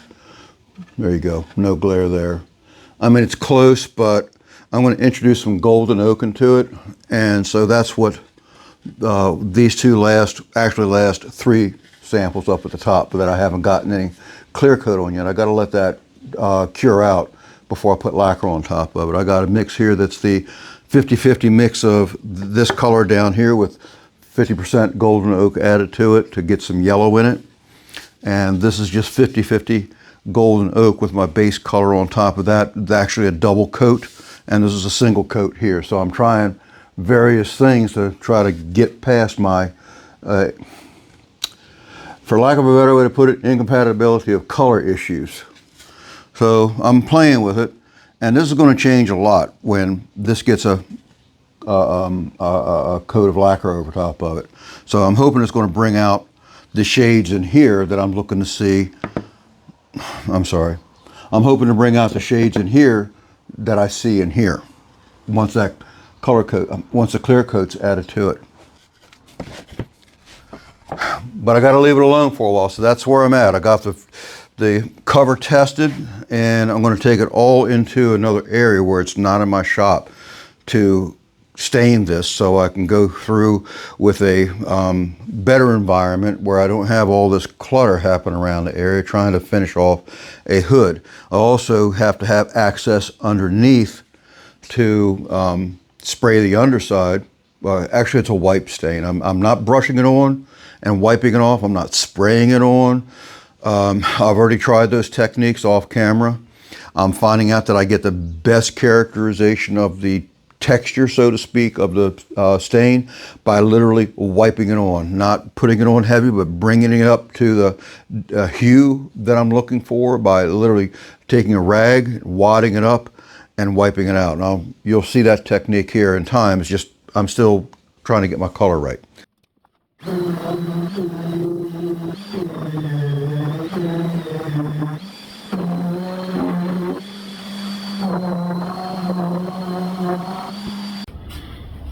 Well, after about 20 samples of stain that's been made to get this cabinet finished off, based on this is a sample, and I was about at my wit's end trying to get a sample that matched this dead on. I'm finding that was an effort and futility.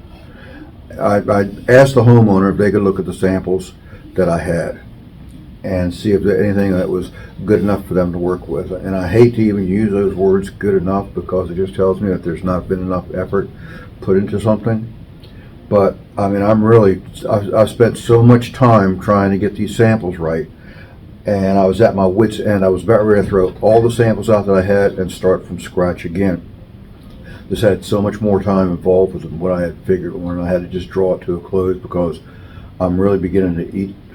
Anyway, that's business. It's my mistake. But the homeowner agreed to look at the samples, and when they had looked at the sample, the various samples that I had these mixes here.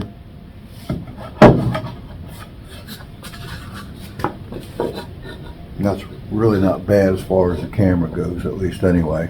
At least I imagine. I had that one there, but this one, red, just a little bit more redder with some darker undertones in it. Minor stuff, but makes a difference. I've had this whole board here with all these samples. I planed down a few and started from scratch because it was solid stock that I could plane down and just literally start from scratch. I did that on a couple of times. But this is the one that I liked, and this little teensy splotch right there at my thumb. You can see the darker one between the two lighter ones up and down. That's the one that I wanted, but I could not reproduce it. The reason why? When I mixed that up in a larger batch, this is what I got. And you can see it's a different tone, slightly redder. It's got a great texture to it. I mean, it looks like it's a solid, good solid take on the stain. It doesn't look like it's, it looks rich. The color looks rich. That's what I'm trying to look for. But anyway, between all these that I showed her, and she says, no, none of them are good except for this one down here, S1. That's what I labeled the first sample that I made from that batch. Even though it was off, she approved it. So with that being said and done, I was able to move forward again on this thing because I was just stagnated for the past 4 days. And again, it's not like I was working 8 hours a day for the past 4 days trying to get the stain sample. The stain means that you gotta wipe it on. This is now a final sample that I'm making to make sure I've reproduced the right thing and I didn't screw up that mix in the effort of trying to make adjustments to get it darker like the other sample that I thought was good. I do stuff like that. Anyway, this is a long time set wipe. I'm making it now with this is a long time set brush on, and I'll wipe that off eventually. And this is just a wipe on. Now that actually gives a different look than my first sample. So what I'm doing is actually just confirming that what process I need, whether it's the wiping it on only, as in taking a wad, dipping it in the stain, and literally rubbing it on. And this really turned out, where's that sample at? This sample turned out really nice compared to the S1 that I have, that I just presented to you. So I'm going to also do that with 2 coats. Just leave this one be and then put a second coat on that when this cures out. I'm going to give it a number of hours. So this is supposed to be able to be recoated in 1 hour, but I'm still going to give it a couple of hours because it is a blend of one stain versus another. One that can take the recoat in 1 hour's time, and the classic, that's what it is, and the classic that takes a little bit longer time between the two. So I'm going in between those two for recoating with shellac for a sealer. And all the samples that I've done have worked out swimmingly in the way of doing that. It's like all these have been shot with the shellac just to give it that final color that it's going to get, and a semblance of sheen. This is not the sheen that I want. It's too high of a gloss. I'm going to go with a satin finish. Anyway, just to give it its final color, because it's different when it's raw stain compared to a finished stain. So that's where I'm heading out with this, to give that final coat after it ages out. Just to make sure that what I have here now with an improved color in this vat that I have here labeled S1, fortunately I labeled them. I have another vat of S2 over there. So, and that's this other darker color that's on this sample. This is 2 coats of my mistake. This is the S2, slightly darker. So anyway, I'm going to go ahead and finalize these coats to make sure I am reproducing the approved sample right here. And when it was wet, and that's my first indication, is if when the stain is wet, fresh wiped, anyway, when it's first been wiped off, the color that is what it's going to look like when it's sealed up. Now see, it's already changed color because it's done dried out, and I'm expecting that when I put the seal coat over top of this, it's going to bring it back up to this color again.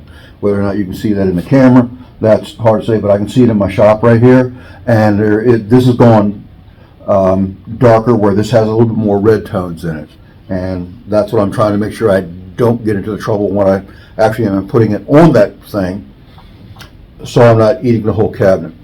So that's where I'm at now, and I'm going to have a friend of mine come by and move this outside because this shop is no place to stain and finish all the product. I set up a canopy outside so that I can work out there with the room that I need, because this shop is ridiculous right now. I'm ashamed to even show it on camera, but I imagine you guys out there have some of your own issues with your own shops, and I know there's guys out there that are neat freaks, and I usually tidy this up pretty good, but when I get a couple of jobs done going on and I have no time, then you have what you have. So I just got to get this coated up and this coated up, and now I'm going to go ahead and wipe this one, because this one sat for a real long time. It's actually tried to dry a little bit on the edges, and this is the longest set sample that I've had.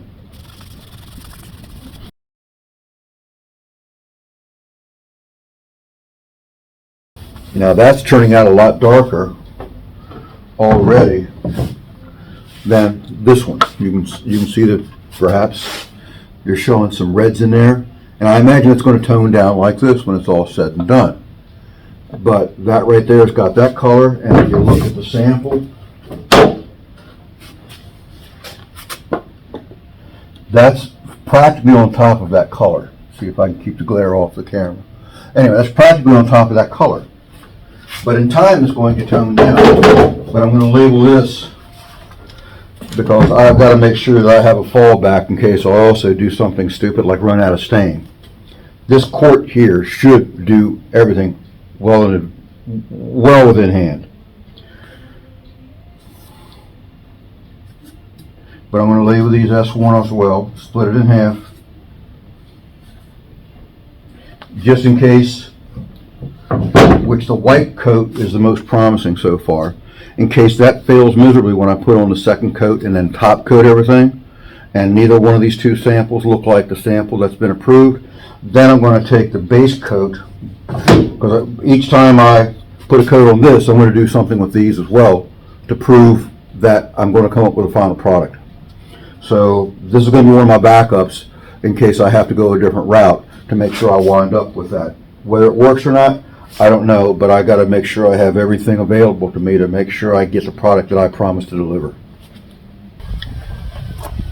Well, like usual, I wound up getting the stain on without the camera running, so I got the first coat on. I'm presuming might be the first coat because what I have here is just some discrepancies in my finish. The upper half turned out well on these panels.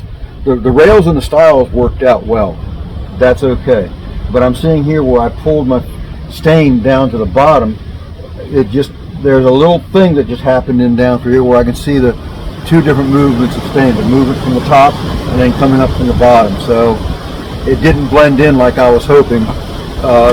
But one thing I couldn't reproduce on the large flat samples, well, they were a large flat sample. I didn't have a corner to go into. I could just wipe it out fully. The front panel that's removable, that turned out well because I only had inside corners in one direction. I could wipe it and just keep on pulling it out. So that turned out well. You know, I'm maybe overly sensitive on how someone's finishing out, and it may turn out perfectly. I don't know. All I notice that I see is little subtleties that some people with a discerning eye will pick up on and say something about it. If I hear that, that's going to like put me in the lowest hole that I could possibly ever, not want to be in. So again, I'm always giving my best shot. My biggest downside is that I don't do this every day, and I know almost enough to be dangerous on this. So between what I do know and the internet, I'm going to try to pull this off with the best possible outcome. Well, here I am with the approved sample that the homeowner said was a good match. I'm still trying to sort out the color differences that I'm coming up with on my stain samples and what I'm going to wind up having in the way of a finished product to offer the homeowner here. So I'm still struggling with that. While that finish is drying on that last sample board that I made, and ideally it'll work out to where I can just simply move forward. With that, I am comfortable enough to at least now start getting this caught up with the hood front that goes over here. So I'm going to go ahead and give this thing a nice tack. It's only a raw stain sitting here. It's been waiting patiently for a while for me to get back to being comfortable with doing the next step of the finish. Again, based on what I've learned on the inside of my shop, where I don't have the wind to bother me or nothing like that, that I can proceed with what will be now actually just a brush coat on where the wind isn't really an issue. I don't think dust is going to be an issue either. I'm out here in the wide open. Airborne dust is, I don't think, anyway, we're going to find out, but I am going to sand it with 220 between coats anyway. So whether I have some dust in there or not, that I don't know, but it's going to raise the grain. It's the nature of the beast. That'll all get taken care of with this coat that I put on there with that sanding. Before I put on the spray coat, I will wrap this up in plastic, this tent, and so I can keep the airborne particles out of the equation for my last coats. I have my finish here that I'm going to use. This is just straight finished, not toned like I have on the inside. I'm going to put this on the straight finish because that's where the hood is, the hood front. That's the state that it's in right now. So this will take about 4 hours for it to dry, much better than the other product that was going to need either carry on with 2 hours of dry time before the next coat, or before the Anyway, I couldn't sand it. It needed it. And I had to wait 2 hours, which is past its window of time to recoat. It's like lacquer. You can do it all at one time, but you can't come back and do it until you wait a week or so. Well, it wasn't that bad for me, but it's bad enough to where I didn't want to use that product. So anyway, I'm going to give this thing a once over with a tack rag. And these you unfold all the way 100%. You got to get them opened up. You just don't simply pull them out the package and start rubbing them on the surface. You got to get the fibers opened up. It's like a lightweight cheesecloth when it's done. I got one more layer that I want to pull. It's there. There we go. It's actually got a couple more, but I'm going to leave it as that. But I want to make it sure it's loose so it's soft under the touch, not just a hard rag. And you just want to go over everything. Start on the inside of all your recesses first, and then do your outside perimeter. But it just needs just the briefest little touch. Inside recesses first, then the outside frame.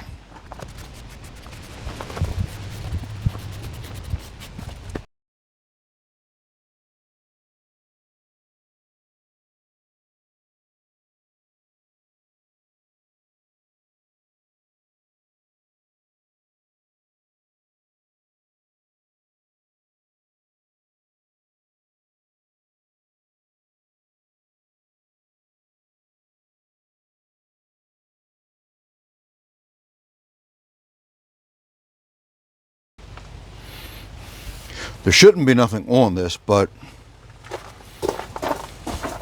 stranger things have happened. I took it for granted there was nothing on that hood, and only until after I sprayed it, I seen that the cobwebs from inside my shop had actually built webs on it, but that sanded out like really like nobody's business, so I shouldn't have this issue now. Now again, I'm going to stir my finish over here. You may not see it in the camera, but I'm stirring my finish.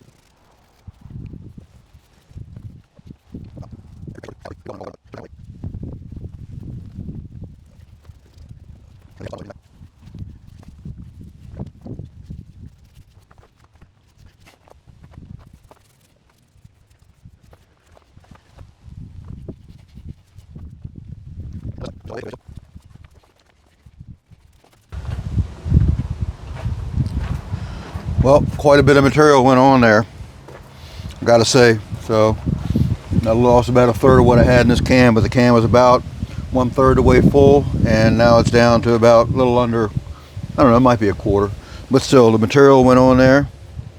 It looks like it's brushed out.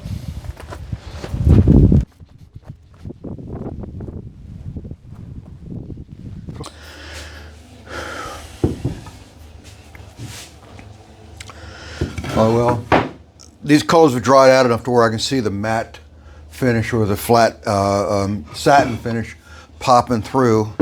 And even though there's just a subtle difference between all three of these, this one is still holding true to being darker than that one and yet lighter than that one, which is that go-between that I was hoping to find between this right here, the original sample, which is still reading a little bit darker on this light right here. And I'm going to take it outside to confirm it, because it's still not too late to go with the lighter color here, but that that simply reads lighter. Simple as that. I'm going to go ahead and open up the control piece, the one that was accepted. And you can see even that one's lighter as well, but I also sanded it down, which is ready for another coat of finish as well over top of that. So I need to finish this with a clear coat so that this will be up to par with where it's supposed to be at. And I'm going to go ahead and shoot that with my mini wax right over there. And yeah, protect this right here. So I'm going to go ahead and just do that right now while I'm thinking about it. Now that's got a nice coat over top of it, which will dry down to a satin finish, which is glistening right now, but it actually shows better than what the sanding did. And I'm still liking that one better than this one. So I'm comfortable with taking that last batch of finish that I made to go over top of this. So I'm going to go and brush this off, tack it, and then apply a brush coat of finish over top of this to get this one step closer to being done. 2 out of 4 coats of finish over top of it.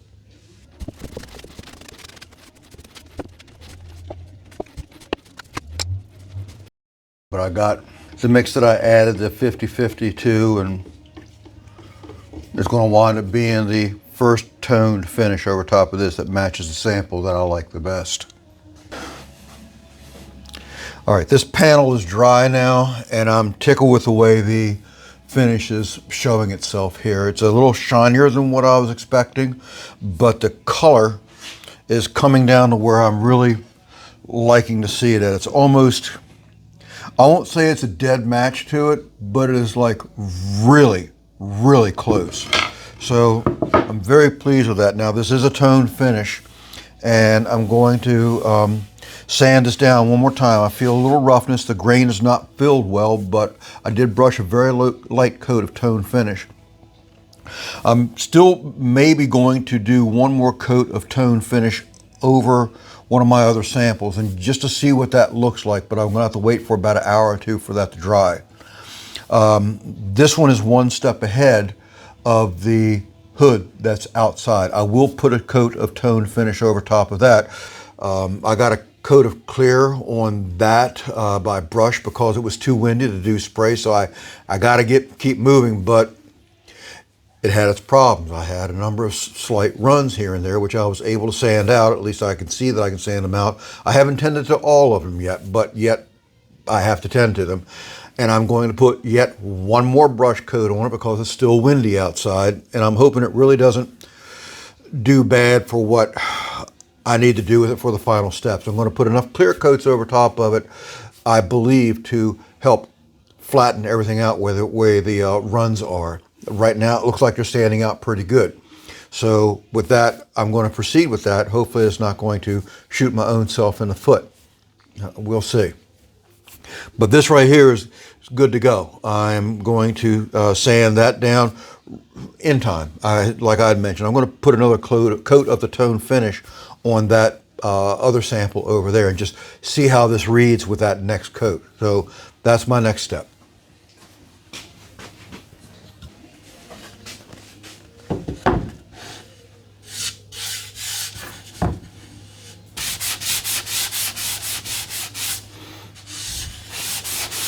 And this right here is the only sample that's actually got the tone finish on it of my choice. This has got the color that's too light.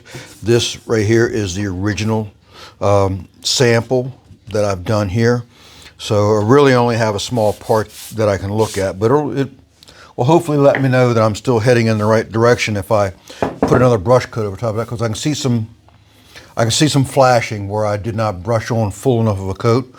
And I would like to really do that just to make sure that I get the full effect of what I call the muting of the color of all the differences in the grain. Because you can see this has got some really, I won't call them contrast, but you can see the grain. It's really well pronounced in here compared to the sample where it's much more muted because of the way they applied the stain. Spray versus brush and, not brush, but wipe on with a rag.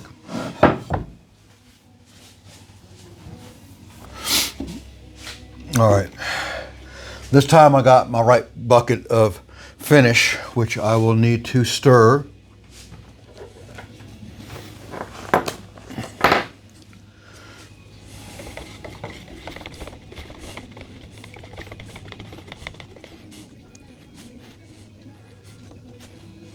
And so I'm going to take the mildest tip.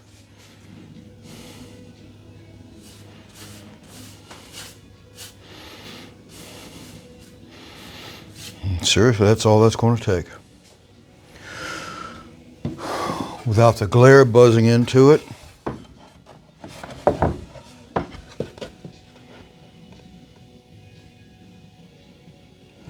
It's still looking like we're in the right field of doing that, and it's slowly muting the colors out also. But again, it's introducing a secondary color into it, which I want to take it to a point, but I don't want to go too crazy with it.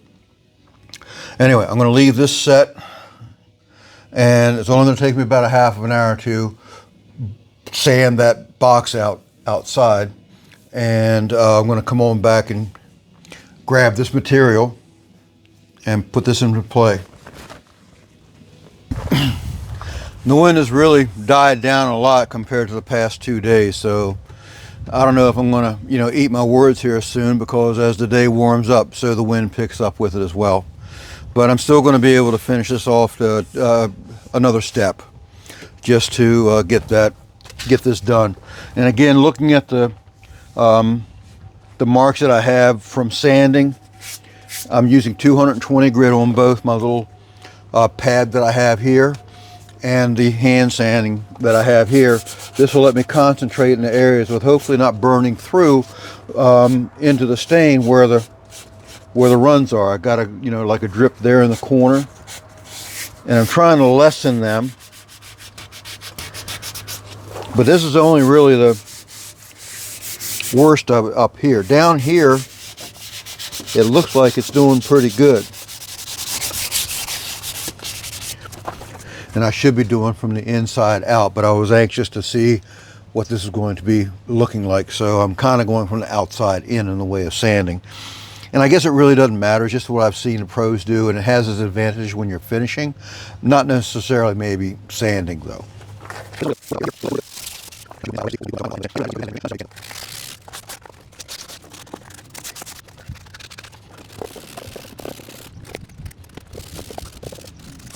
Seeing one more light run. It's actually a sag, not a run. That's what a lot of this is up here. So hopefully it won't read out too bad once it's finished off after I sand it and refinish it.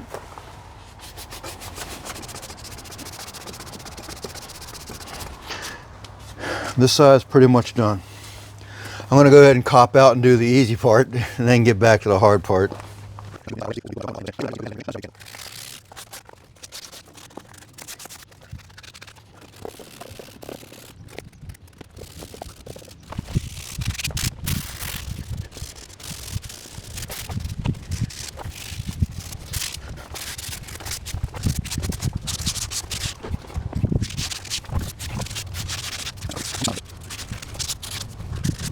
Not crazy about what I'm seeing here because I got evidence on the cabinet here and there, but stain's been setting like 3 times longer than what it's needed, but I'm still getting a little gumming here and there where I got deposits left over on this, and I'm seeing the little rolls that come out from underneath of the sandpaper as well, which tells me that the finish is not cured yet 100%. So I got to find out about that. Maybe through the marvelous world of the internet, that I can find the answer that I need, whether to go with this or wait longer. So we'll see. But I am going to change this out because it's clogged up enough to where when I get into those tight panels and I'm about ready to sand, that minimal amount of movement, I need to have maximum amount of abrasiveness, and these deposits are not going to let that happen. So I'll change that out.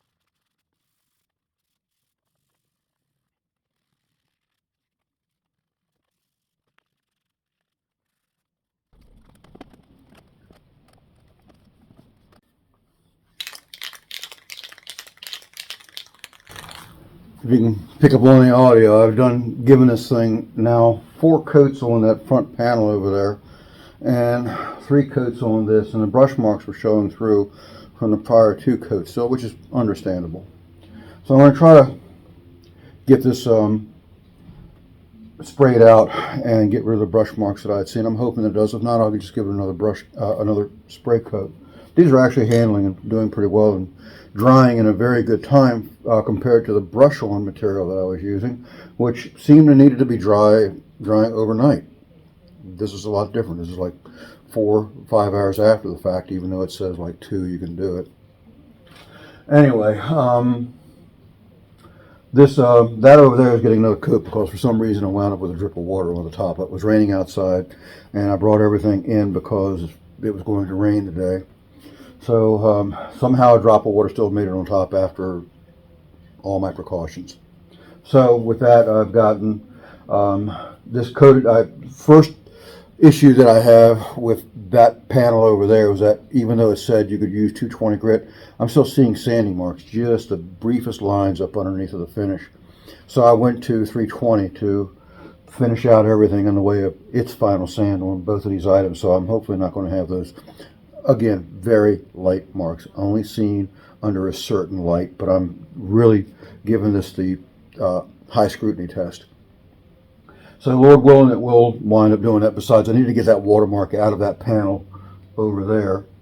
And anyway, counting on, well, Lord willing, I won't have any runs to where I have to deal with that. But, you know, all I can do is just try the best I can, and may the good Lord bless me to where I don't have any runs, because I've been very successful on the 2 coats that I've given out of the rattle can.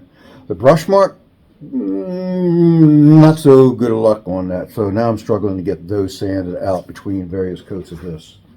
So it's ready for the start by coat. I've gotten everything as you had seen. Sanded out with 320, 100%. They say a light sanding, and I've done that except for where I needed to get rid of the brush marks. Also tacked everything off. So now it's a matter of just getting up on my little step bench, because the reason why I wanted to do this outside, because I don't have to get on the step bench to spray that up there.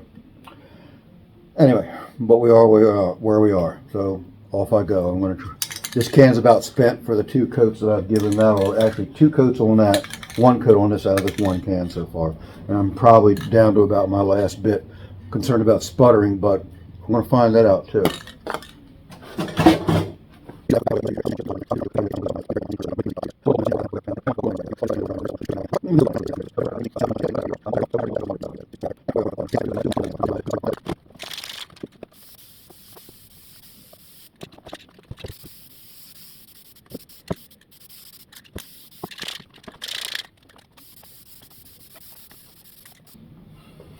I don't even know how that happened, but now I'm looking at that surface of that, and it's like there's a cobweb laying in the middle of 2 of the panels. Go figure. I'll see what it dries out like, but I was also having problems with that tip.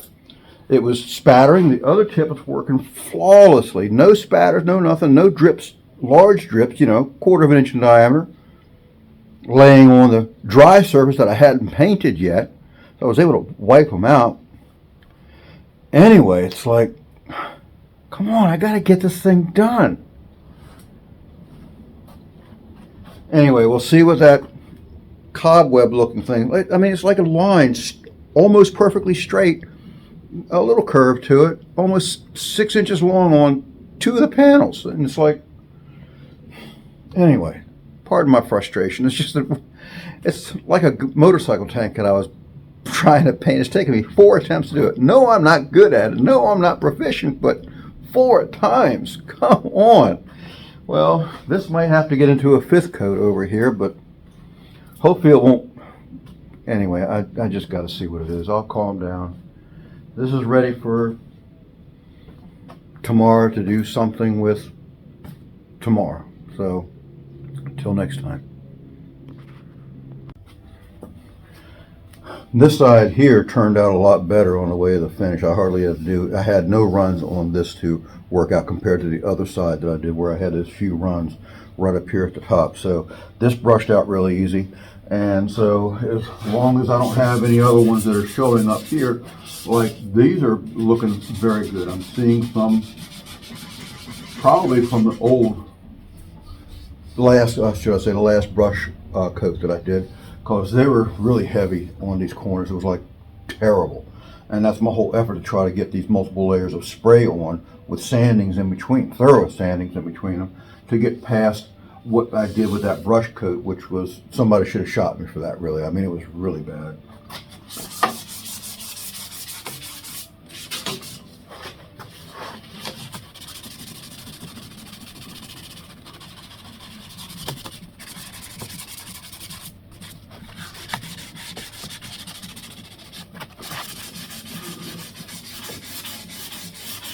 It's just like right there.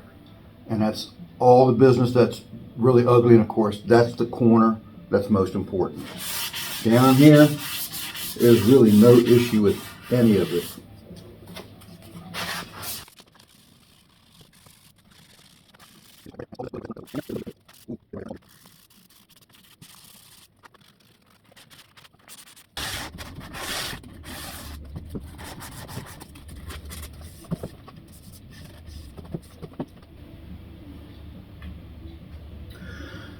Well, this is good to see. Overall, the quality of this last shot that I gave this face here looks pretty good. I am doing the right thing though, because I still see some of the brush marks underneath of this spray coat. So my hope is that with this final sanding that I'm giving it, that I'll be able to address all those brush marks that have been a thing for this front. So between this final sanding and the next coat of finish over top of it, Lord willing, it'll work well.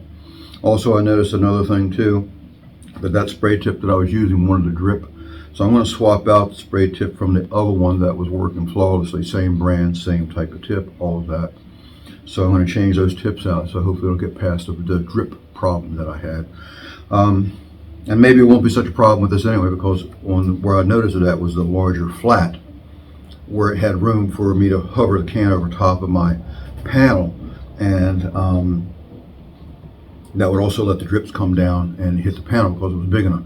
Here I have to stand back far enough where if there is any drips, it'll just simply come down behind it, or on the other side, shooting it from the other way. So, and the other vertical sides here never be an issue because it just drops straight down beside it. I'm going to use that different tip anyway, because I think it was just doing a better job also. I don't know why. It's the same manufacturer, two cans brought at the same time. Don't know. All I know is that I was having issues with that spray can.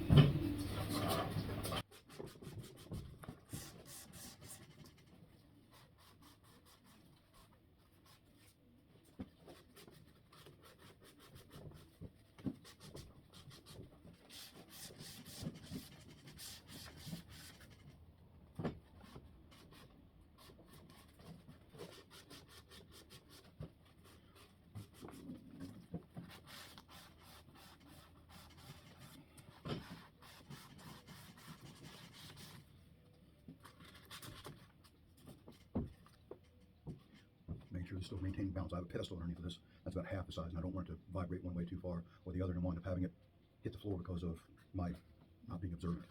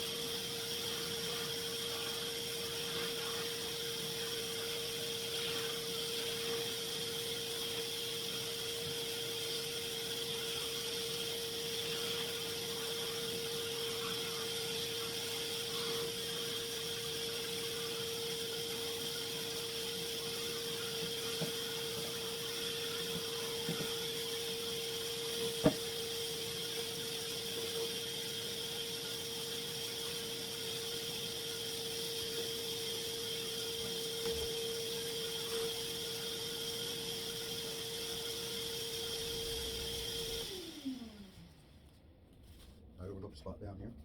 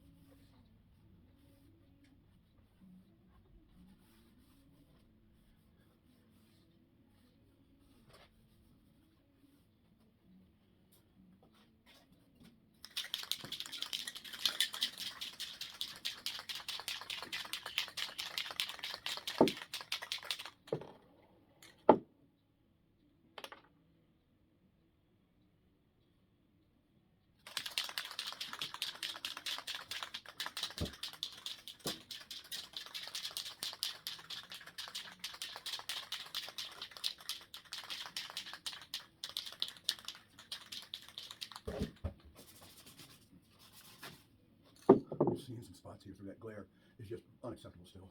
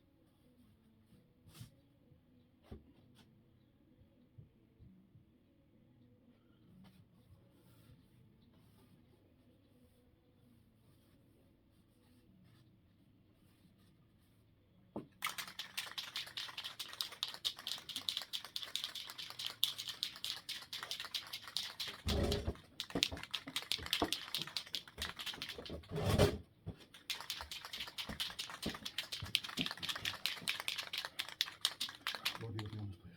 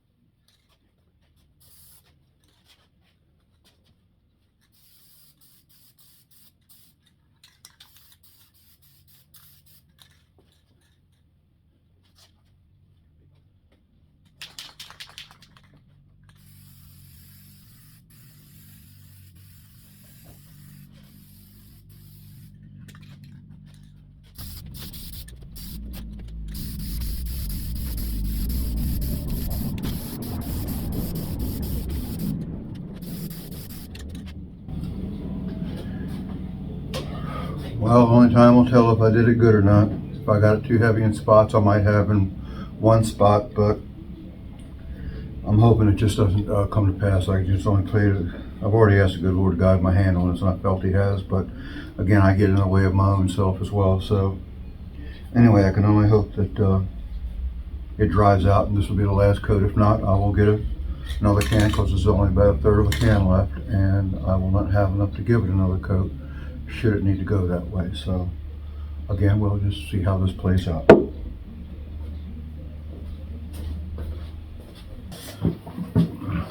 Well, this thing is going to take yet one more coat. Not crazy about that, but where I sanded it down really well to get rid of the drips, the runs, the brush marks or whatever. For some reason, even with this being 320, it's still showing through the final, well, now the next to the last final coat that I had given it. So I'm yet again going to give it a light sanding this time, because I think I only have like one minor run on this side over here. I might have something down here too, but all minor in nature. I'm going to tend to those in the way of sanding. But I now have yet to give this thing yet one more thorough sanding. And evidently, from what I understand, because I can see the sanding of the 320 grit on my cross going this way, and the verticals where I was doing the directional sanding, I can see those changes. I can see it underneath of the finish that I just put on, so I'm like really frustrated with this. Nevertheless, it's got to get done, so I'm going to keep on going until it's done, until it's done. And I keep reading about it's supposed to be done with a light scuffing between coats to get rid of nibs. I don't have a nib on this. It's like pristine, except it's just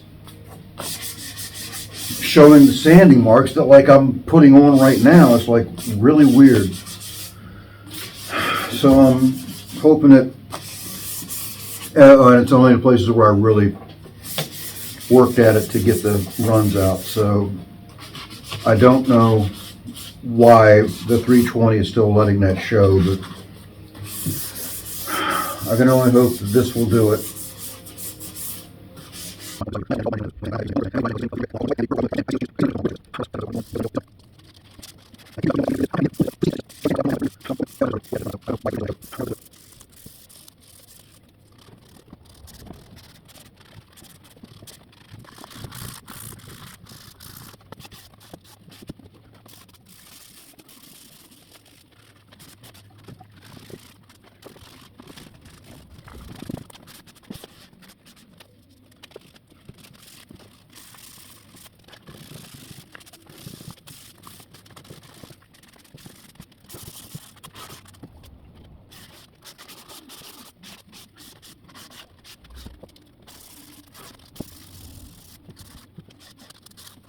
Well, I can only hope that it's going to be what I can hope it's going to be. I don't know. It's just like I get a surprise every turn with this thing. So I'm really kind of, I don't know, upset with myself or disappointed in how it's turning out, because it turned out darker than what the sample is.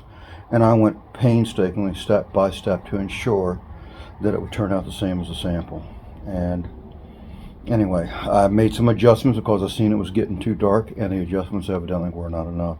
Even though I used the exact same formula, the exact same techniques on the base first stain, which was approved by the owner, and yet I get this darker color going on here, which I'm thinking is going to be an issue because it actually matches another sample that I had presented, what I called S2, and S2 is matching that closer than the S1 sample. And she was pretty emphatic about the S1 sample being right, and S2 was definitely not right. So that's why I'm fearful of this. I'm about ready to throw it away and just take the loss, because I only got $500 worth of materials and about 50 hours worth of time, which I'll never be able to reclaim that. So it's like cutting my losses and just, you know, but that's not the way to do it either.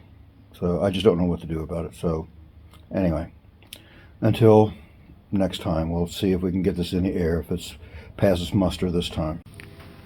Well, they tell me it's done. I see no runs. I see no serious marks left over from 320 grit, even though I use a very, very light touch on it this time. But all the finishes are looking good. I got some glare going on it from my stand, from my light stand. So far it's doing pretty good. It looks like it's at least a deliverable product. Here's the hood front.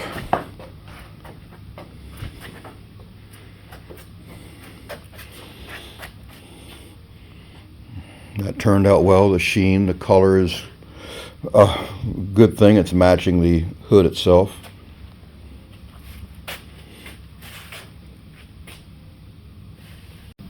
And here's the other side as well.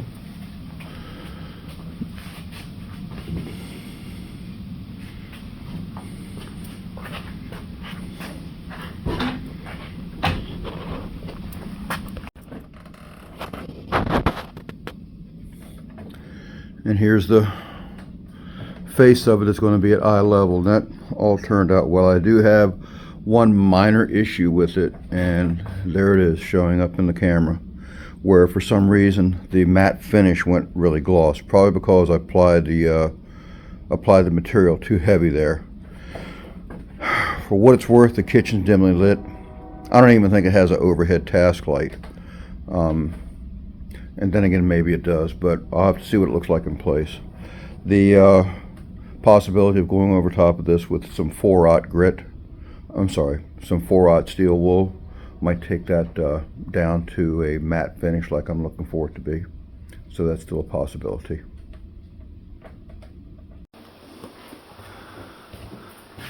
I got the hood in place. It's actually fitting well. I did have to scribe the top, and the comment that I got from the homeowners before I even put it in place, which was a great relief, that they said the color is perfect. Now here's the cabinet that I was matching to, and it's close enough to work, even though my cabinet is about another shade darker than the other, and I'm not really crazy about that because I went through great pains trying to get this to match up. Anyway, when they said it was perfect, I was really relieved on that. So, albeit all the trouble that I had trying to get it made and stained, that all makes it worthwhile in the end, hearing those words. So anyway, I'm going to come back and put the hood cover back on once the insert goes in. The insert will hopefully fit in there perfectly. I believe that ought to be the case. So, and then that gives me access, and the plungers that I have in the white tubes, wood plungers, will hold that face out tight because it has to slip in at the top first and go in, and maybe I can get a video of that in case if I can think about it. So anyway, that's what I got for now. All right, folks, we got it in place. It's up in the air, it's hanging, it's got the hood insert on the underside of it. It's all ready to go, fully hooked up. The fan still yet needs to be installed on the inside, but the carcass is there that holds the fan. And just wanted to let you all guys see what the finished product looks like. All right, folks, I'm going to go ahead and show you how the hood, to remove the front, you just simply push it in. Pull up a little to get it to disengage from the bottom. Lift out the bottom. And that's how you get to the inserts. And these two plungers here, which I'm going to patent if somebody sees this and likes this. This is what holds the hood in place at the top, because I need that room for it to push down to clear these sides. And the batten sides is what covers the extra gap needed, about 3/4 of an inch for this to be pushed down. And this covers that 3/4 of an inch gap. And then the biscuits at the bottom engage it at the bottom, so when the hood fires up, the snugness of the sides, the biscuits at the bottom, will keep this from rattling. And just to reinstall it is just getting it lined up carefully, get it close to the top where it goes in at, and push it down a little extra, get the bottom to drop in, and get the biscuits to align. And let it shimmy down a little bit, and the top will automatically come out and hit tight at the top and close up that joint thoroughly.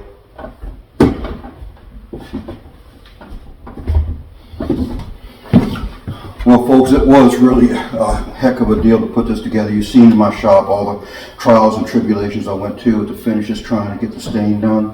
But the final product is really beautiful. I really am pleased with the way it turned out. The homeowners are really happy with it also, and I'm just glad to have been able to provide something like this that they can enjoy for years to come. So anyway, folks, if you like this, if you learned something from it, even through my mistakes or whatever like that, but I've managed to overcome them. If you learned something, please like and subscribe. I would greatly appreciate it if you did. Just lets me know that I'm doing something that's of value. Again, thank you again. Till later.